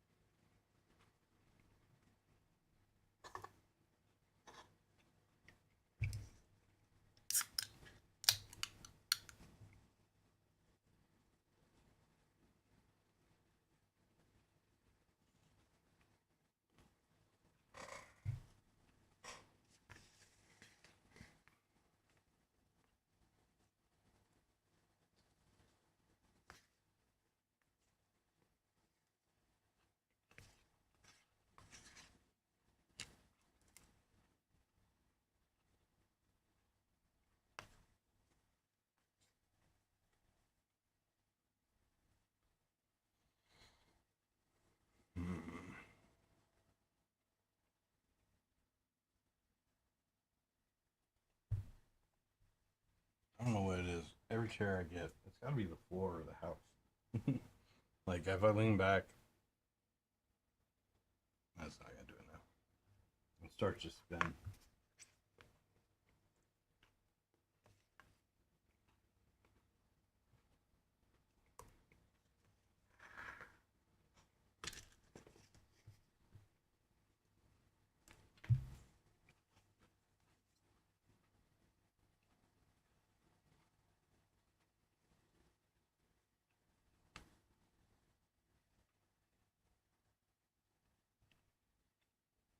I wanted to hear the last of this, but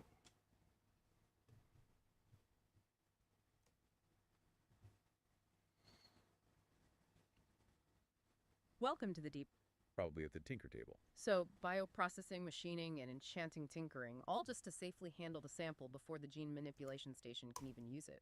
Right. It ensures this ultimate reward is earned through mastery across multiple high-tech and arcane disciplines, plus that incredibly skillful combat capture.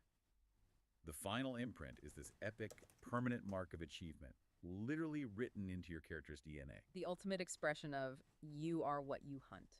Couldn't say it better myself. Okay, that brings us to the final case study, number 10, and it comes full circle, back to the scholarly path, but with world-altering implications. The Scroll of Worlds, crafted at the writing tool. This is it. The absolute proof that the pen, or in this case the quill, can be mightier than the sword, or even the bioengineered claw. This scroll is legendary. It looks like a huge roll of glowing vellum. It's a one-time use consumable. Only one use. That's harsh. But the effect is unprecedented. When you channel its power, it teleports you, your entire constructed base, and potentially all allied structures and players within a massive radius, to any other location you've previously visited and attuned to. Whoa. Instant strategic relocation of an entire guild fortress or a massive army. That's game-changing. Logistical dominance on a scale I can't even imagine. Exactly. It means a guild led by a master scribe could potentially outmaneuver entire armies, stage surprise attacks, or escape unwinnable sieges. The components have to match that epic scale. I bet. This can't be easy to make. Not even close. The recipe is basically a world-spanning quest line in itself. First, you need the vellum. Not just any parchment, but celestial vellum. Harvested from some kind of rare, high-altitude creature, maybe the sky whale or rock, requiring specialized hunts in thin air, dangerous peaks. Environmental survival meets combat. Okay, vellum from the heavens. What about the ink? Gotta be special. It is, known as the Ink of Alizar. To make it, you first need the Void Heart. This is described as a guaranteed drop, but only from a final tier, dimension-hopping raid boss. You defeat this cosmic horror, get its heart. And then just dip the quill. Not quite. That Void Heart then needs to be taken to a master alchemist, who uses the cauldron in a complex, lengthy process to refine it into the ink. So the alchemists provide the fuel for this ultimate strategic weapon. Raid boss killers, high-altitude hunters, master alchemists. Who else is involved? The scribe needs a tool, right? The Quill of the Oracle. This isn't crafted or dropped. It's a unique artifact, the reward for completing a world-spanning chain of intricate puzzles and riddles. Solving these requires using the drafting table for schematics, the calligraphy tool for deciphering ancient scripts. It's a purely intellectual challenge, testing the scribe's knowledge of lore, language, and logic. So the greatest strategic power in the world requires the combined efforts of the toughest fighters, the bravest explorers, the smartest alchemists, and the most dedicated scholars. It truly puts the scribe on par with everyone else at the absolute endgame. It's the ultimate statement of the design philosophy. Every path, every discipline, from swinging a hammer at the blacksmith, to mixing potions at the cauldron, to writing scrolls at the writing desk, is essential and contributes to the pinnacle of power and civilization. What a journey. Just going through those 10 recipes paints such a clear picture. We've seen the whole arc, from basic survival to, well, rewriting the rules of the world. The philosophy is undeniable. Yeah. It has to be an interconnected web, right? Not just a ladder you climb and forget. Absolutely. A web or maybe an ecosystem. Everything depends on everything else. Yeah. And that leads us right into synthesizing the key takeaways, the actionable design advice that makes this kind of system work so well. Okay, let's recap for everyone listening. First big one. Embrace interdependency. You have to design recipes, especially early on, like that cartographer's lens that force players to use multiple different stations. Normalize cross-skill investment from the start. Second, subvert expectations. Don't be afraid to put surprising utility or even magic into seemingly mundane stations. The runestone of warding coming from the stonecutter is a prime example. It keeps players curious and ensures old stations don't become totally irrelevant. Third, create core loops with resource sinks. That alchemical catalyst using T1 iron ore is genius. Use universally needed components to guarantee that basic resources always have value, stabilizing the economy and keeping early professions viable. Fourth, reward mastery over just resources, especially in the endgame. Shift the challenge. Make players prove their skill through interactive mini-games, like the smelter for the Siegebreaker alloy. Still Make the best gear on the feel fence farmed, about that not one. just It could be bought or cool. farmed. Fifth, and this is huge for player retention, respect player time. Offer in-world solutions to late-game grind, like the automated loom engine. Let players invest in infrastructure that handles the boring stuff, shifting their focus to managing their systems, not just All right. clicking buttons. Sixth, validate the niches. Make sure every single station, even the weird specialized ones like the glassmaker, has at least one essential non-negotiable role through hard dependencies. The cryoglass vial gating frost magic is the perfect example. Creates All right. So now if I rename, so we see here I renamed V3 and it didn't, its properties weren't renamed. And now this is read only and this is again. Oh wow, it updates in real time on the recipe. Hell yeah. Oh, and the properties are. Dude, that is very sick.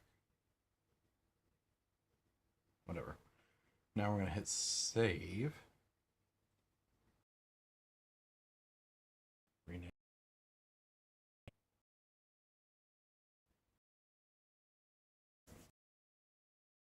Right. Long.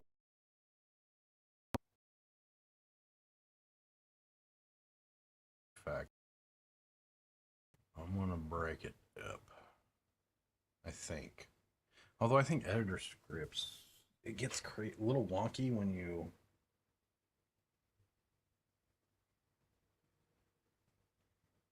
there's like a clip over there you can see.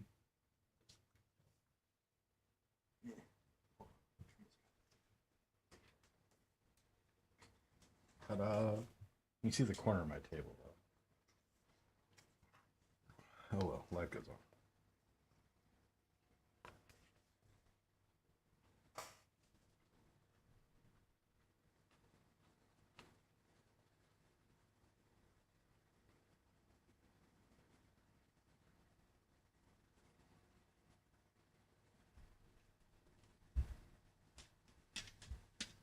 I'm dropping frames.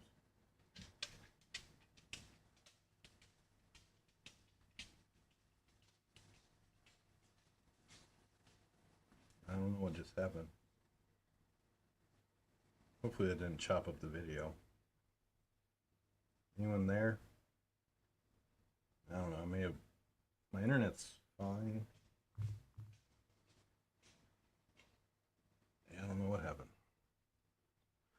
Must have been a blip. Okay.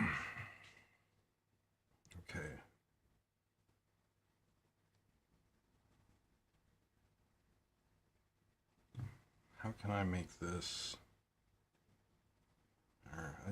Yeah, 600 lines is getting real long. So I'm gonna.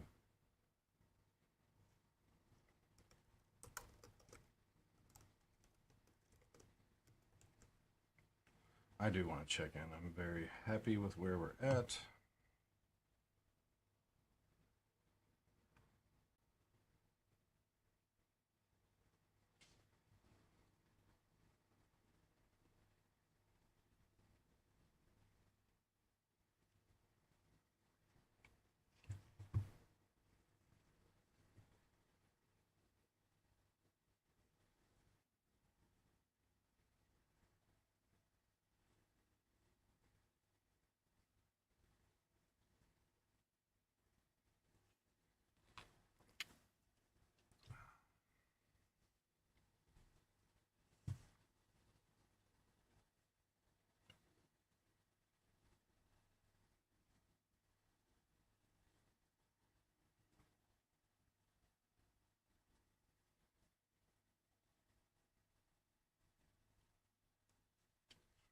I need to add more property types. Refactor item recipe data structure, replace legacy asset files for updated recipes and metadata match, add new crafting station prehabs, editor scripts and resource database updates to support new item definitions. Let's go.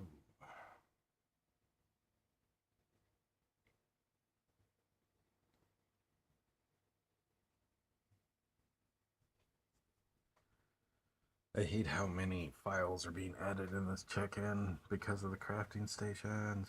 I mean, it's not like those files wouldn't eventually exist, but they're not. I'm not married to those prefabs and models, so I hate putting. I really try not to put stuff into the project that isn't gonna be there at the end, and I feel like I am now kind of. I've broke that paradigm, but it's for the crafting stations, so I can just swap out the assets later if they change.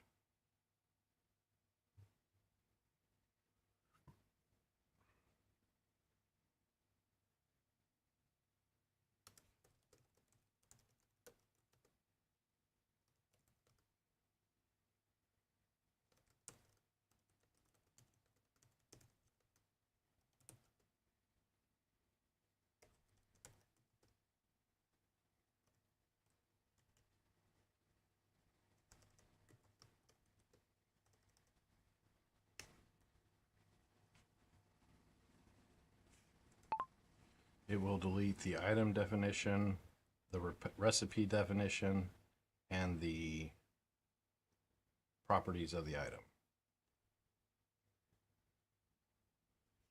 Period.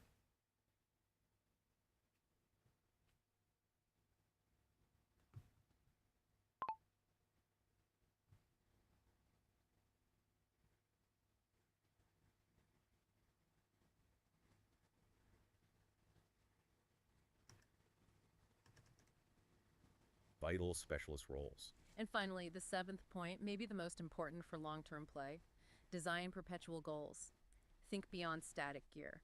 Create systems like the living exoskeleton that evolves, or permanent upgrades like the somatic imprint. Give players goals that are about continuous growth and legacy, not just the next gear treadmill. Put all those together and you get this incredibly resilient, engaging system. It's all about those connections. Which brings us to that final provocative thought. Go on, leave us with something to chew on. The real sign of a masterfully woven crafting system, the kind that truly feels like building a civilization, is when something incredibly basic, maybe fine lumber from the Tier 1 sawmill, becomes a crucial, irreplaceable component for upgrading, say, the Tier 1 kiln. But for a totally new esoteric Tier 5 function, like regulating arcane temperatures. So the connections aren't just Tier 1 feeding Tier 2 feeding Tier 3. They have to loop back, up, down, sideways, forever. Exactly. Binding the entire history of the player's technological and cultural journey into a perpetual, meaningful loop. That's how you build a world, not just a checklist. Fantastic stuff. Thank you for joining us on the deep dive. We hope this exploration into the engine of civilization gives you, our listeners, some powerful blueprints for thinking about crafting, progression, and building truly living virtual worlds. I'm gonna actually create those items that were mapped out in there because I do like all the ideas. The one thing I have kind of contention on is the uh,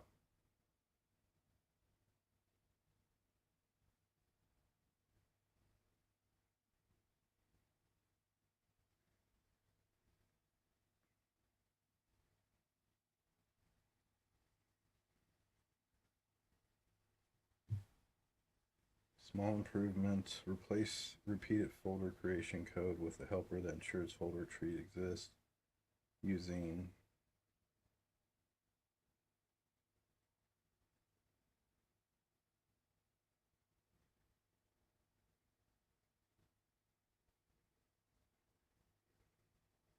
God, I hate unit test. I will never. I don't know, man.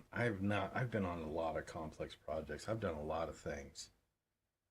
And holy cow, it's just unit tests have just never saved the day.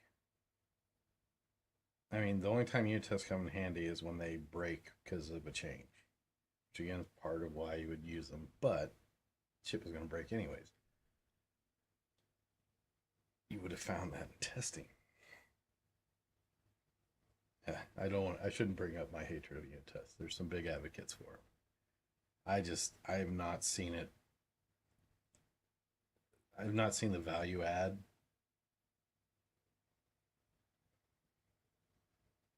It just feels like time consumption. I don't know. And again, I work on crazy complex stuff at work. Like we got huge projects, hundreds of different software products. Um, but we also don't let any one thing you know, get way outside of its scope or its responsibility, right? So we don't have a mega God app that does too many things and needs unit test to ensure that or it's so spaghettified that, yeah, I would never, I would never write unit test in my Unity project. I mean, some people might, but I just know.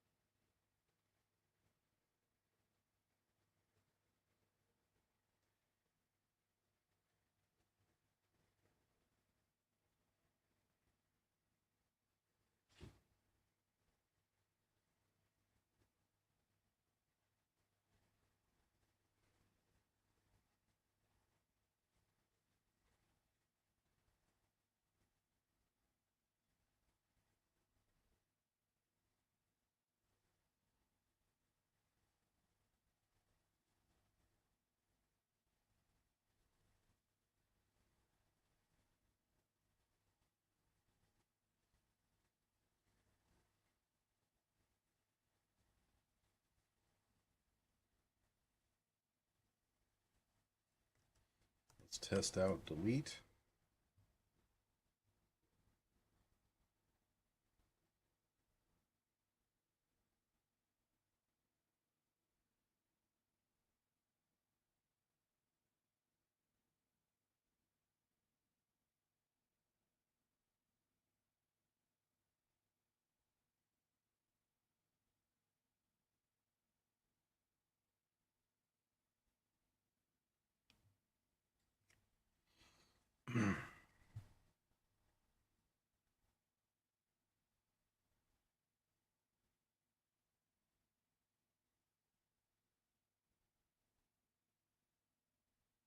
So let's go to test item v2.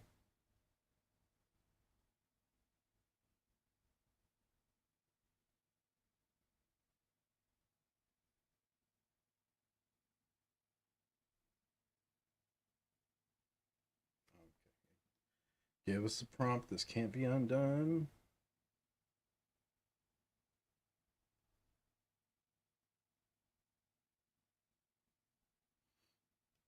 It's beautiful. I'm not crying. You're crying. Shut up. Inherited traits. No. Okay, I need to make some item traits.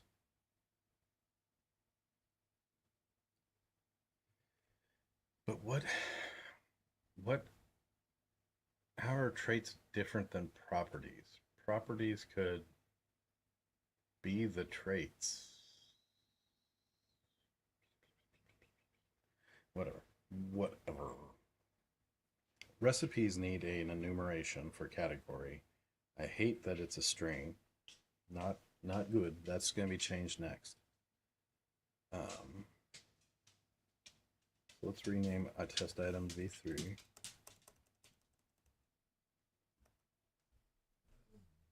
And save it.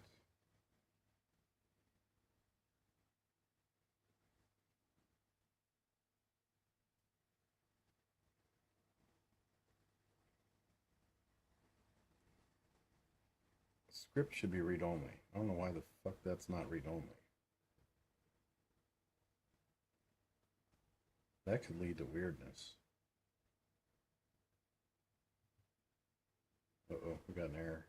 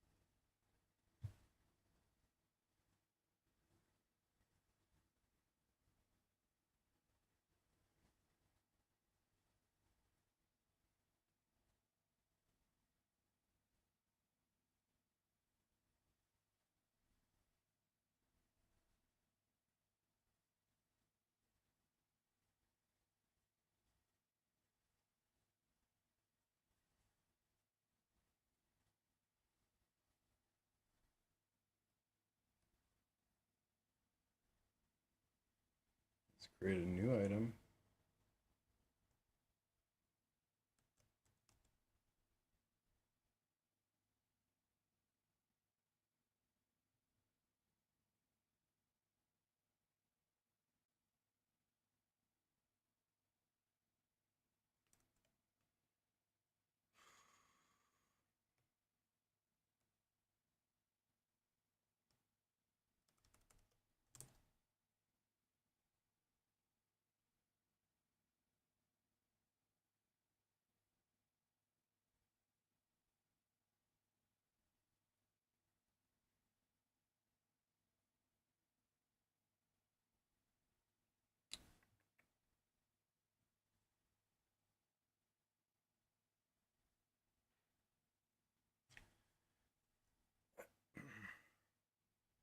Recipe category or item category should be the same as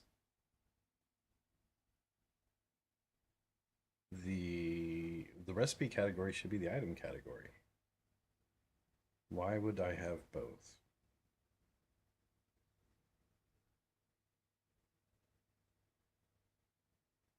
Why would I? So one, I want the script to be readable, read only. I want this to be an enumeration. I want category. That's fine.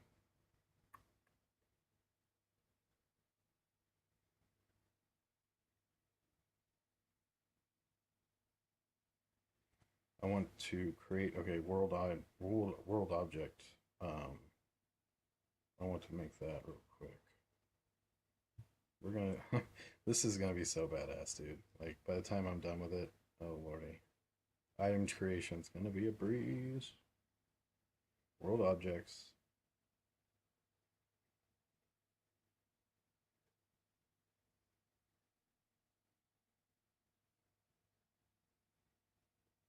Mesh render.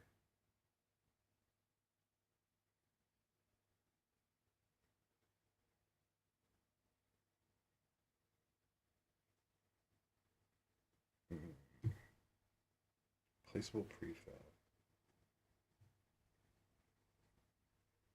Did I?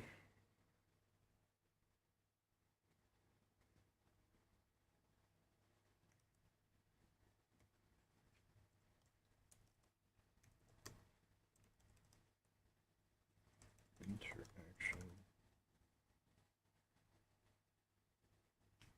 Controller. Control T to search or find code files in Visual Studio. Preach it every time it comes up. Every time I use it. I need to fix that warning. And drag update selection box. Animal zone creation.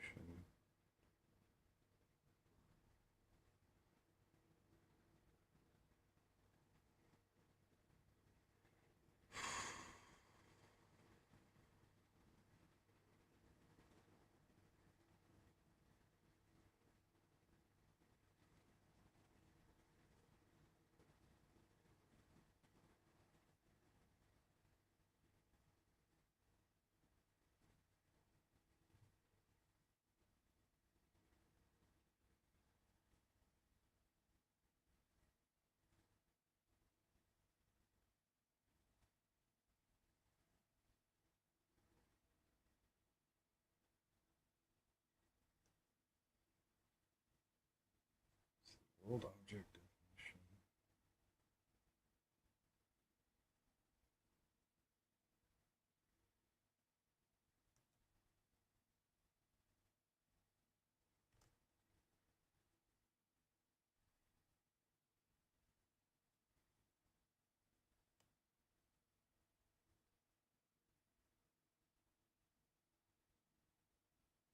It's obviously going to be a prefab.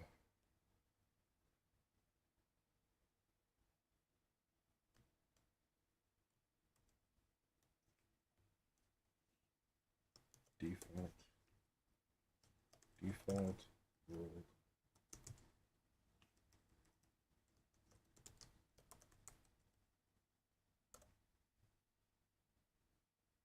I believe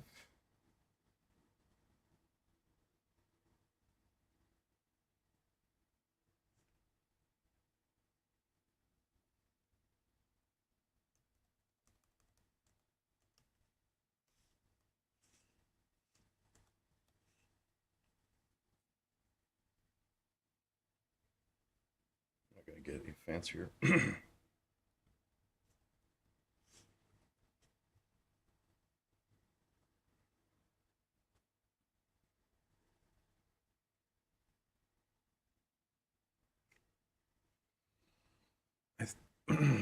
Items don't have identifiers right now, and I think that's a problem. I think.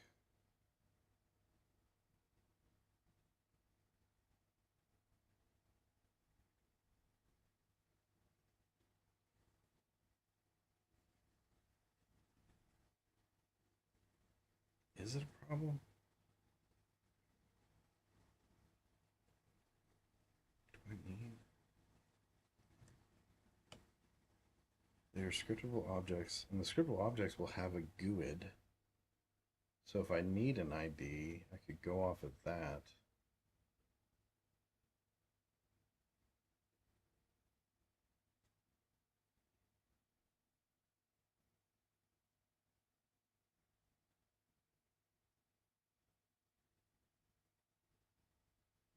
I think I'm going to make spoilage a property too, because not every item has spoilage or is spoilable. So it really doesn't feel right here. It should be something that I can add as a property, and now it will be spoilageable. So, and then is pocket dimension another property? Probably. It could be property.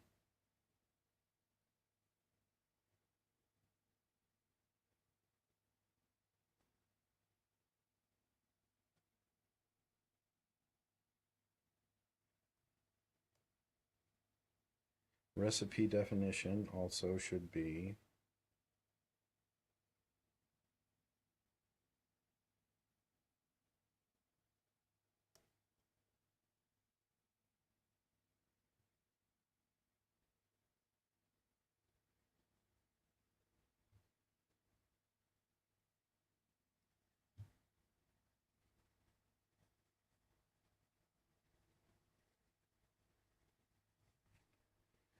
Is there a reason to have different categories of recipes when the item has a category and the recipe would just fall underneath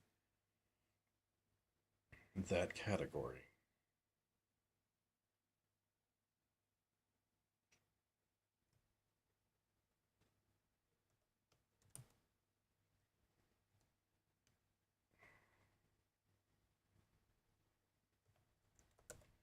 Let's look for inspiration.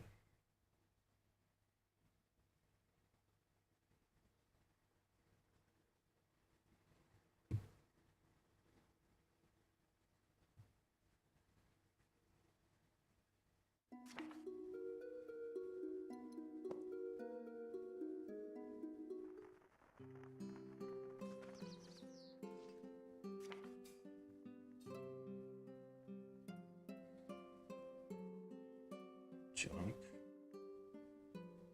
So this item is categorized as junk. Junk. No, yeah. Oh wait. Categorized as headgear. And then we have a category for armor.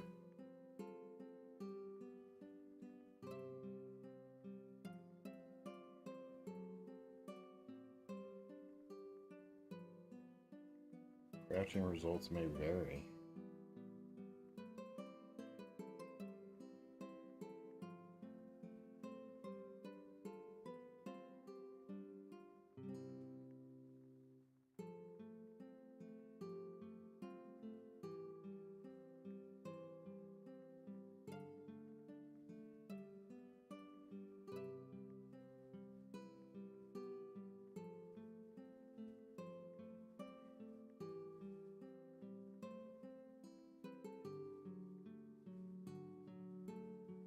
It is made of oak. It is made of rosewood.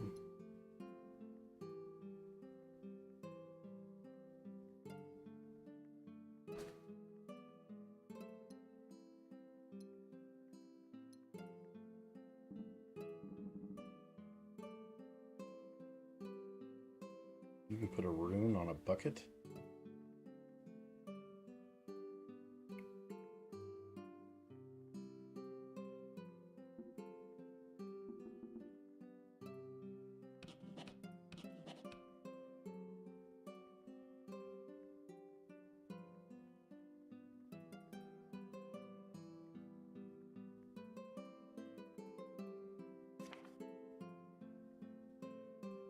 Why would you need to be able to move these? I don't get that.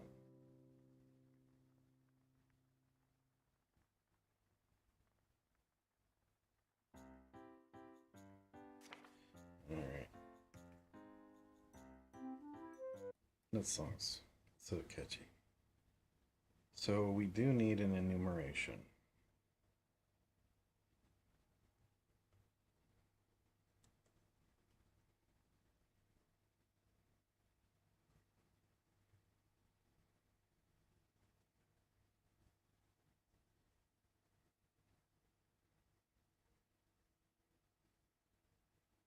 Recipe type.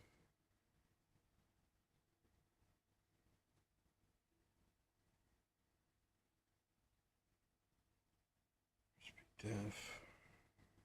So if you hit Control period, you can bring up this menu, and like since this class is inside this another class file, which I don't like, I'm gonna move it out. So I'm gonna hit Control period, move file to project root folder. No. Move type to discovery. Yes. There we go.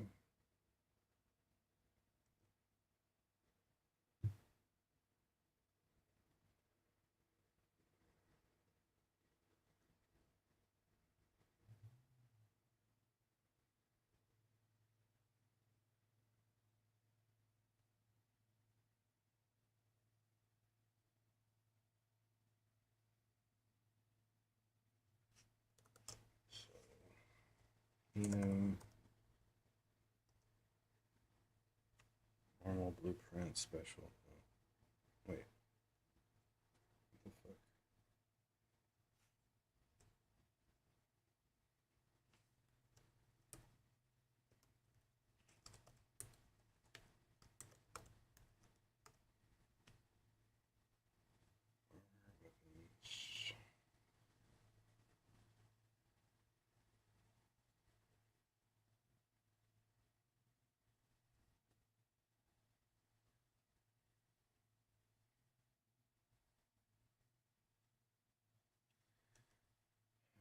So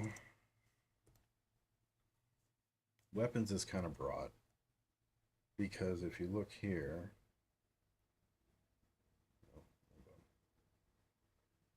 get out of here.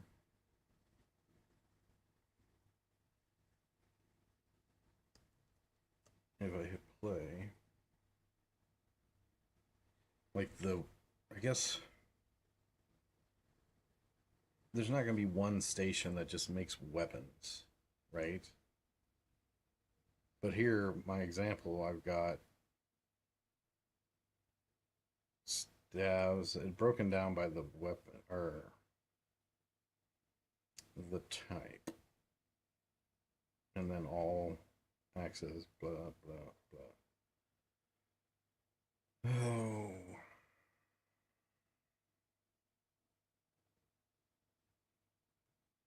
So I would need to weapons and armor is not good enough. There's not going to be a weapon making station, right?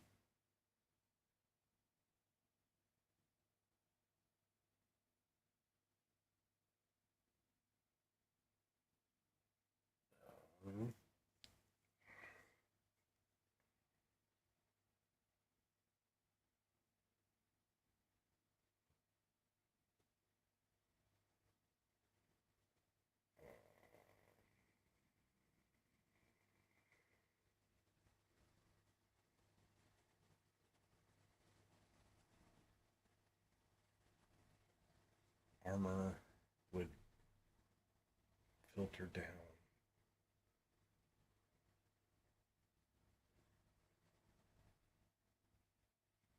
I guess I could do like a sub filter system. Like there'll be like a button right here, or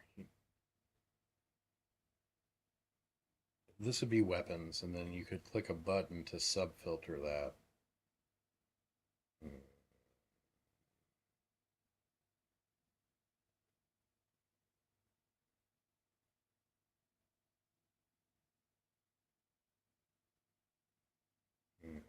I'll I will play around with it.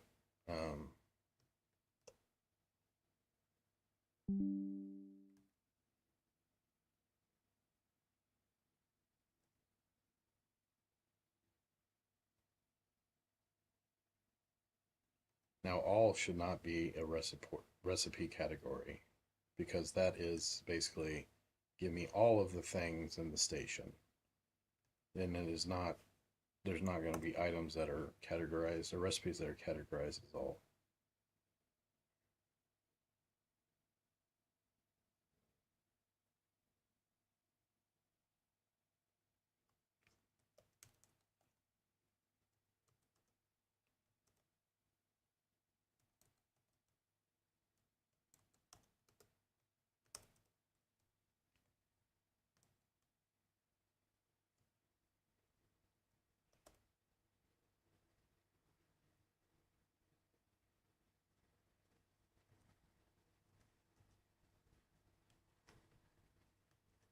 Yeah, let's first refactor this.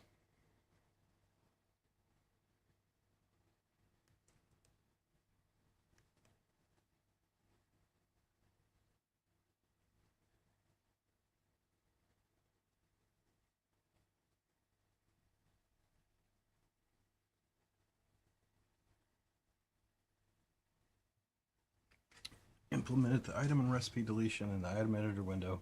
Added recipe type enum and discovery condition helper class and updated related scripts. Removed old test assets and added a new test item assets. Also added default world object prefab. I fucking love this shit.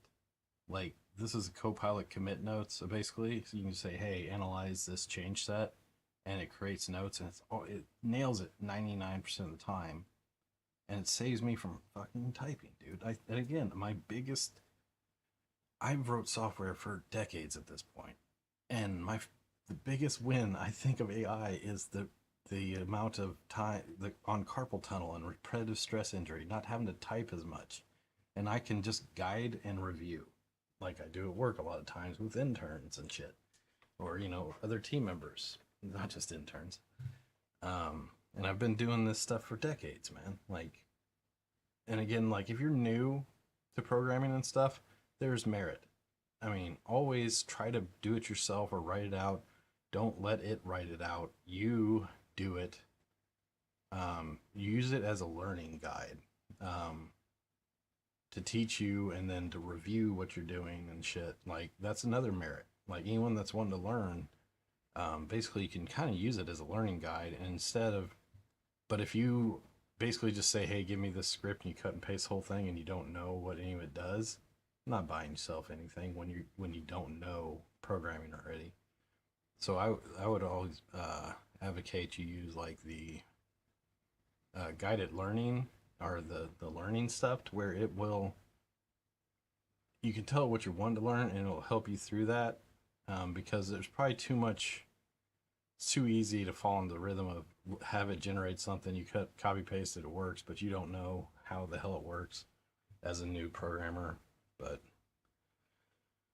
anyway, so we've committed. I'm going now, because this is 700 lines at this point, and I know this can be refactored out into simpler stuff, so I'm going to do that. Oops. And again, a great thing about AI is like I've been able to keep all my systems decoupled and architected, or really small too, and decoupled, event driven or scriptable object driven, or both. And I've come at every system I've built for this in a very clean architectural way, so I could take the inventory system, move it into a new game that I'm working on, and re-leverage it and not have to recreate all these systems. The procedural world gen's decoupled, the faction system's decoupled, the player characters, everything is its own entity. Now I've need to lean more into the centralized event management system using scriptable objects, and that's coming. But as of right now, nothing is really coupled, right? And I love it. It makes me a happy person. Alrighty.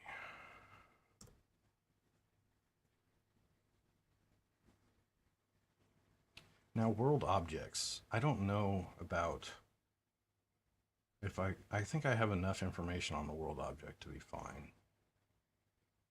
Well, no, the world object can't. It can only give you one item and it doesn't have quantity. It needs to know the quantity of that object that you're picking up.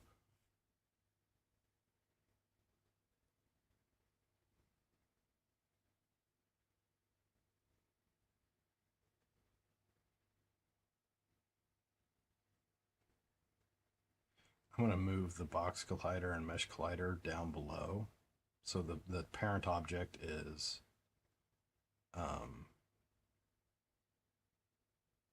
just the script.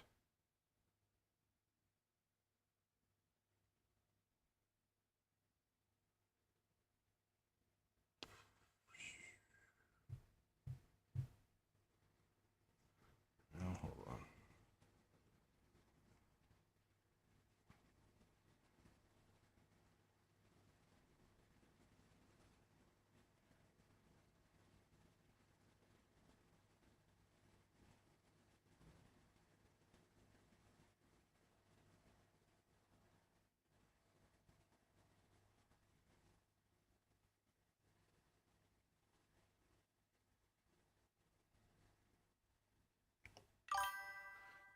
Okay, I wish that didn't. I wish I need to hook up Restream to my old what you want to call it, Stream Deck.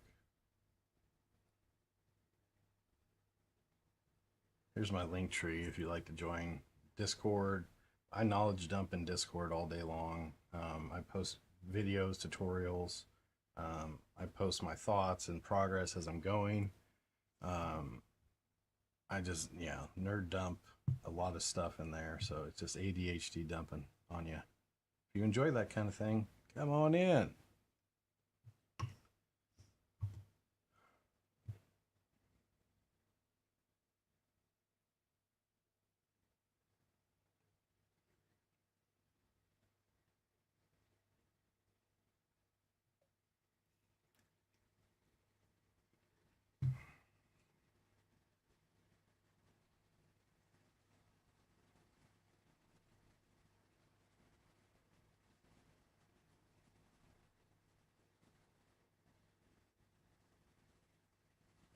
Minus 400 lines of code.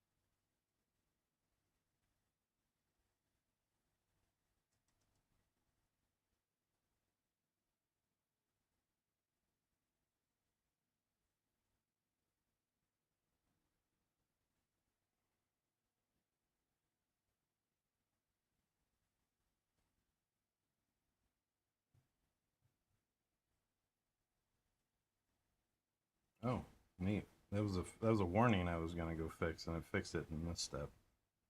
Didn't ask for that.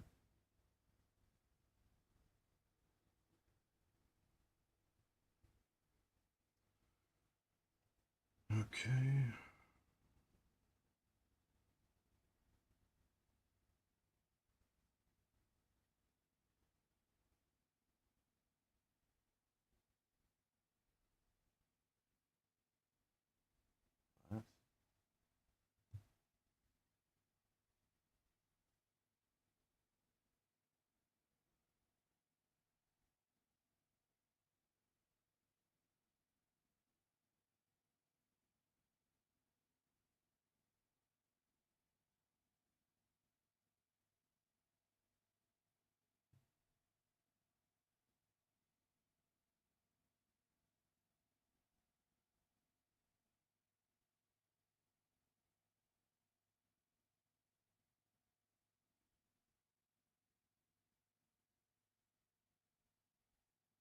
Why does it delete the?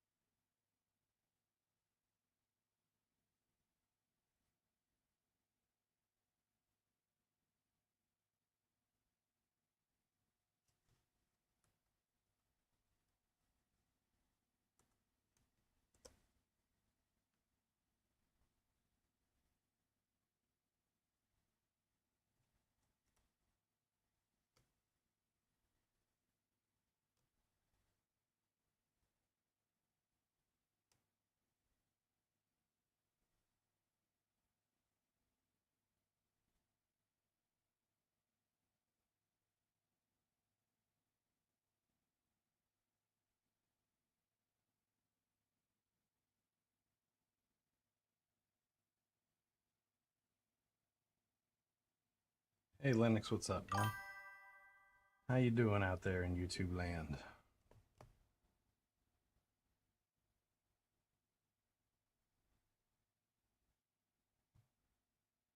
Interesting. Avoid assembly wiring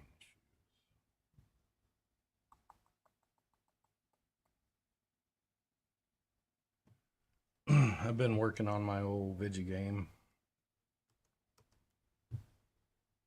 If you played Elin Rimworld, Adom, classic roguelikes, or Dwarf Fortress, you kind of got those vibes. Um,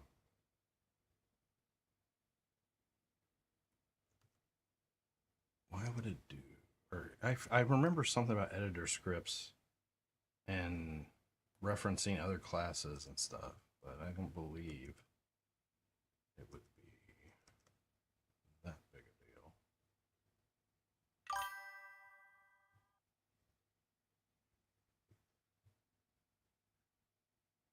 Oh, I'm doing great.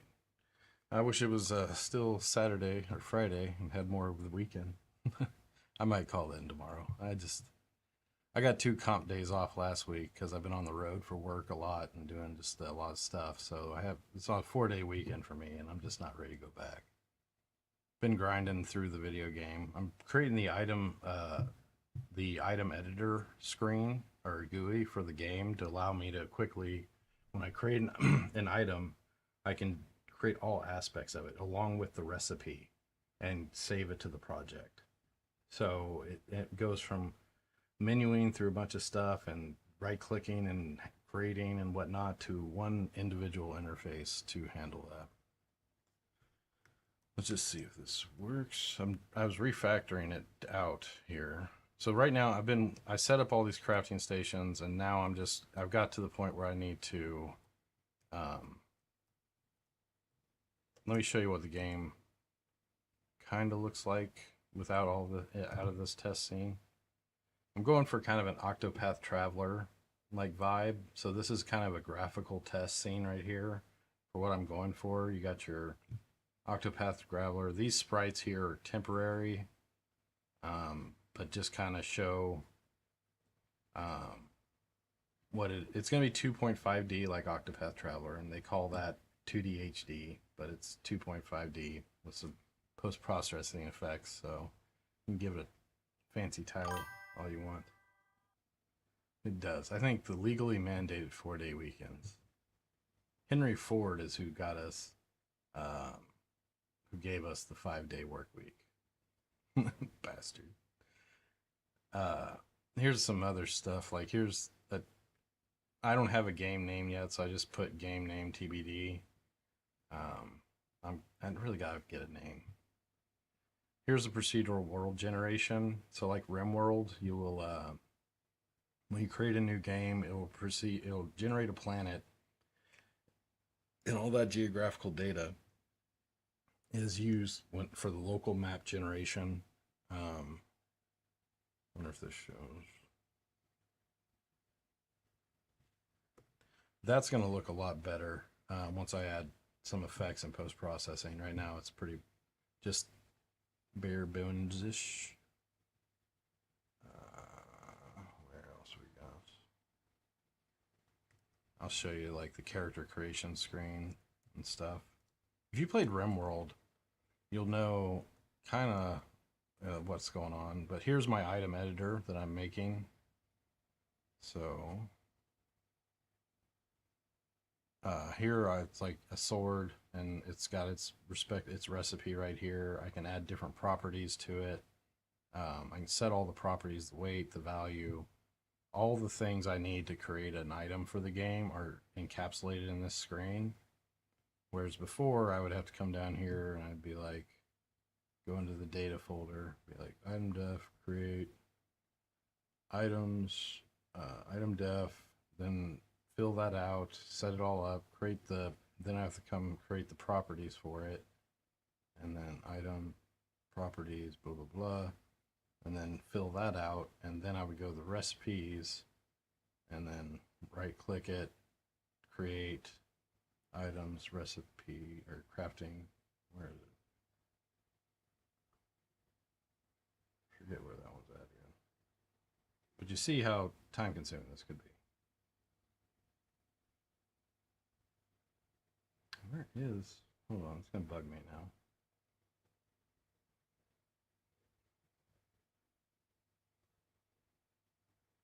Oh, there it is, crafting, duh. Create the crafting recipe, fill that out, and just to get to the state of it, to make an item, right? There's a lot of menuing, there's a lot of screen, context switching and whatnot. So I've created this one-stop shop Unity editors window to handle and let me search and find items and edit them.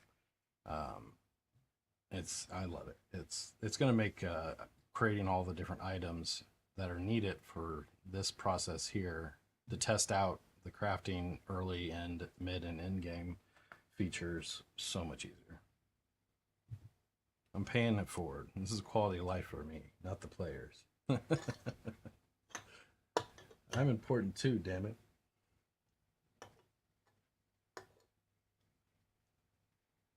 Here you can kind of, this is where I'm hashing out procedural level gen and the pathfinding systems. So I'm the blue square here. If you watch, these guys are all pathing. They're doing some predictive pathing as well. Yep. And edit, so yeah, you can, Unity makes it really easy to add new windows or create new, what they're called editor scripts. You see here, I've got editor scripts for crafting, debugging, the game. I can create adult and childhood backstories for characters. I can create new assets for the health effects like flu, drug addiction, different things like Rimworld, faction generation, level editing. All these different windows allow me to quickly iterate and add stuff to the game really fast. And I've created to create like a new biome, I've created a tool. So like a biome has 100 objects in it, right? That can spawn possibly. Typically with your procedural generation assets, if you got them off the asset store, everything here I've built from scratch, almost every asset here, besides the pathfinding, because I always go with a very battle tested and proven pathfinding library, but I've built all these systems myself. So it's been really cool. Let me show you the character creation screen.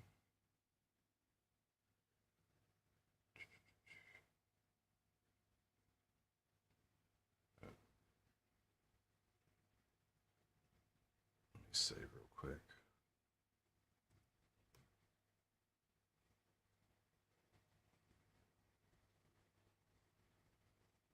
And I've been working on all kinds of different workflows to speed up production of new features or item creation or just all the kind of like busy work. So this is the character creation screen. After you create your planet and you pick where you're going to start on the planet, you come in here and can create your characters.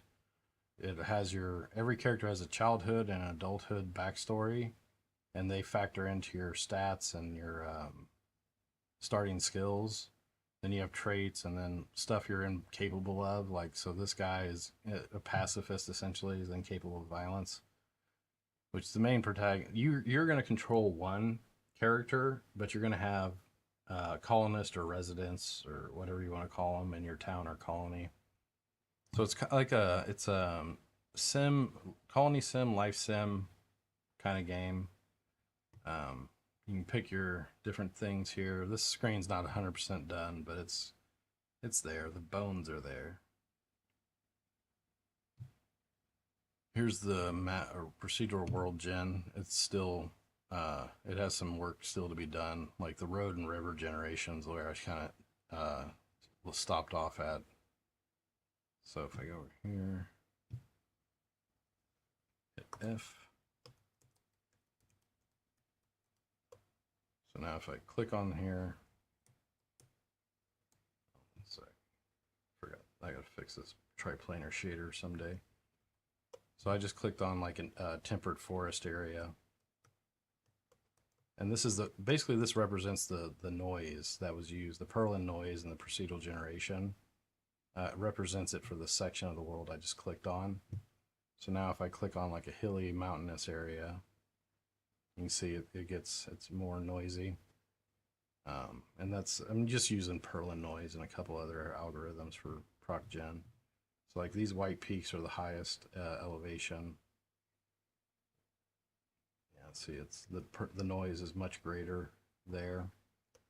And then you basically will pick a spot to start your game on, and that's your section that you own, and you'll build on, you harvest, you manipulate.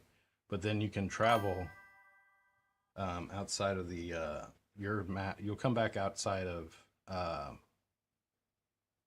let's say you want to, these yellow dots on the thing, it actually maps out factions and their settlements.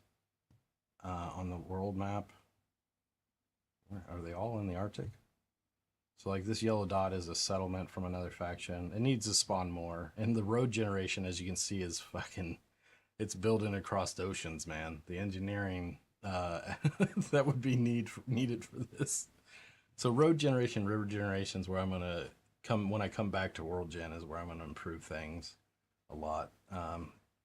And then one thing, a cool technique I do, well, I kind of thought of this myself, but to visualize what I could make this look like, I used, what was it, Nano Banana or something? Where's it at? I just knowledge dump in my Discord. So yeah, here. I said, give me what I could make this look like in Unity 6.2 URP. And this is one thing. It looks pretty good. But this one I think is what I'm going to go with. And it's going to be a voxel map, and the voxels will be based off of the elevations.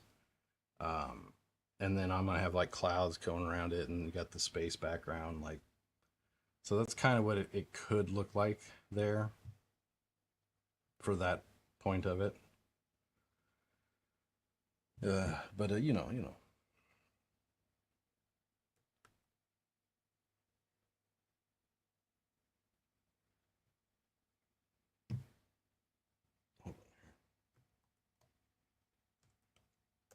Here's my link tree if you want to join the Discord or follow along on the journey.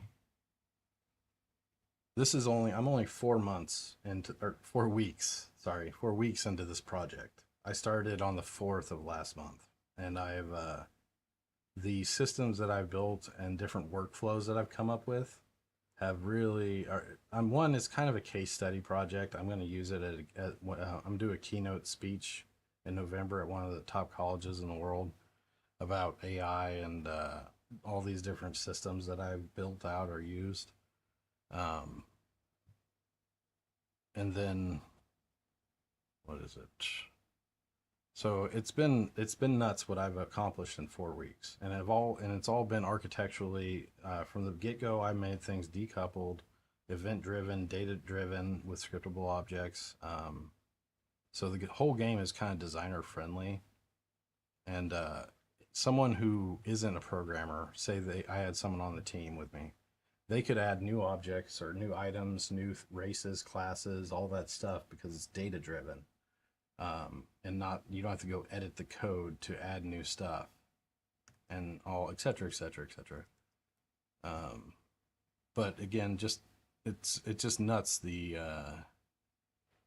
how fast and far I've come with all the systems. So right now, today I'm just really fleshing out crafting items and stuff like that. So like, here's the crafting screen so far.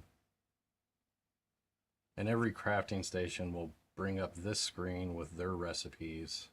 But here you got like bows, all that. And then you can pick here and then how many quantities. But I'm also going to make it to where you can menu really fast. Every UI, I'm going to go with controller support out the gate. I really want controller support because I can't game with keyboard and mouse very long. My like right hand will get funky. So like you're going to be able to menu this screen really fast on keyboard and then controller. So like right here, you see the A 1 2 3 4 5 6 0. That corresponds to a number. Every clickable interface thing is going to get mapped to a key when you have a menu up. So if I go to 6, 5, 6, I can quickly switch categories. And then this one I haven't got bindings on yet, but this one now if I hit A, it's going to go back to all.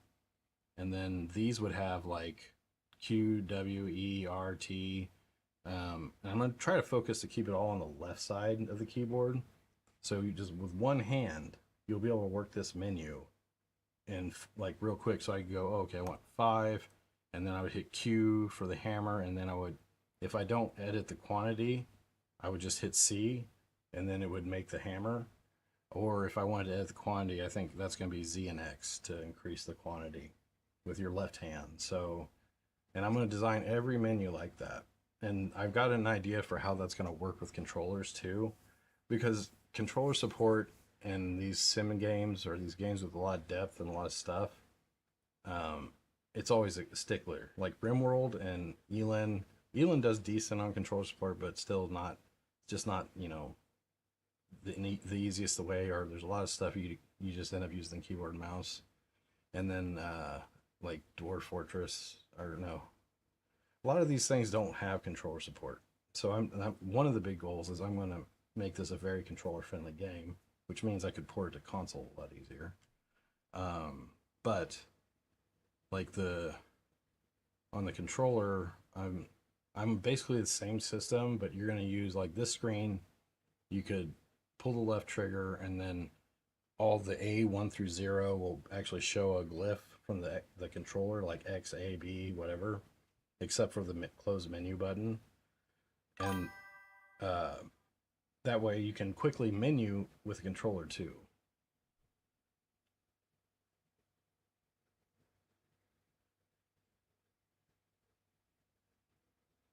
So everything in here, I mass game assets from the asset store. So I buy a lot of assets, or like I always get the free assets when they're available, from Unreal or Unity or different sites like Humble Bundle. I buy asset bundles from them a lot. So I've amassed a large collection of game assets. So if I use a thing called asset inventory to help me manage this. This asset right here, which is an asset of itself. Hold on, let me get the full window. So here I can just search for, you know, like sword, and look through all my assets that I own and find swords, right? And like I've got a ton of stuff. Now typically I would probably have to retexture it to fit my art style or whatever, but this thing will index and build a database of all your game assets from the Unity Asset Store or from folders or you have on your computer. So here I own 1,044 assets. I also, you know, just buy assets a lot.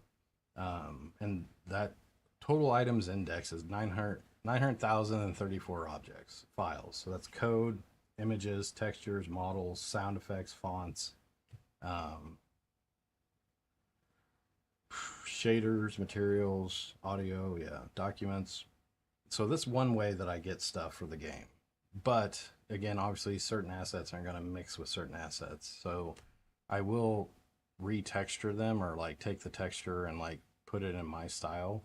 But I'm not deep into the art direction yet. But this video, like I said, shows what I'm going for. And I'm going to follow like the art style of these plants and trees and stuff, very Octopath Travelers. And it's something I feel like I can do artistically here.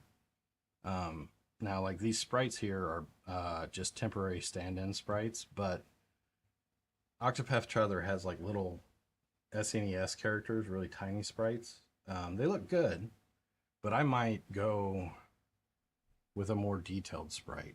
I might, but I'm still, that could change. But that's what I'm going for visually. And I'm a decent artist, but I'm a better programmer than an artist. And I haven't invested in my artistic skills as much. So I mean, once I actually have committed to an art direction, I know this is the look, this is the way I'm going. I will start commissioning artists that can help me get stuff like, so if you look at the workbenches here,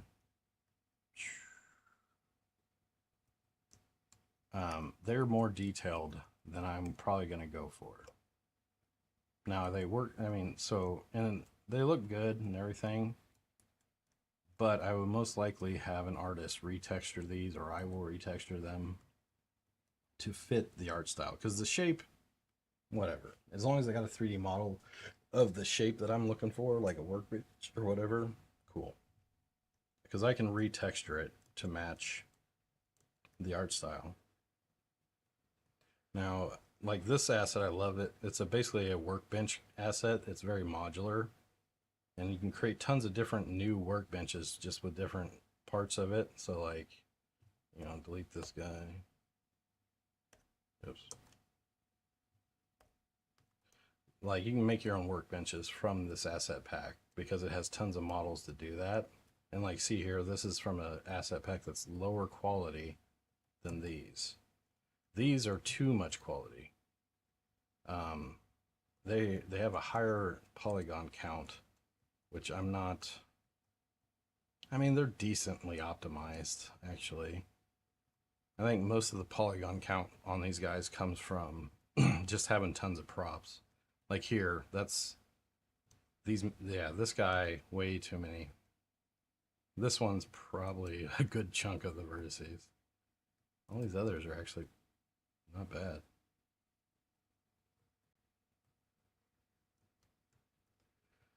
So basically, if I do keep these as the crafting stations, I will optimize the meshes more if I can. I will retexture them, and then I will combine them, because the individual models, see here, like I can move this guy. You're never ever going to change the look of the crafting station in game. So I would take this into Blender, or I'd use an asset in Unity and turn all of these into one singular 3D mesh, because every single object in here is causing a draw call. It's causing a shadow caster. It's got its own individual transform, blah blah blah, and it just adds to the overhead. Instead, I just take this into Blender, make it all one singular mesh, and then export it back into Unity. Now it's, for this whole thing, it'd be one draw call, one shadow caster. So things like that will happen with these if I commit to them. And I really like them. They're pretty. This guy did a really good job in this asset pack. I just think it's probably too detailed for what I'm going for. Alrighty.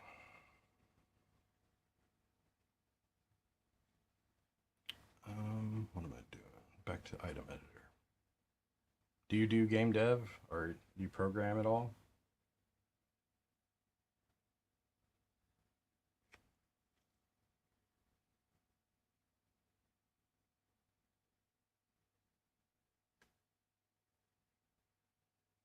So this is a gap in the functionality of the item editor. If I've made an item that doesn't have a corresponding recipe, it should automatically pop up or create a new blank recipe for it. I'm gonna add that.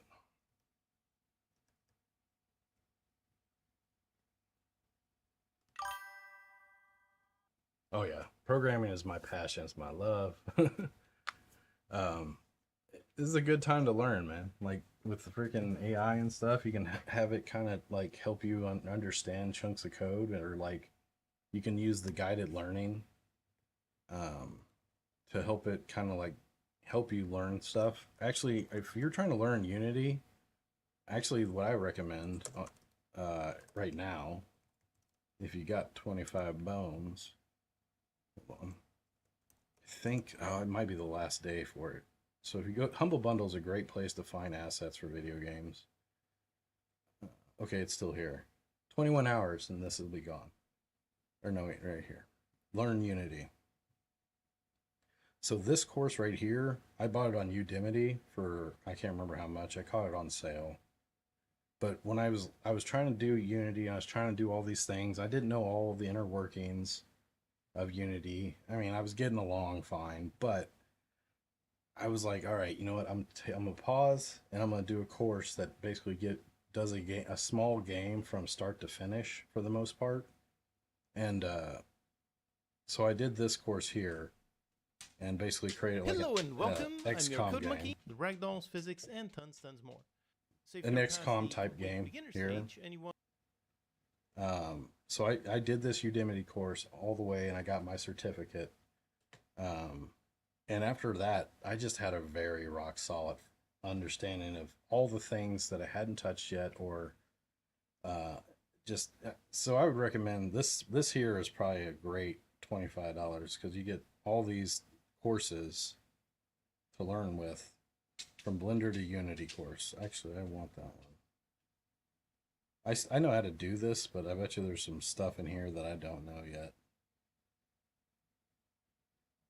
Learn to set up LODs, build control rigs, and pick the right file format so nothing breaks on import. Perfect for artists and devs who want to stop relying on pre-made stuff. Start building their own.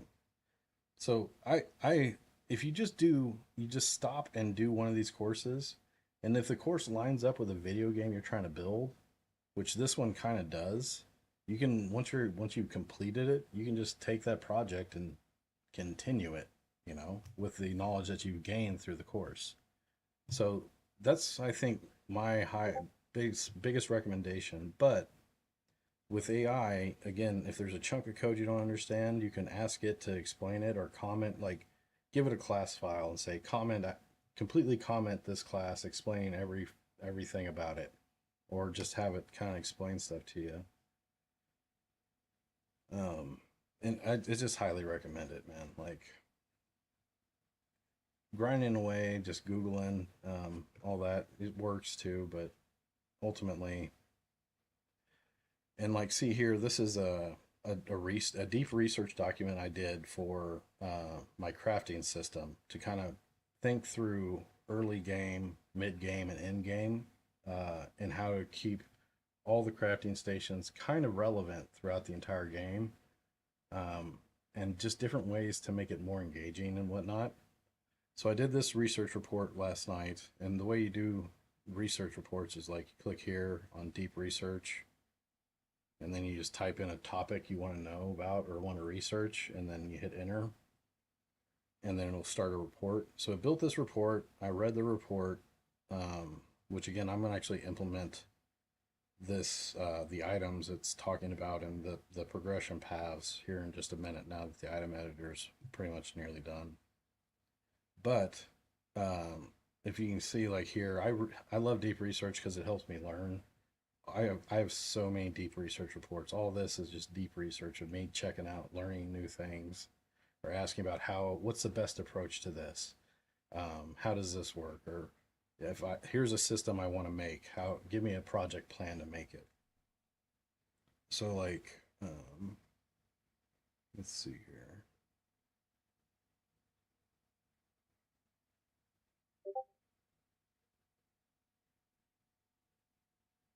All right, so here's a project plan for my AI director, right? So I've got this guy. Now, after I've got my deep research, here's the next thing I'll do. I'll come in here and I will attach that deep research report right here. Now I've got that, and I'll hit the canvas thing so it can write out. Basically, Canvas gives it an editor or whatever. I say, give me a project plan to build this system in the research doc. And what this will do is break out the research into phases or sprints, essentially. I like phases because I do sprints at work. I don't like having to feel like I'm working. And I don't try to, this has also kept me from having to use Trello or Codex or some other project manager thing where I got to manage cards and mark them off like I work, which is soul crushing. It's not the way I like to work. So here, well, because I've already done this, it's kind of filled out already, but so here's phase one, right? So it says we're going to create this scriptable object. We're going to do this, this, and this, right? So, I would say, okay, let's start phase one. And I use this project plan. I also export it to my Google Drive, and I keep it here, or I use it to guide the AI through the feature, or myself through the feature if I don't use the AI. And then I have it periodically update the plan with the progress. So here, complete. And the current, this is where I left my AI director code. So Rimworld has what's called an AI storyteller, and it's running in the background, and it's what causes like raids to come attack your base. It causes trap merchants to come at you. Different events will happen. Like it'll spawn a pack of crazy animals, or a lightning storm, or one of your NPCs will have a mental breakdown and start breaking or attack or like setting fires around the base because their mood got so bad. So the AI director is what causes that emergent gameplay in Rimworld. and this is my implementation of that. And I use this project plan to get those features built.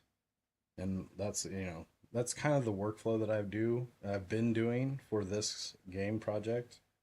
And yeah, I've just kind of been knocking features out left and right. So that's my spiel on that. I'm going to get back to coding.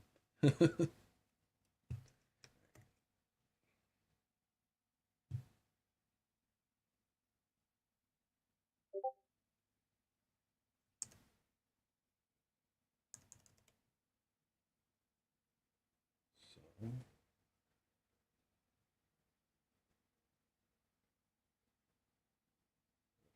did I already do that once?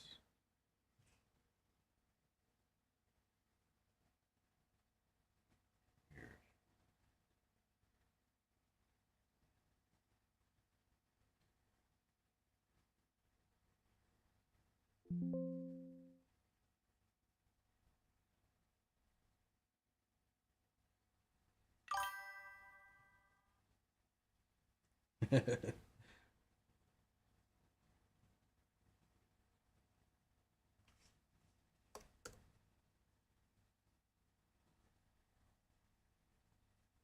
Recipe editor.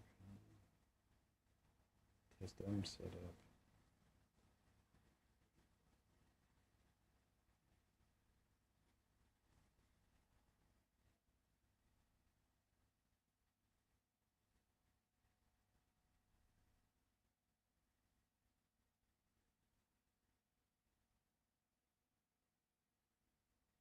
I need to create a little video to explain the project to people that I can like pop up and have it play while I continue working.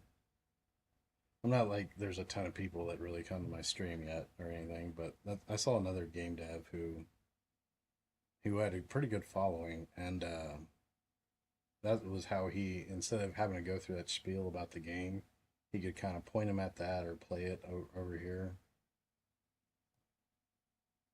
And I imagine he did that because he explained it a billion times. All right, let me think here. What am I doing? I am editor scripting.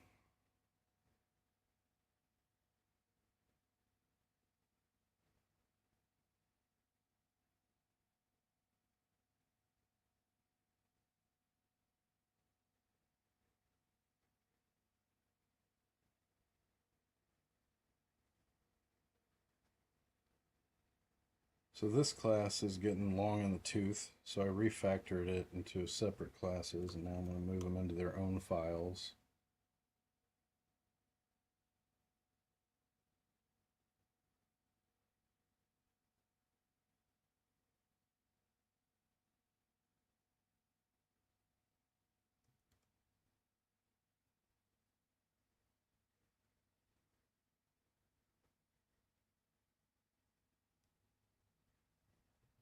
Control M-O.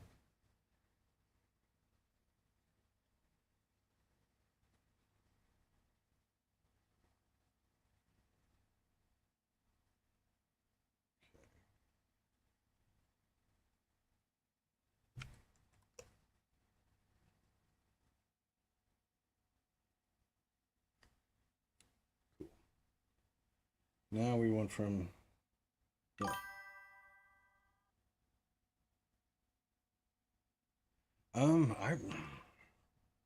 I'll probably drop builds in the Discord server for people to try way before the beta. So if you are in the Discord, you can actually play the game earlier than early access. At this pace that I'm going, before AI, I would say, like I would always be like, oh, at least 2 to 3 years. I don't know, like a year. Again, I'm only like a little over 4 weeks into this project, and I've got a lot done, and it's all very clean, decoupled, and it's easy to maintain and add to. So I don't know, man. Like I would say, I'm hoping maybe a year or so. I wouldn't say any less than that. And again, that's conservative, or that's really when you think about game dev, especially an indie dev. Now, someone else could join the team, or I could find other things.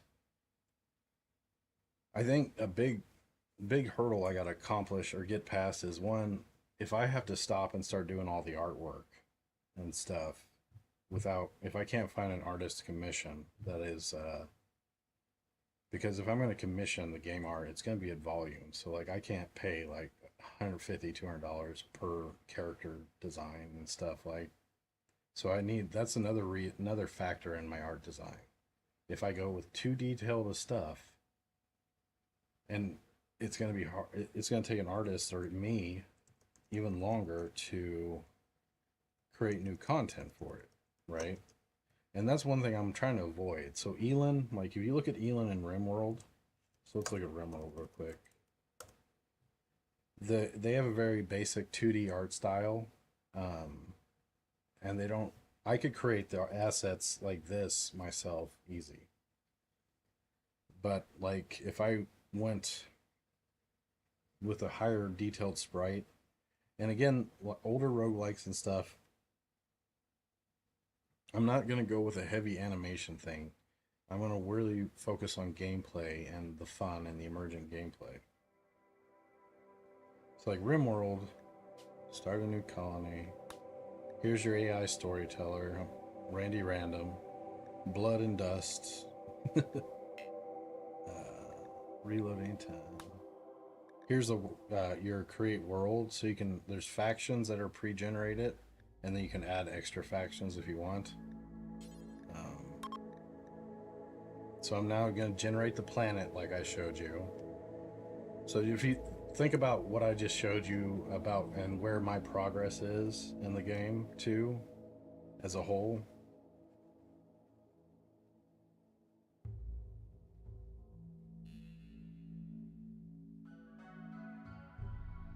Now the Rimworld's a sci-fi colony sim, like the OG or one of the best out there. Well, this is kind of for Linux. So I'm gonna pick just a spot here. On next. Here's the character creation screen, like you saw mine. And then you go in. Now here's where you can kind of see it. It's a very simplified art style, and it allows him to iterate on all the gameplay features and stuff, and that's why it's such a fun gameplay. Like, art really isn't the forefront here. So if you, like, his characters are just little pawn looking things, right? So there's going to be some animation, and I'll probably have a higher level of character fidelity than that, but I need to make sure it's something that I can produce quickly if I have to. And then if I need to get it commissioned, I'm not going to get crazy quotes for just like one drawing a new character, right? Because that's kind of like, I don't know. Yeah, I've talked to some artists and stuff, and like, yeah, they like the $150-$200 range per job is going to be insane when I have to do it at volume, right? So I got to find a way.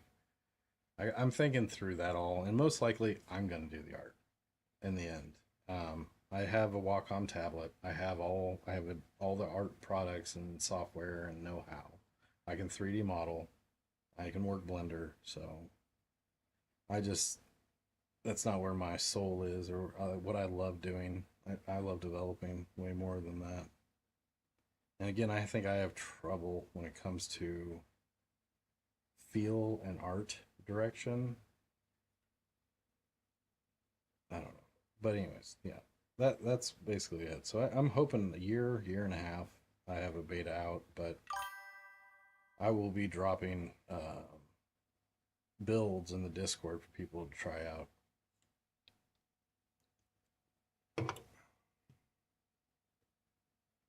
All right, so now okay, so all the items I made before this that don't have recipes it doesn't bring up a recipe, and there's no option to create recipe now. So basically the next change is going to be if I either delete all these objects because they don't have corresponding recipes and make them again, or I add support to new up a new recipe, which is probably the answer. But if I always use this screen for creation, I will never run into the situation where I have an item with no recipe. Yeah, it's good meeting you, Linux. Thanks for stopping by. Have a good one, man. Get some rest.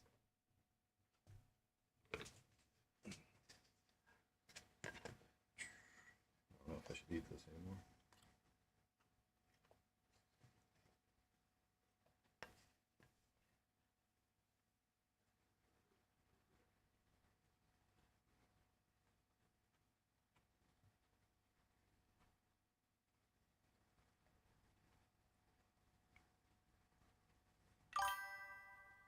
Have a good one.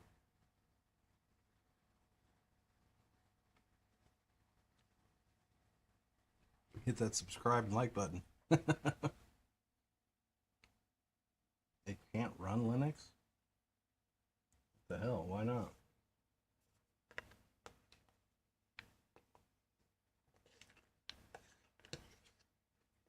Is it the hardware?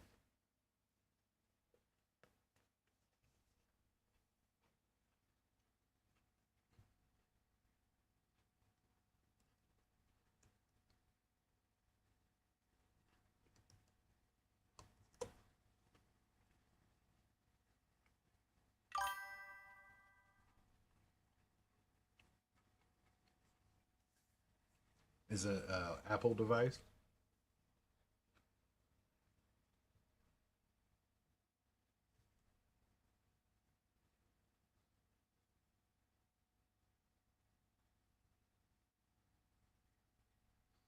This isn't good. Recipe didn't pop up. Oh, that sucks.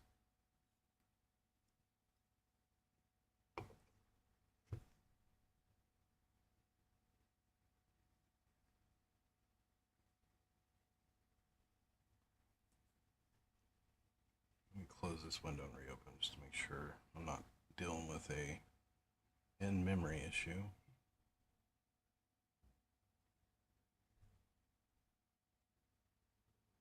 And it could have been because I was on item that didn't have one. So create new recipe. Nope. Darn it. Alright, I gotta fix that. I refactored it, so now I gotta find out why.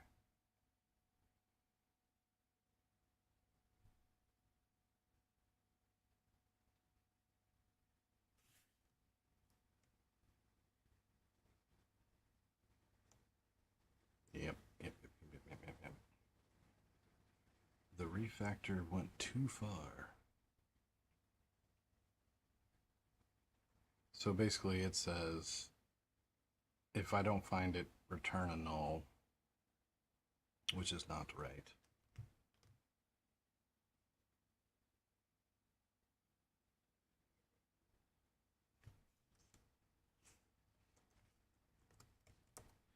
This is why, yeah, if the AI does the refactor, you gotta be kind of careful sometimes. It takes some liberties. Instead of, yeah, it should have went 1-to-1 on the features. Oh my gosh, what you freaking, what is going on with you? Oh, I got missing this. Yeah, I just heard one of my animals relch. If they throw up, I'm gonna cry. You okay? Time is it? I'm gonna let him out real quick.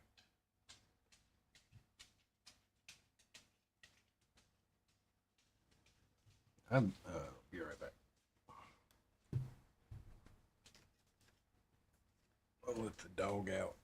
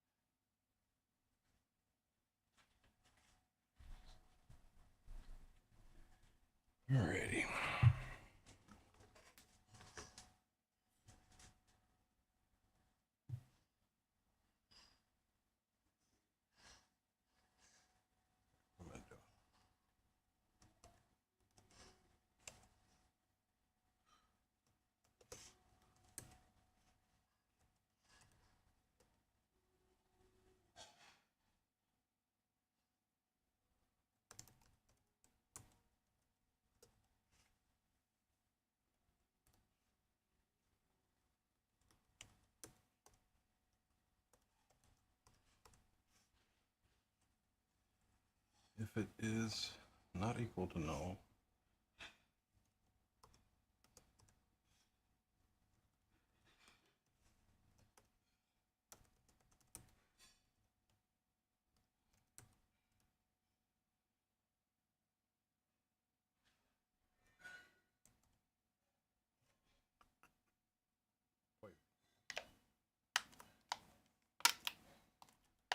cherry tomatoes.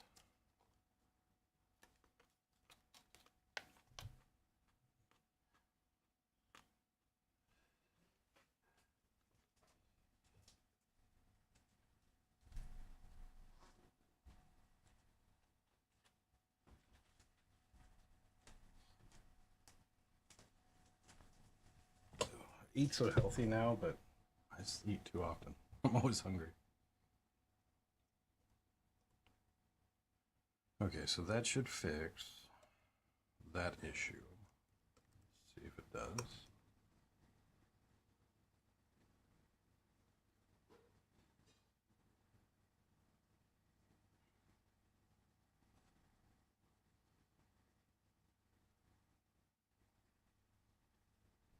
There you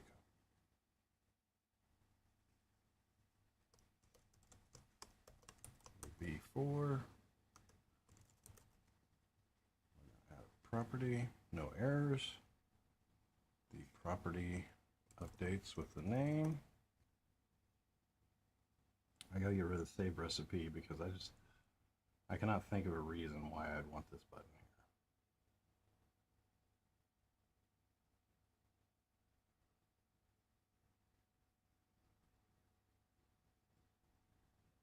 Should there ever be a recipe with no required materials? I don't think so. So that's a validation I can add.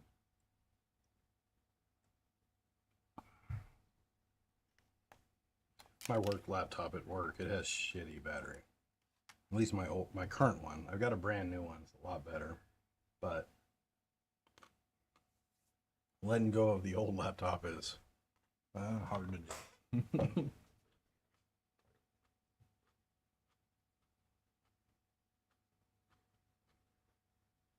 I feel like I'm missing. I'll miss a file or something.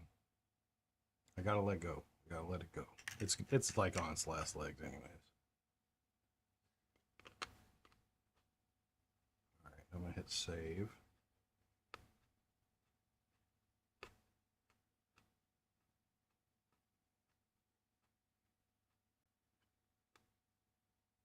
I'm gonna keep this as generic, even though I don't think this should be a category. Create the folder generic. Add test item v4. It has a property parented to it, or as a child.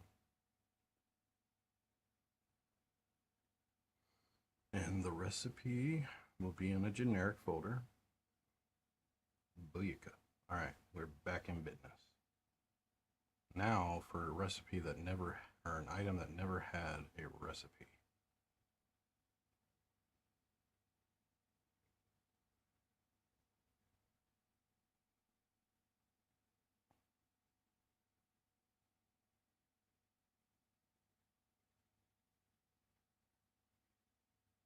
That worked.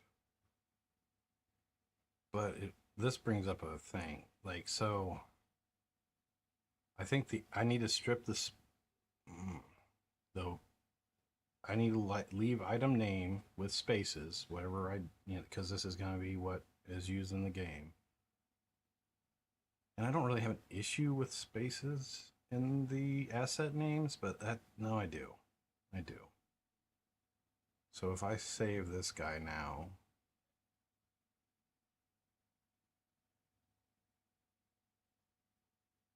it's going to put it in the potion category.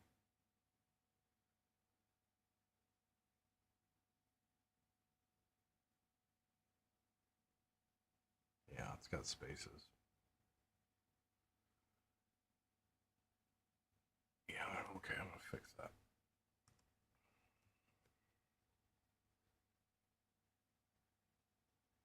And as long as I do it at the file saving, the actual definitions will be still Handy dandy. Get file name. Ensure item asset is named and located.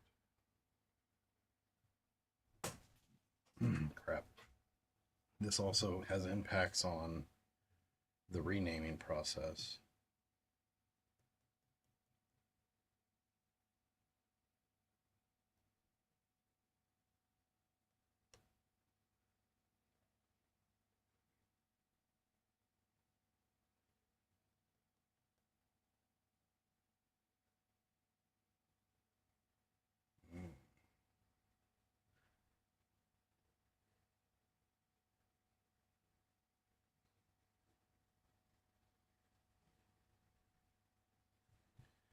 It also probably affects find or recipe and item lookup.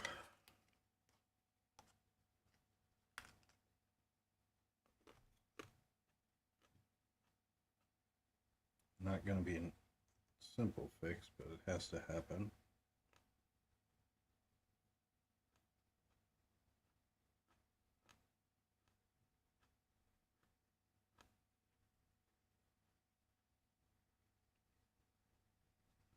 I'm going to have AI do it. Well, actually, I'm happy with where it's at. Let's do a check-in.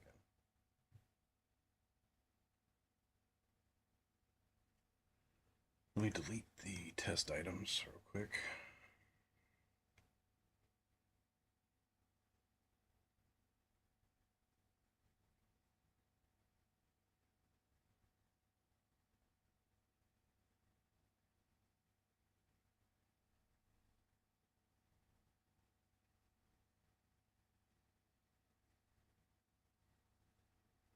I'm close to actually making items, I swear to God. If I delete this, it should get rid of the child.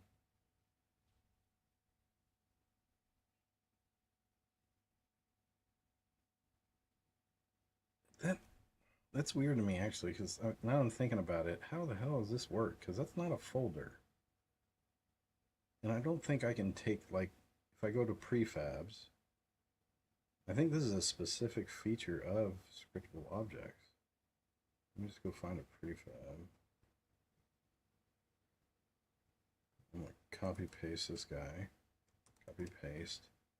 Now if I drag and drop this guy here, are you sure you want to replace the contents of the game object that is? Yeah. So that's awesome that scriptable objects can be children, or can have children of, or scriptable objects can be children of a scriptable object. I did not know that. Let's test it here. Hold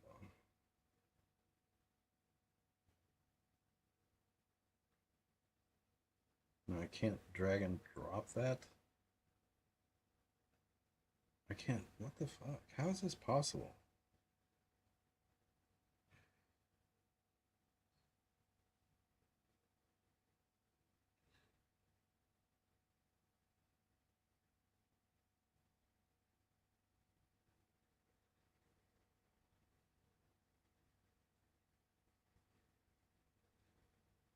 Is it because it's referenced in the parent object?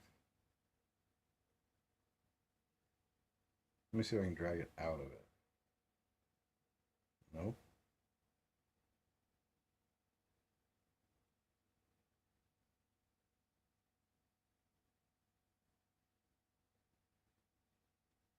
Okay, I need to know why and how this works.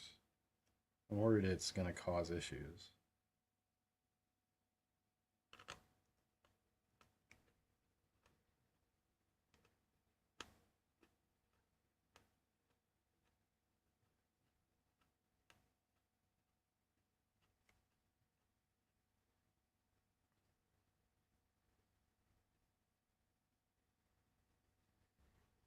Persist, save selected item and recipe.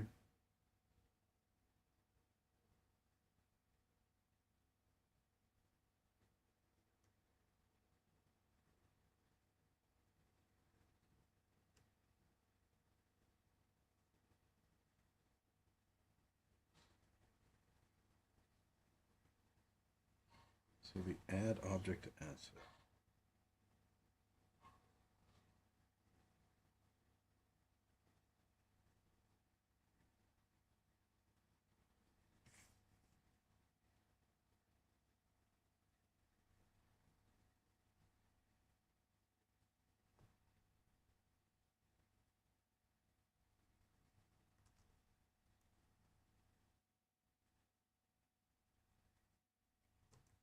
isn't piquing my interest. Like, I'm glad I can do it, I think, but it's weird I can't drag it out of there.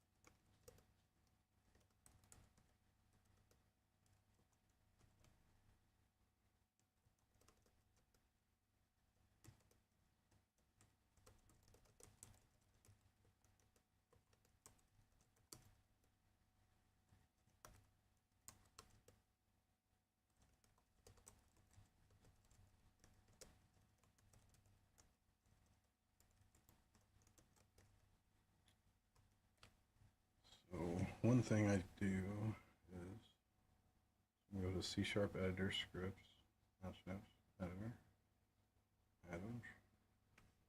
I'm gonna control click all these guys. Details. Want you drag Alt tab and drop them in.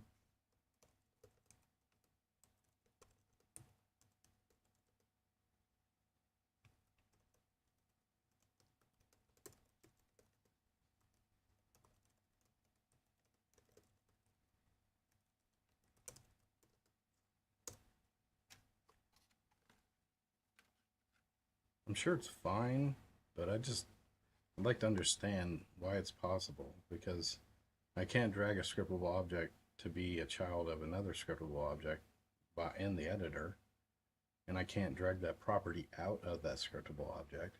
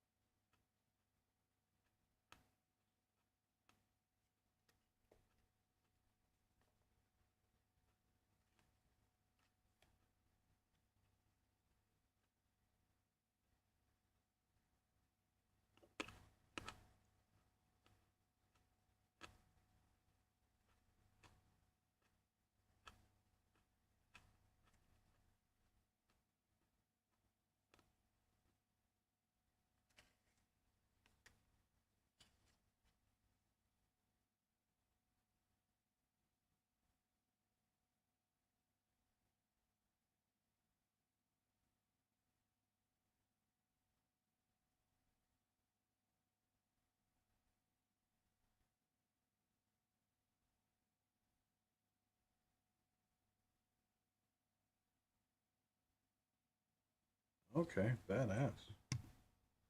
That's what it is. That add object to asset.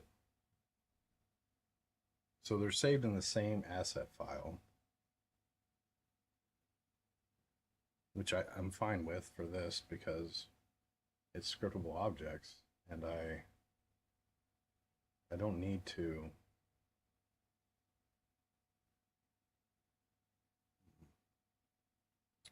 Okay, cool. Did not know that was a feature. All right, continuing on. So now we have everything I need. I can stop working on the editor for now.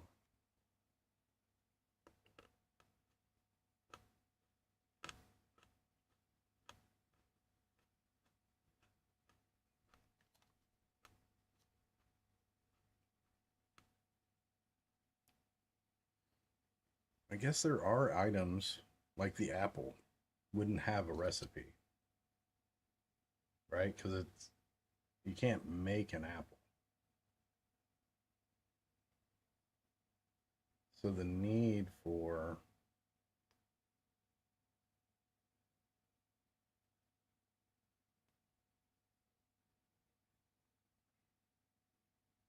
interesting.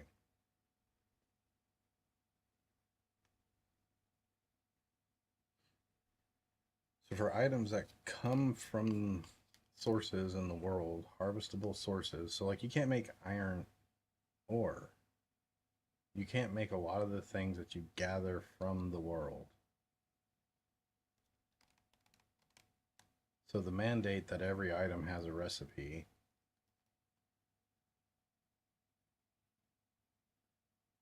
is weird for these things. And now if I save this, if I tweak the apple thing and I save it. Oh shit, okay. Iron ore.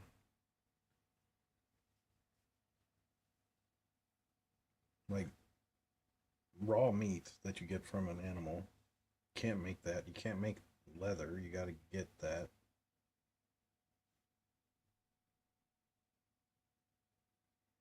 So I almost need a third button here to just save item.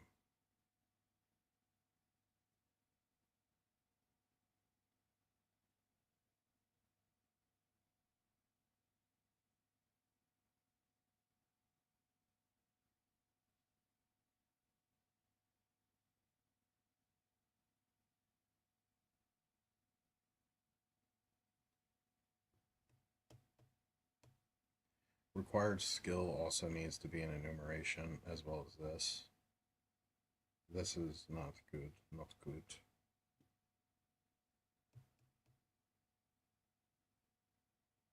Magic strings bad.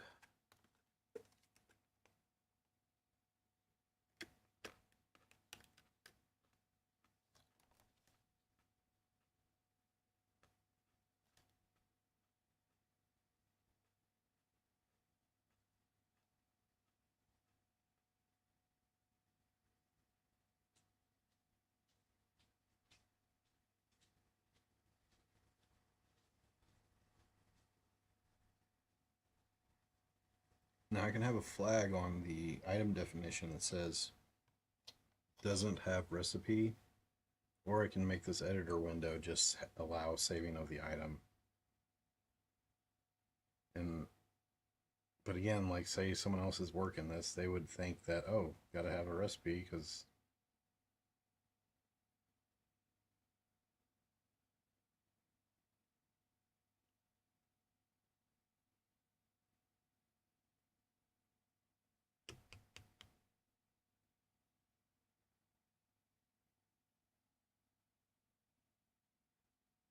I want to get to making items and quit tweaking on this thing. All right.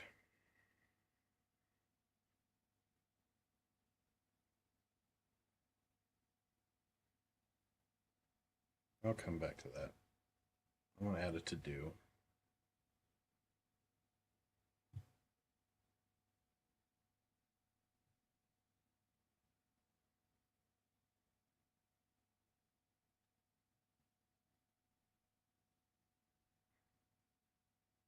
In the save function, I'll add it.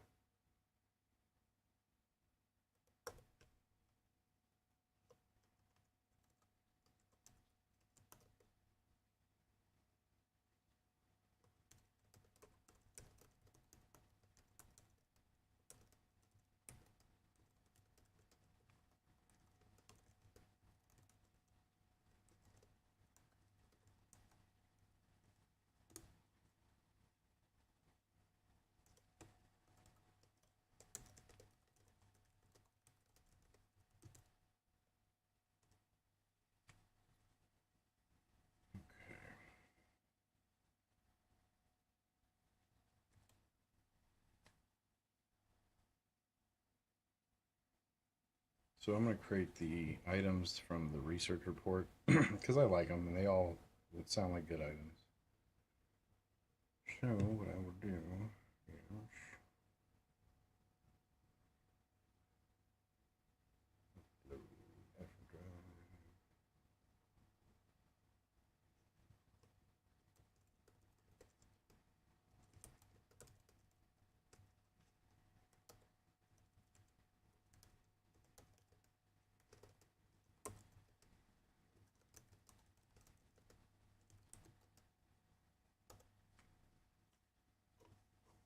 'Cause I'm lazy.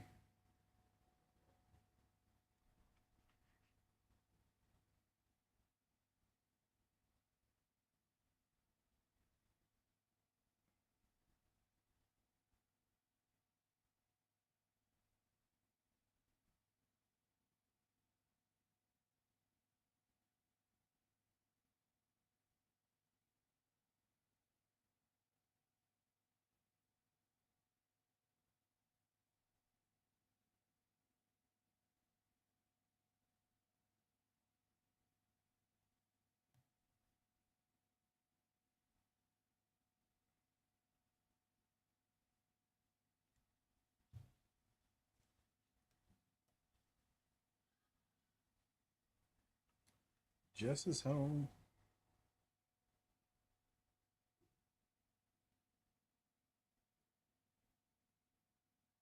Oh wait, I gotta address the spaces issue first because that's important. I can't continue, or that has to be done.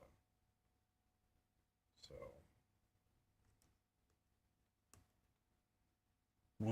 let's do another check-in.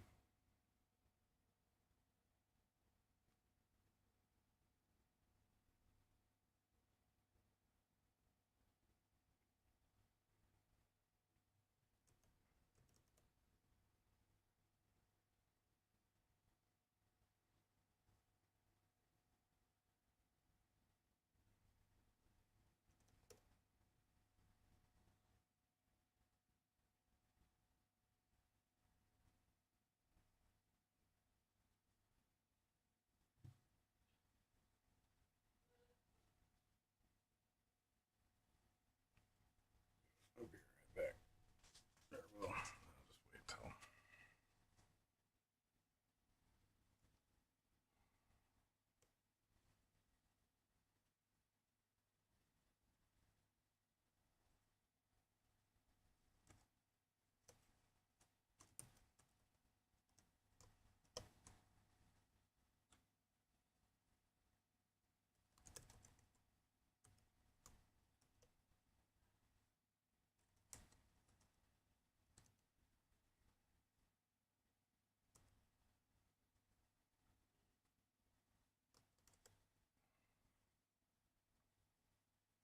Item names and recipe names can have spaces, but when being saved, the assets should strip out the spaces.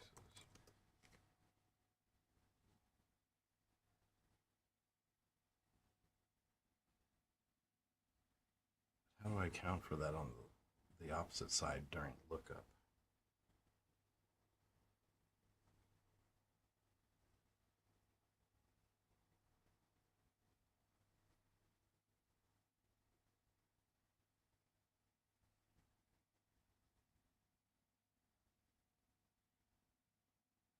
So I'm trying to link. Let's see what it does. I think it's because lookup, saving, and loading.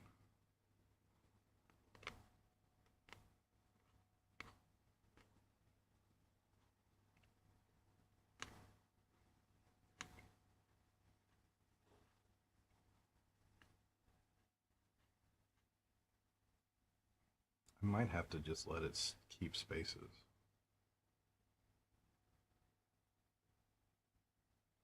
Where was it? Where would this break down? This would break down when I'm trying to find the recipe for an item deck.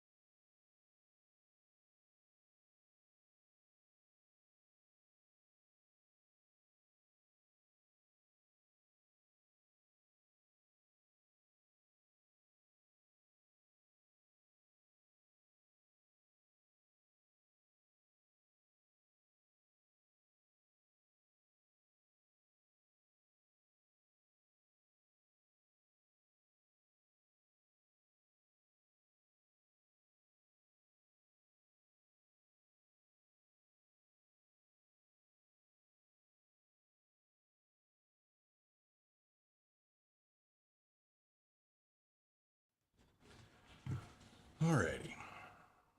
So, what did it do?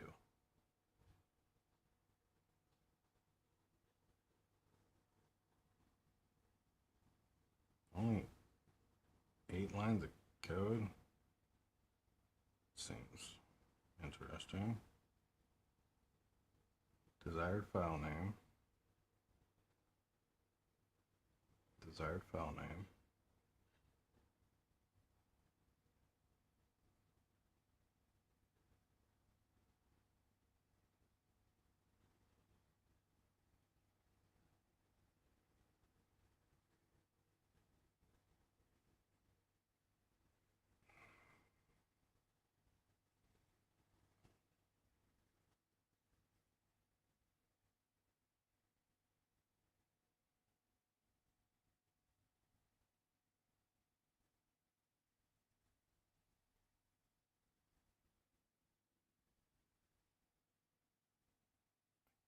I just feel like it's gonna break a lookup. Well, let's just test it and see. All right, so now elixir speed.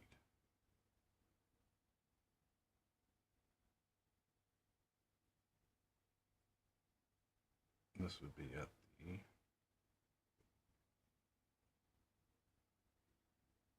mixer. Then you create the resources. Gold coin. 1.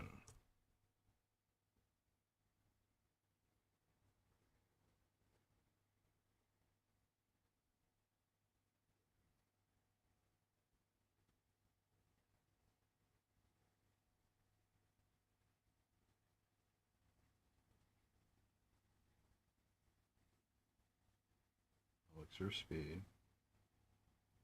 Oh, the property is not there. Oh, it's because I have it saved separately. All these ones that I need to delete. I probably need to delete most of the items I've made up to this point, or prior to these changes, because they have their item properties as a separate file. Boo.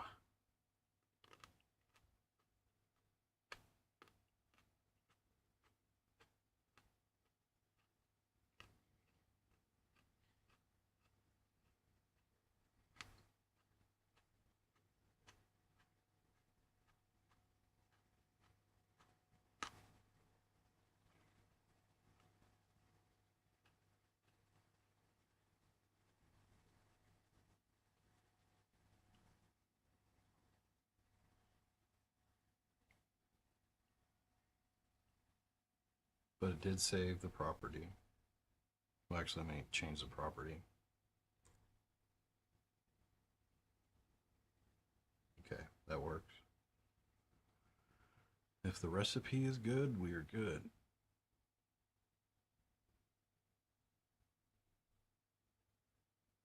Okay. All right, whatever. So now if I click away, come back.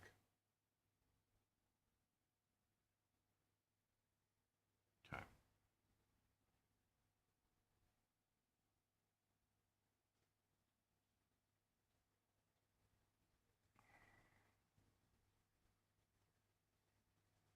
I do need an item flag on the definition that says has no recipe or can't craft.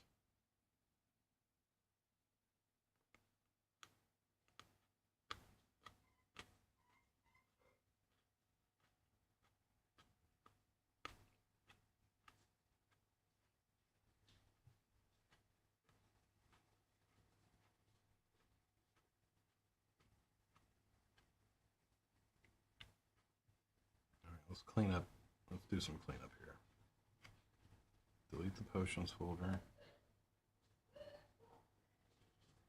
I could make the recipe part of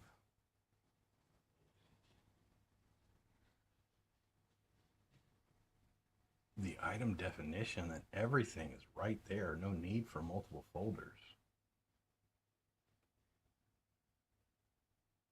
Then if I delete an item, it deletes all the properties and the recipe, and it's gone. I don't have to delete it twice. And that would prevent a mess of possible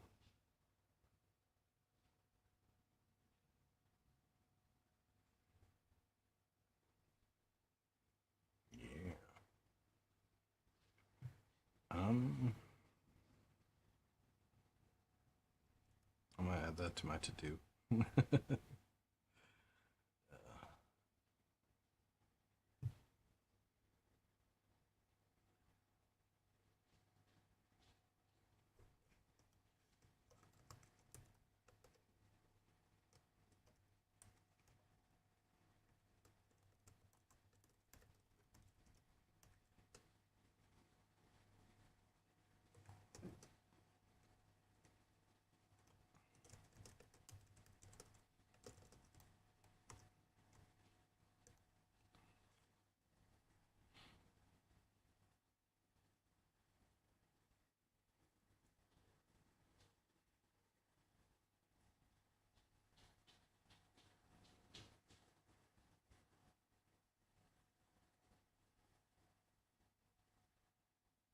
There's going to be a lot of items that you cannot craft. So I need to support this in the item editor.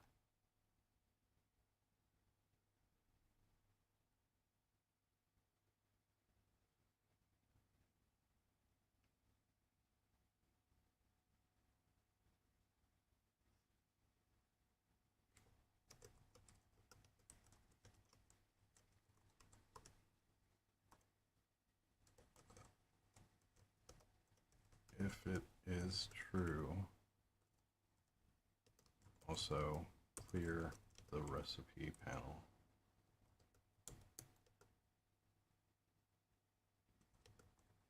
Avoid confusion.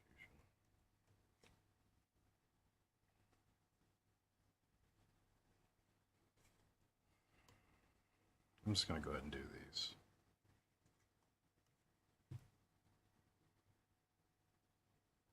Is there a reason why the recipe shouldn't be saved as a sub asset of the item? They're all, if they're all together, it's clean, it's organized. Yeah, no. Yep.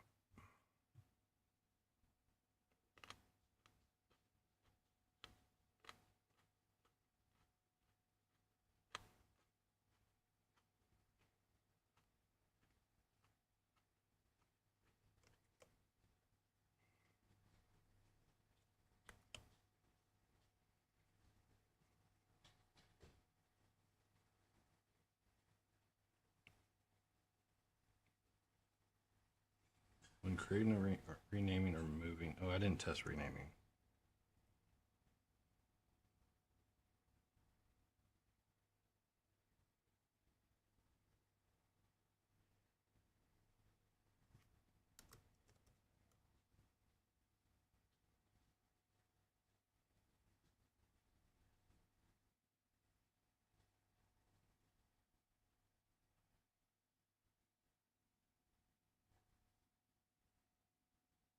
You can see the spaces here, but I know they're not going to be there.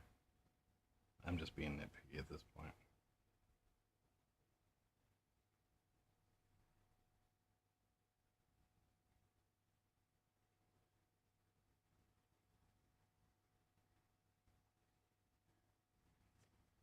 Does not match the file name.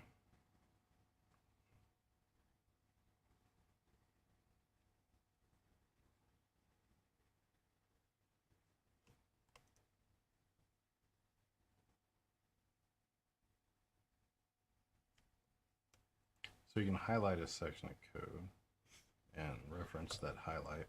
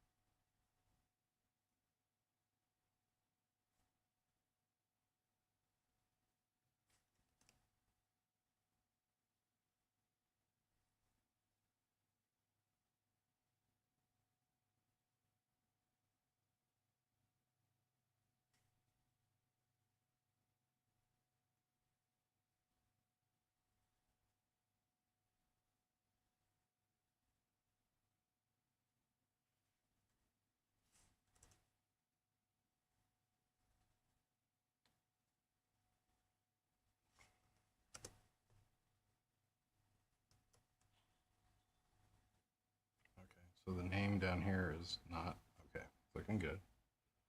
Give it a station. Make sure. Here, honey pot.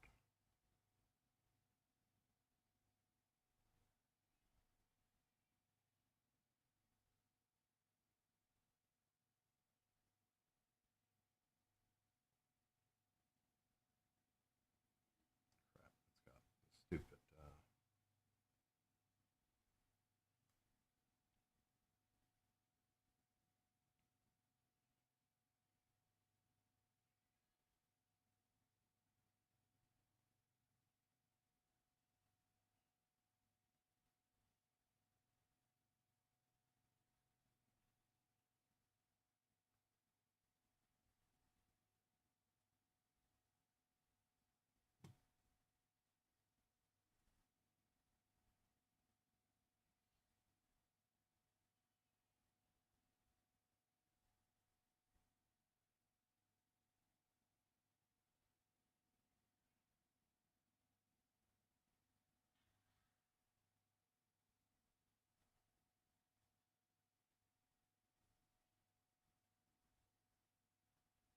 It worked.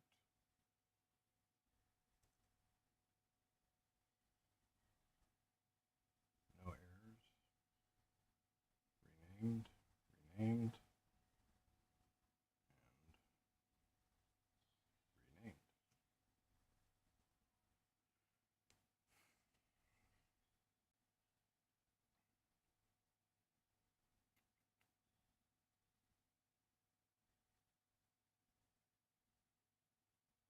Now I could leave it as B. I've addressed the spaces in the names.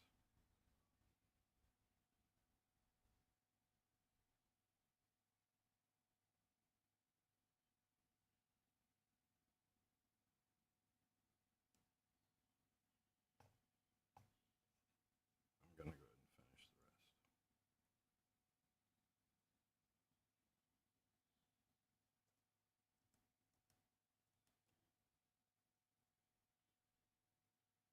the rest. Just button it up.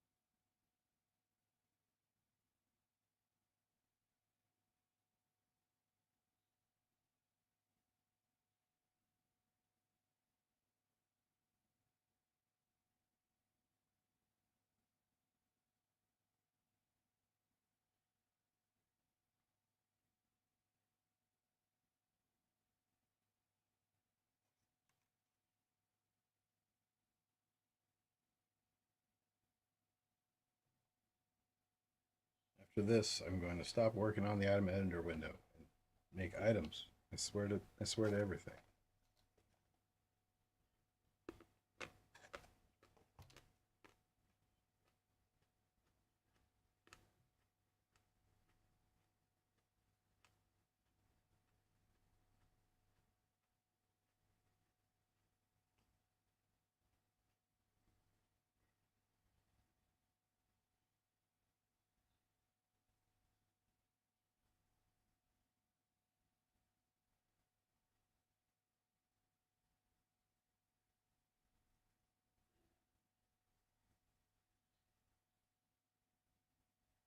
This item is marked as non-craftable. Will remove any existing recipes.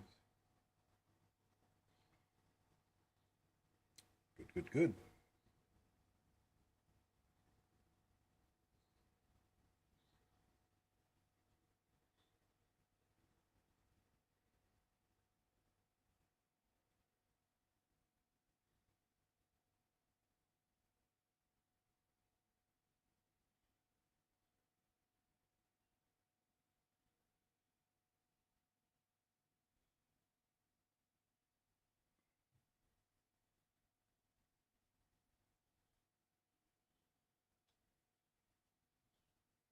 none of them actually have.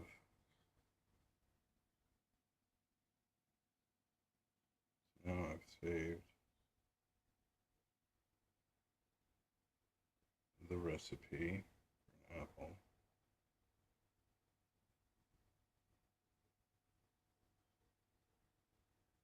I'm going to check this. Save item only, no recipe. Let's go.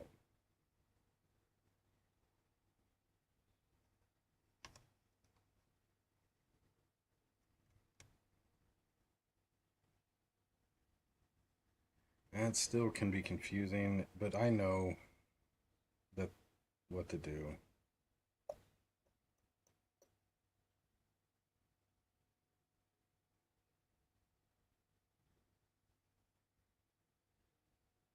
At least this cleans up. If there's a recipe out there for an item that shouldn't have a recipe, it'll clean it up. I just don't want this to be displayed when this is checked. I'm going to fix that too.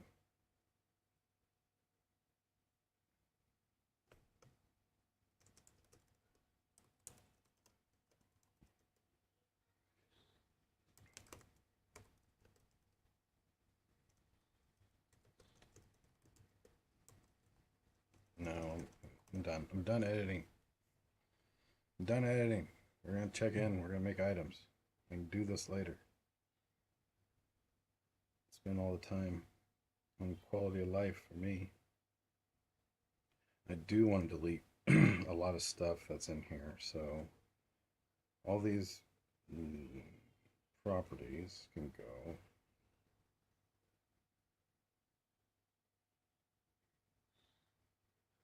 Actually, let's create a new item. Test item children. Potion property. It's a generic.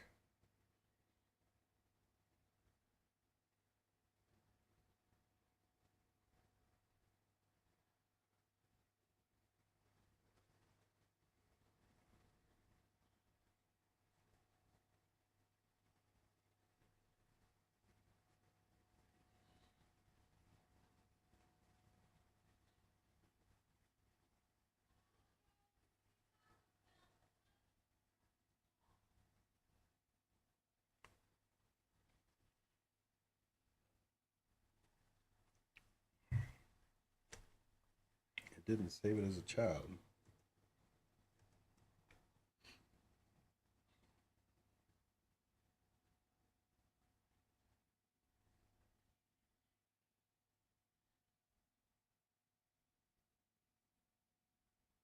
Oh, it only did the one thing.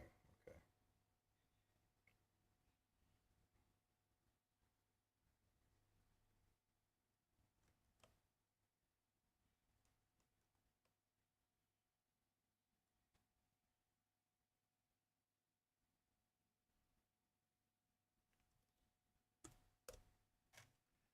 And then I will be done.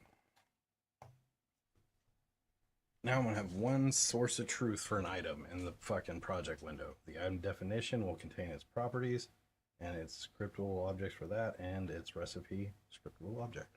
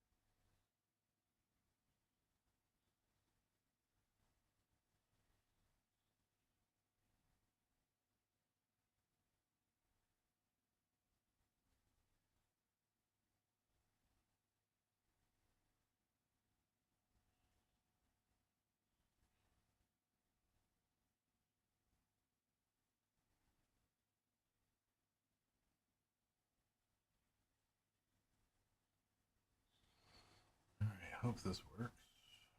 It should.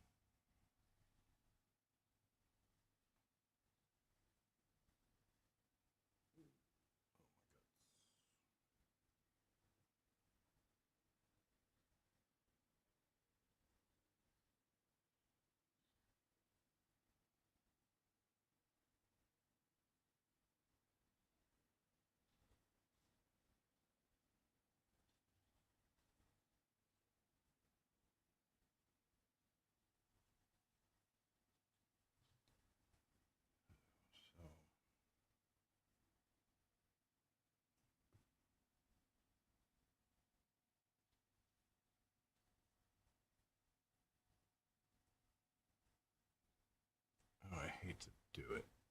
I hate to do it.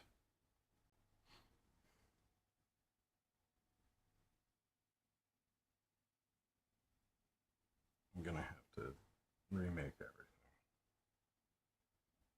Now it's not like these were.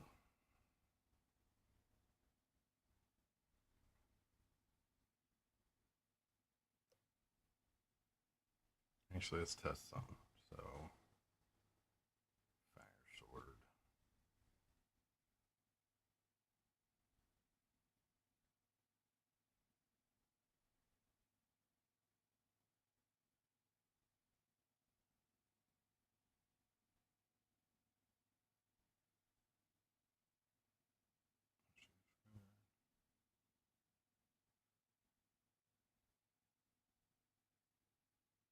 Oh, it cleans it up itself. Beautiful. Beautiful. So now if I come to weapons, fire sword. Oh, weapon. Fuck yeah. So good. So good. I did not know you could do that with scriptable objects. I imagine you can do it with other assets, but I don't know if I'd expand that outside of scriptable objects. But now, instead of me having to delete the properties and the recipe for if I was getting rid of an item, I can just delete the item and all of the recipes and property scriptable objects are part of the same asset file. So I have a one-stop shop to clean something up.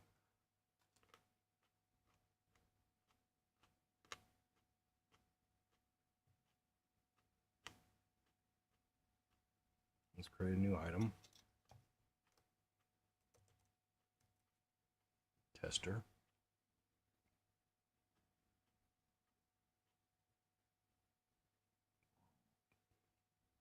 Pardon me. Tester has everything. Oh, I didn't add properties. Hold on. Okay, it added the property. Let's save. Now I'm going to delete tester. Cleans it up. All right. Fuck yes. We are living in a yellow submarine.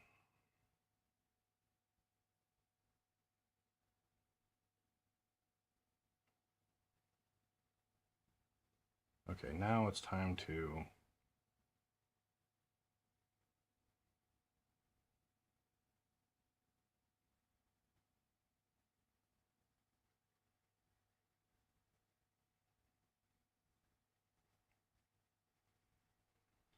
I want to add a category filter. It's so bad. I'm not gonna do it. I'm not gonna do it.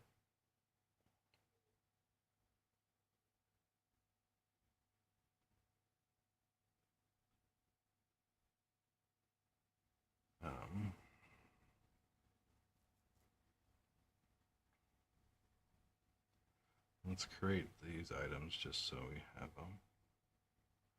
I do want to get this cleaned up though.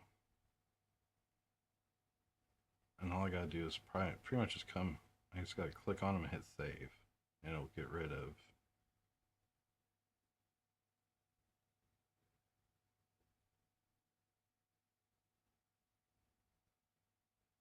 I never made a recipe for that guy. Wooden hammer.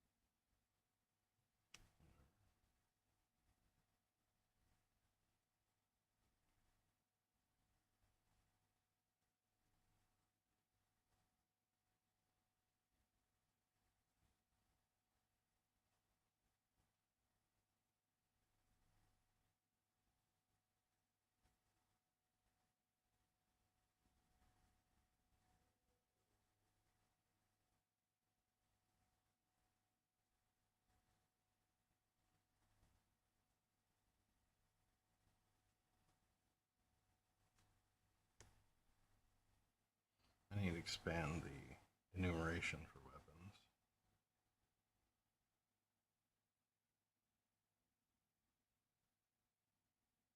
Wizard robes.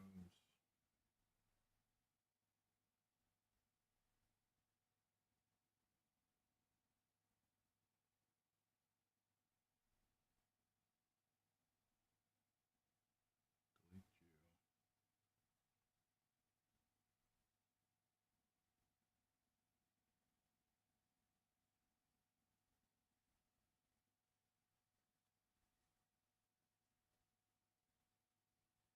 Stone block is craftable.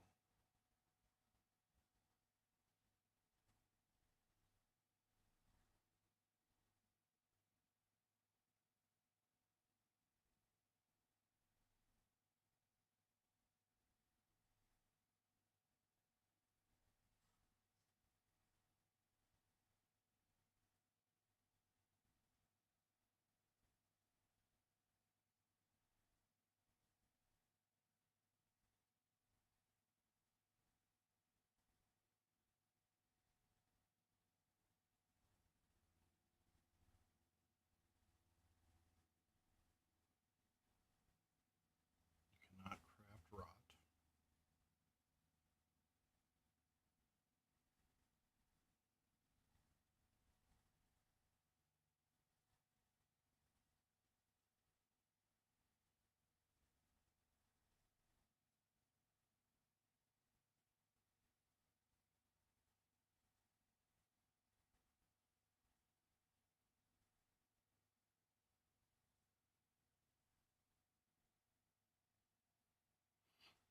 You cannot craft that.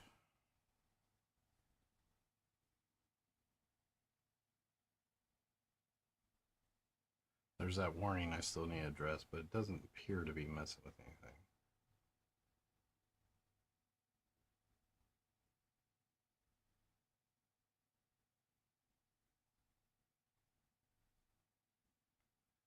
Healing potion.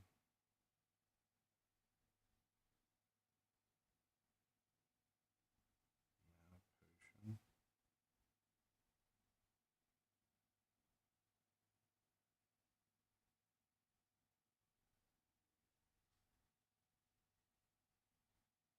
Can't craft a log. Leather tunic.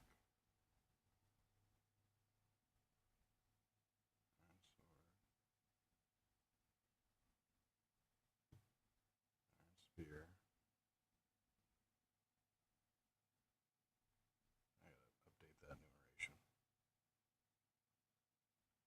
Iron ore. You're never gonna craft that.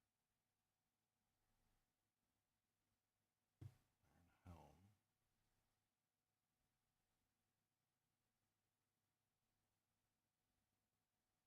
Greater healing. I don't. Gold coin, no. You could craft a gold coin, but it's gonna be one of those things you can't craft. Fire sword. Good. Cotton ball. That's something you can craft. Save item and recipe. Bedroll.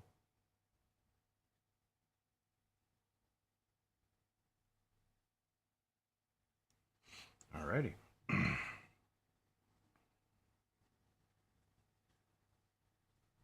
So now all the recipe folders are empty. And if I come up to these things,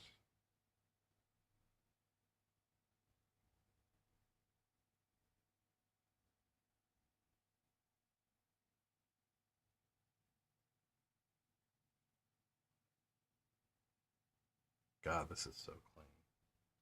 One object in the project owns all the scriptable data for that object. I fucking love it. All right. Tools. Yeah, anything with S. I need to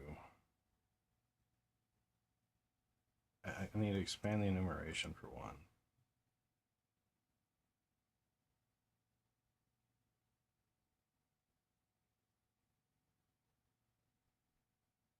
I'm going to get rid of.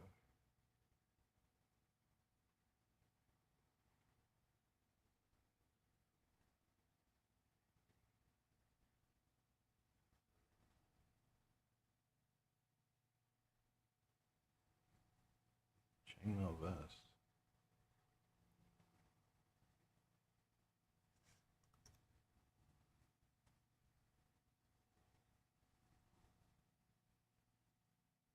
Oh, it's because it has 9 property.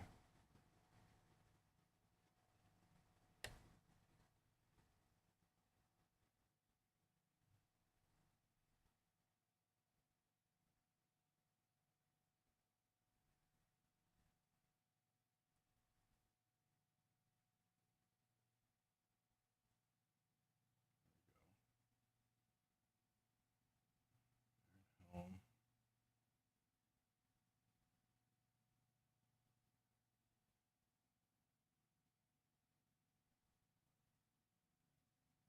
Get everything buttoned up, make sure they got properties. I'll tweak the numbers later. Steel Guives. Hey, Lavaca, how's it going? I have crafted a very in-depth item editor.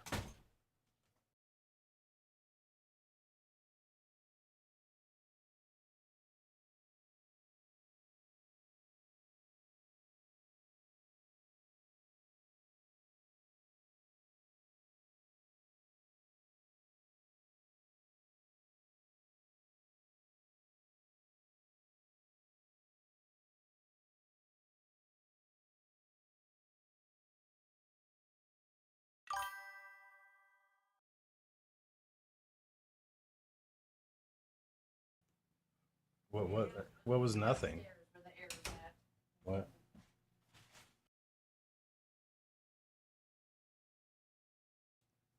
All right, I'm back. What happened?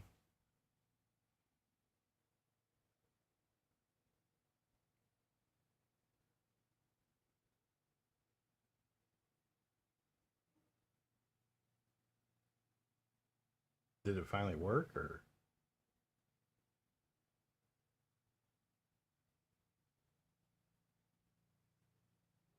Oh, that's no good. Well, you know, life can be troublesome that way.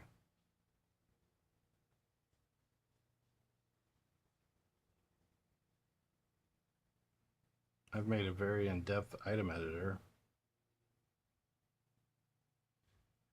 Every item scriptable object has properties you can add to it, and it has a recipe that's associated with it. And typically you got to create all those things individually and whatnot. And I had them live in their own spots. But I've learned about sub-assets. And now the recipe or the item definition, the properties of the item, and its recipe are all now a single asset. These are sub-assets of the item. So if I delete this guy, it gets rid of all of the assets in association with it. So it's all one file, but it's 3 scriptable objects. I didn't know this was a thing Unity could do, but it can. Because like I can't drag those out. Like, see, I can't drag that scriptable object out of that scriptable object. It's part of the actual file. And now I won't have like orphaned files. So say I delete an item but forget to delete the recipe. That's it. Well, now I have this editor here that just handles all of the aspects of creating a new item in one screen with, you know, I don't have to click in the project windows. I don't have to do nothing. Like I am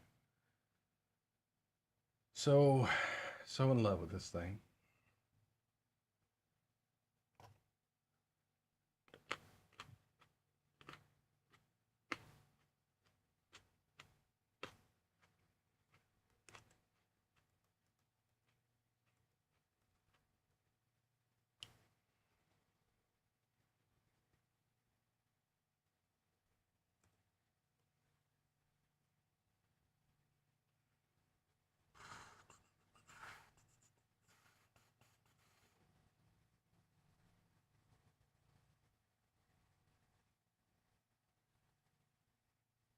I need to expand the categories here. I need to expand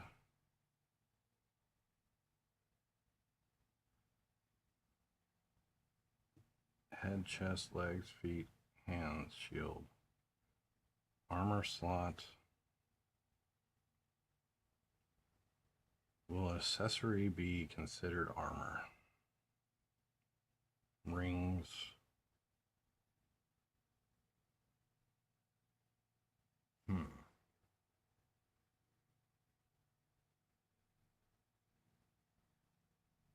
Be easiest to make the accessories a slot, an armor slot.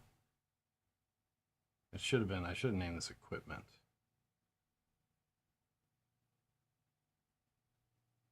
And then up here, yeah, so you got equipment and armor. That's got to change.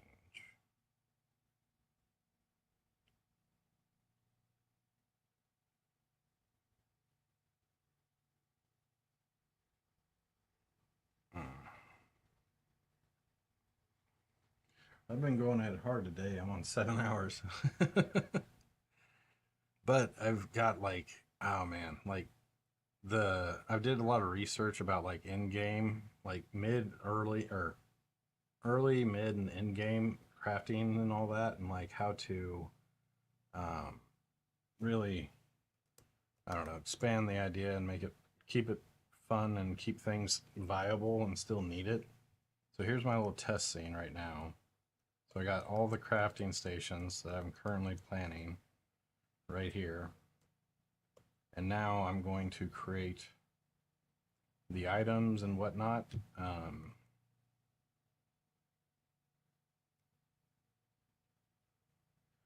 And I've like, again, I don't know if you're in the Discord, but I dropped this research doc in there, and then I was listening to the audio podcast I built off of it. And it is very nice, very nice.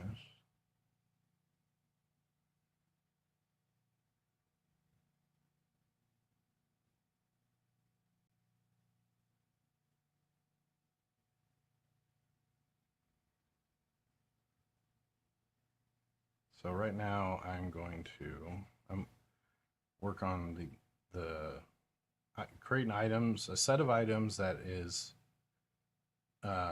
that are early to late game items, and it has the interdependency between all the different tiers of stations, and it basically will highlight all the different aspects that will make the crafting systems unique or my own, and what I plan on for them and how to make them engaging throughout the entire gameplay or game. And like at the end game, I've got some perpetual concepts to where it's not just best in slot. Like you're not like in a raid, you go in WoW, you go get the best in slot, or you do a raid and get that item, and you're like sitting there like nothing to do until the next expansion or next thing comes out, so you can find the next best in slot, and that's it. And I've got a fix for that problem. With some perpetual systems at the end with augmentation and enhancements, and then some kind of magical, or like you'll see once I get it all kind of played out here.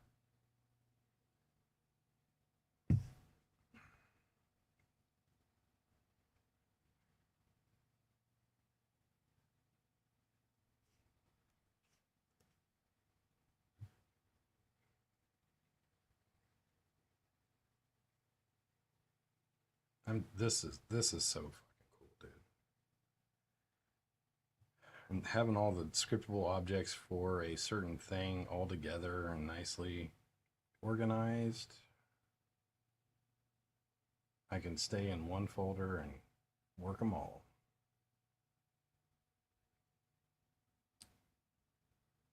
What else am I doing here?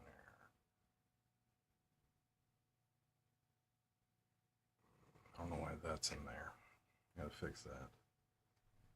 I need to expand the enumeration or the categories. One, I gotta commit to accessories being equipment, armor, but weapons could be equipment. Yeah, no, they need their own category.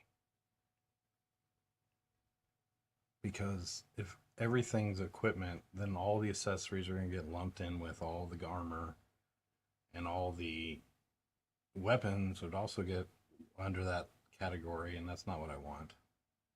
Yeah, I want it more granular. So I don't, yeah, okay.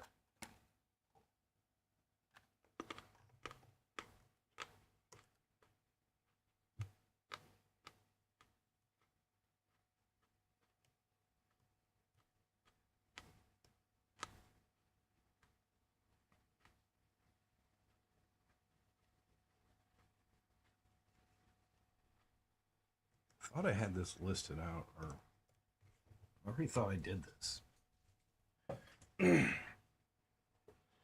Oh, my bones. I gotta stand up for a second.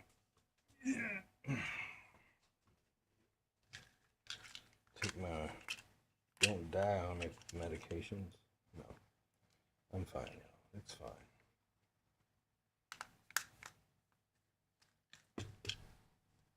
What I've spent a lot of time. Oh yeah, I don't know if you've seen this, but I'll show you. Yesterday I did a lot of art, like thinking and looking at and whatnot. And it's still too damn early for me to be really dicking with art. Well, I didn't stream yesterday, I don't think either. I was just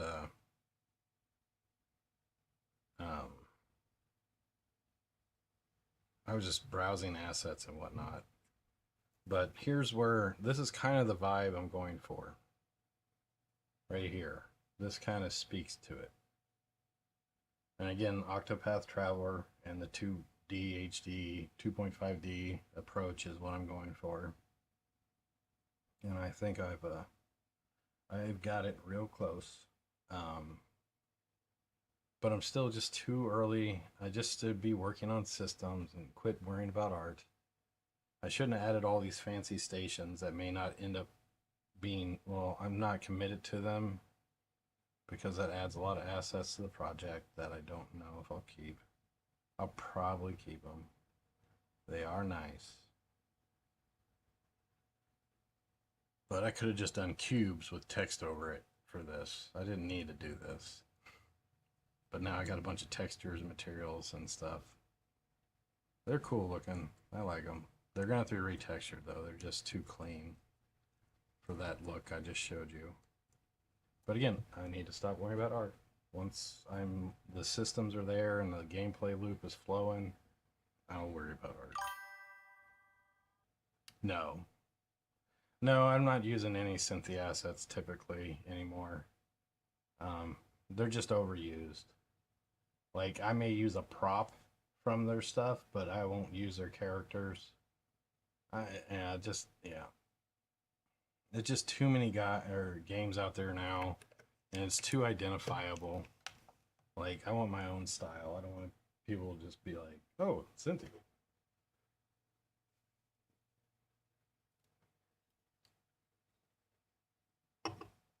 I'll use props from them, but these are actually really well detailed. This is from a modular crafting station kit, so you can build your own crafting stations with them. But the fact that they're modular means they're all individual. Everything's an individual piece, and it got a draw call, shadowcaster, transform, and all that going. So I'm gonna, once I commit to any one of these, I will take them in Blender, turn them into an individual or a single mesh. I will texture atlas them so there's not a million texture files or and shit like that. And then I will optimize some of the geometry. For the most part, they're not bad. Like they're pretty good. Like but like the butcher table is kind of the worst one. Like that thing right there is just so much geometry. And you're always going to be kind of out here, right? Well, I may allow you to zoom in, but it just doesn't need that much. And they, again, once they're all one single mesh, I'll be happier because the performance will be a lot better. What the hell is that?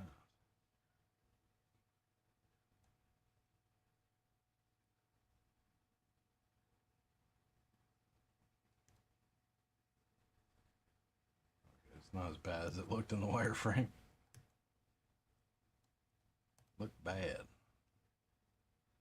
Bad to the bone. Yeah, see, like here, the textures are really HD-ish on some of it, and like these assets obviously were not pulled from that asset. So yeah, got some, these aren't final, but they're in the game project, which I hate that I'm doing that, but it's just makes it funner to test this scene. I can delete them. I can delete them. I'm gonna not leave a mess, I swear. Because that's what happens, man. If you add a bunch of asset packs you're not committed to, you may end up using part of it, and then you try to go strip it out, and you got tons of junk. I don't want junk. I've kept junk out of this for this long. The mess is not bad compared to what it could be. Okay, so world object, let's do that. I was actually getting ready to expand on that.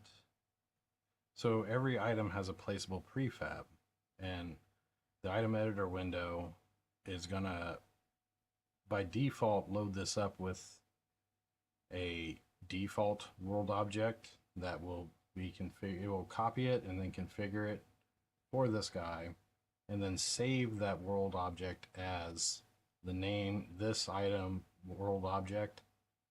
But the thing I'll have to do is go to that object and change the mesh to be what it's going to be in the world. And I think I'm going to do a similar thing to where if there's no sprite icon, it will use a default TBD sprite that will be saved and or copied, named after the object, and then saved with the object. And I could even save it as a sub asset. No, I don't think I'm gonna. I think I'm just gonna do sub assets for scriptable objects.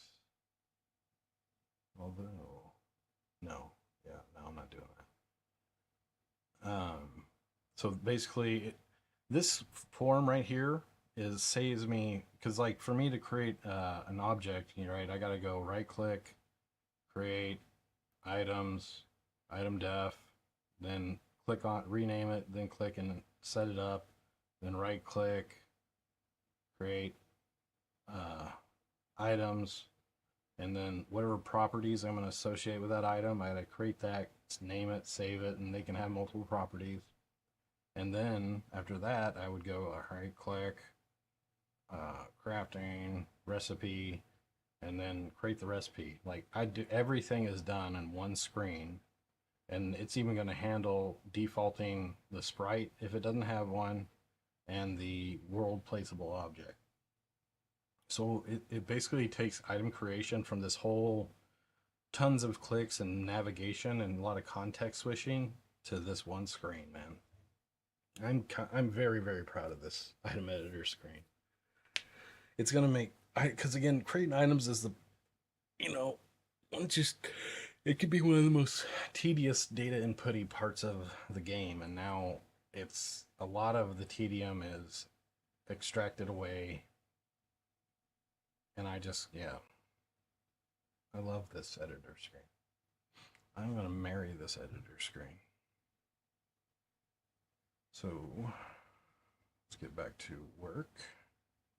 Enough about that. So this list of items and ingredients has a detailed, this is all leveraging all the different stations, and it has interdependencies to where, again, you have to read the research document, but this basically covers from early game, mid game to late game crafting progression with these items, and will allow me to leverage or like showcase how things like iron ore, like iron ingots, eventually become worthless in most games, right? Or iron ore, because you done crafted your iron stuff, and now you got better gear.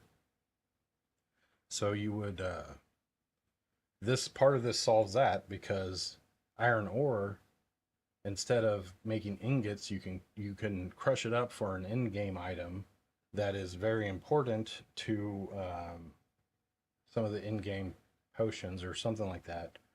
But it keeps stuff like from losing complete value.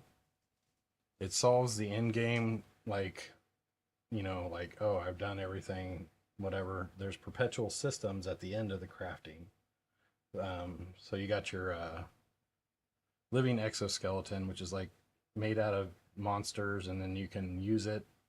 You can wear it and it gets better. And as you go out and do stuff with it, like after you do like 50,000, you get hit with 50,000 damage of like fire damage. It unlocks a new recipe or feature of it that you can go craft and implement into the living exoskeleton. The ancestral oath is like, it makes where like the writing or calligraphy or the writing station has merit at the end of the game, because you need it to do ancestral oaths to impart that onto weapons and gear. It's again, like the research document is something you gotta, like, this audio podcast really covers it really well. I'm gonna download it, drop it in the Discords.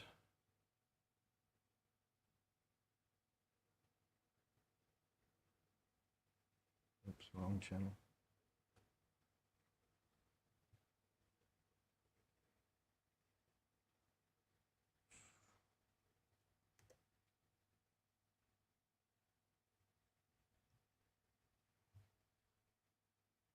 You know, in most games, crafting is just a thing you do. Actually, You this get will some wood, you make a sword, and you move on. But this what kind if of covers it crafting in a wasn't visual just way, a side quest? and in What 5 if it was minutes the entire while I story? take a small break. We're going to break down a game design framework that I'm gonna makes go to the bathroom crafting and get a the drink. absolute center of the universe. And this quote right here, it just nails the whole philosophy. The goal is to make crafting the narrative spine of your entire journey. It's not just about the items you're making, it's about who you become because you're making them. So here's the big idea, the civilization tree. I want you to just forget about XP bars and abstract levels for a second.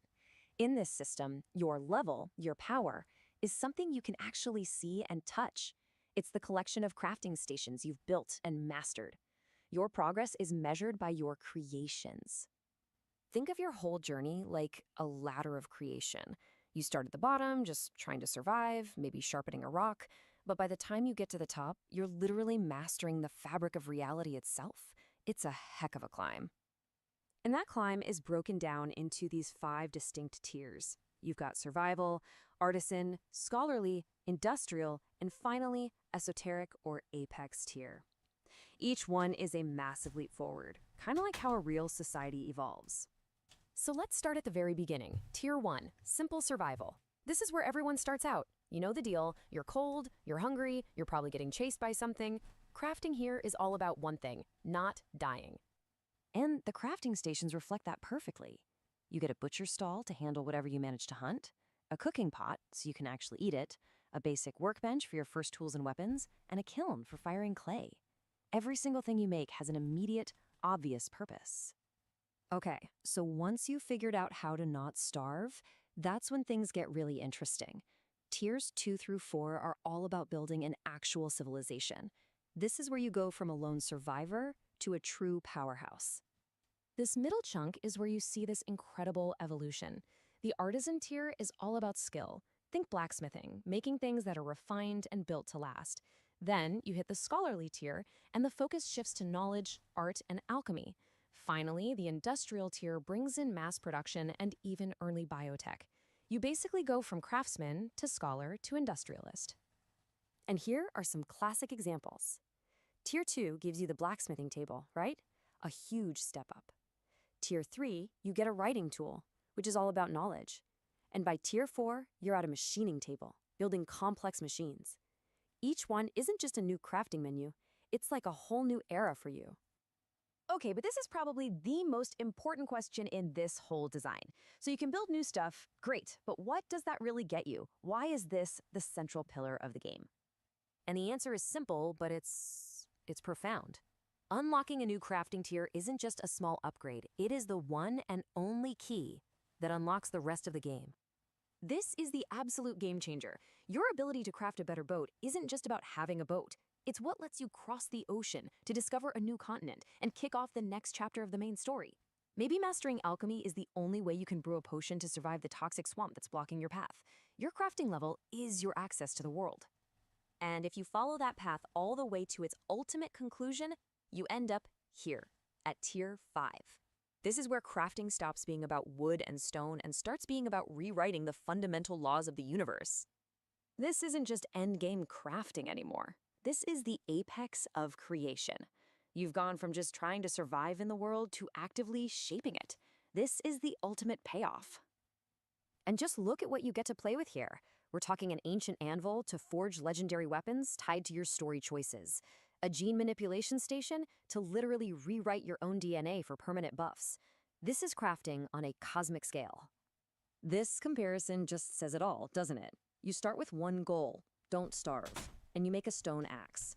Your whole world is your tiny campfire. You end with the goal of rewriting DNA itself, crafting something called a legendary vow, and your scope is the entire world. That is an absolutely epic journey. So how do you make a system this massive and ambitious actually work? Well, it's all built on a few really smart core principles. This is the blueprint that holds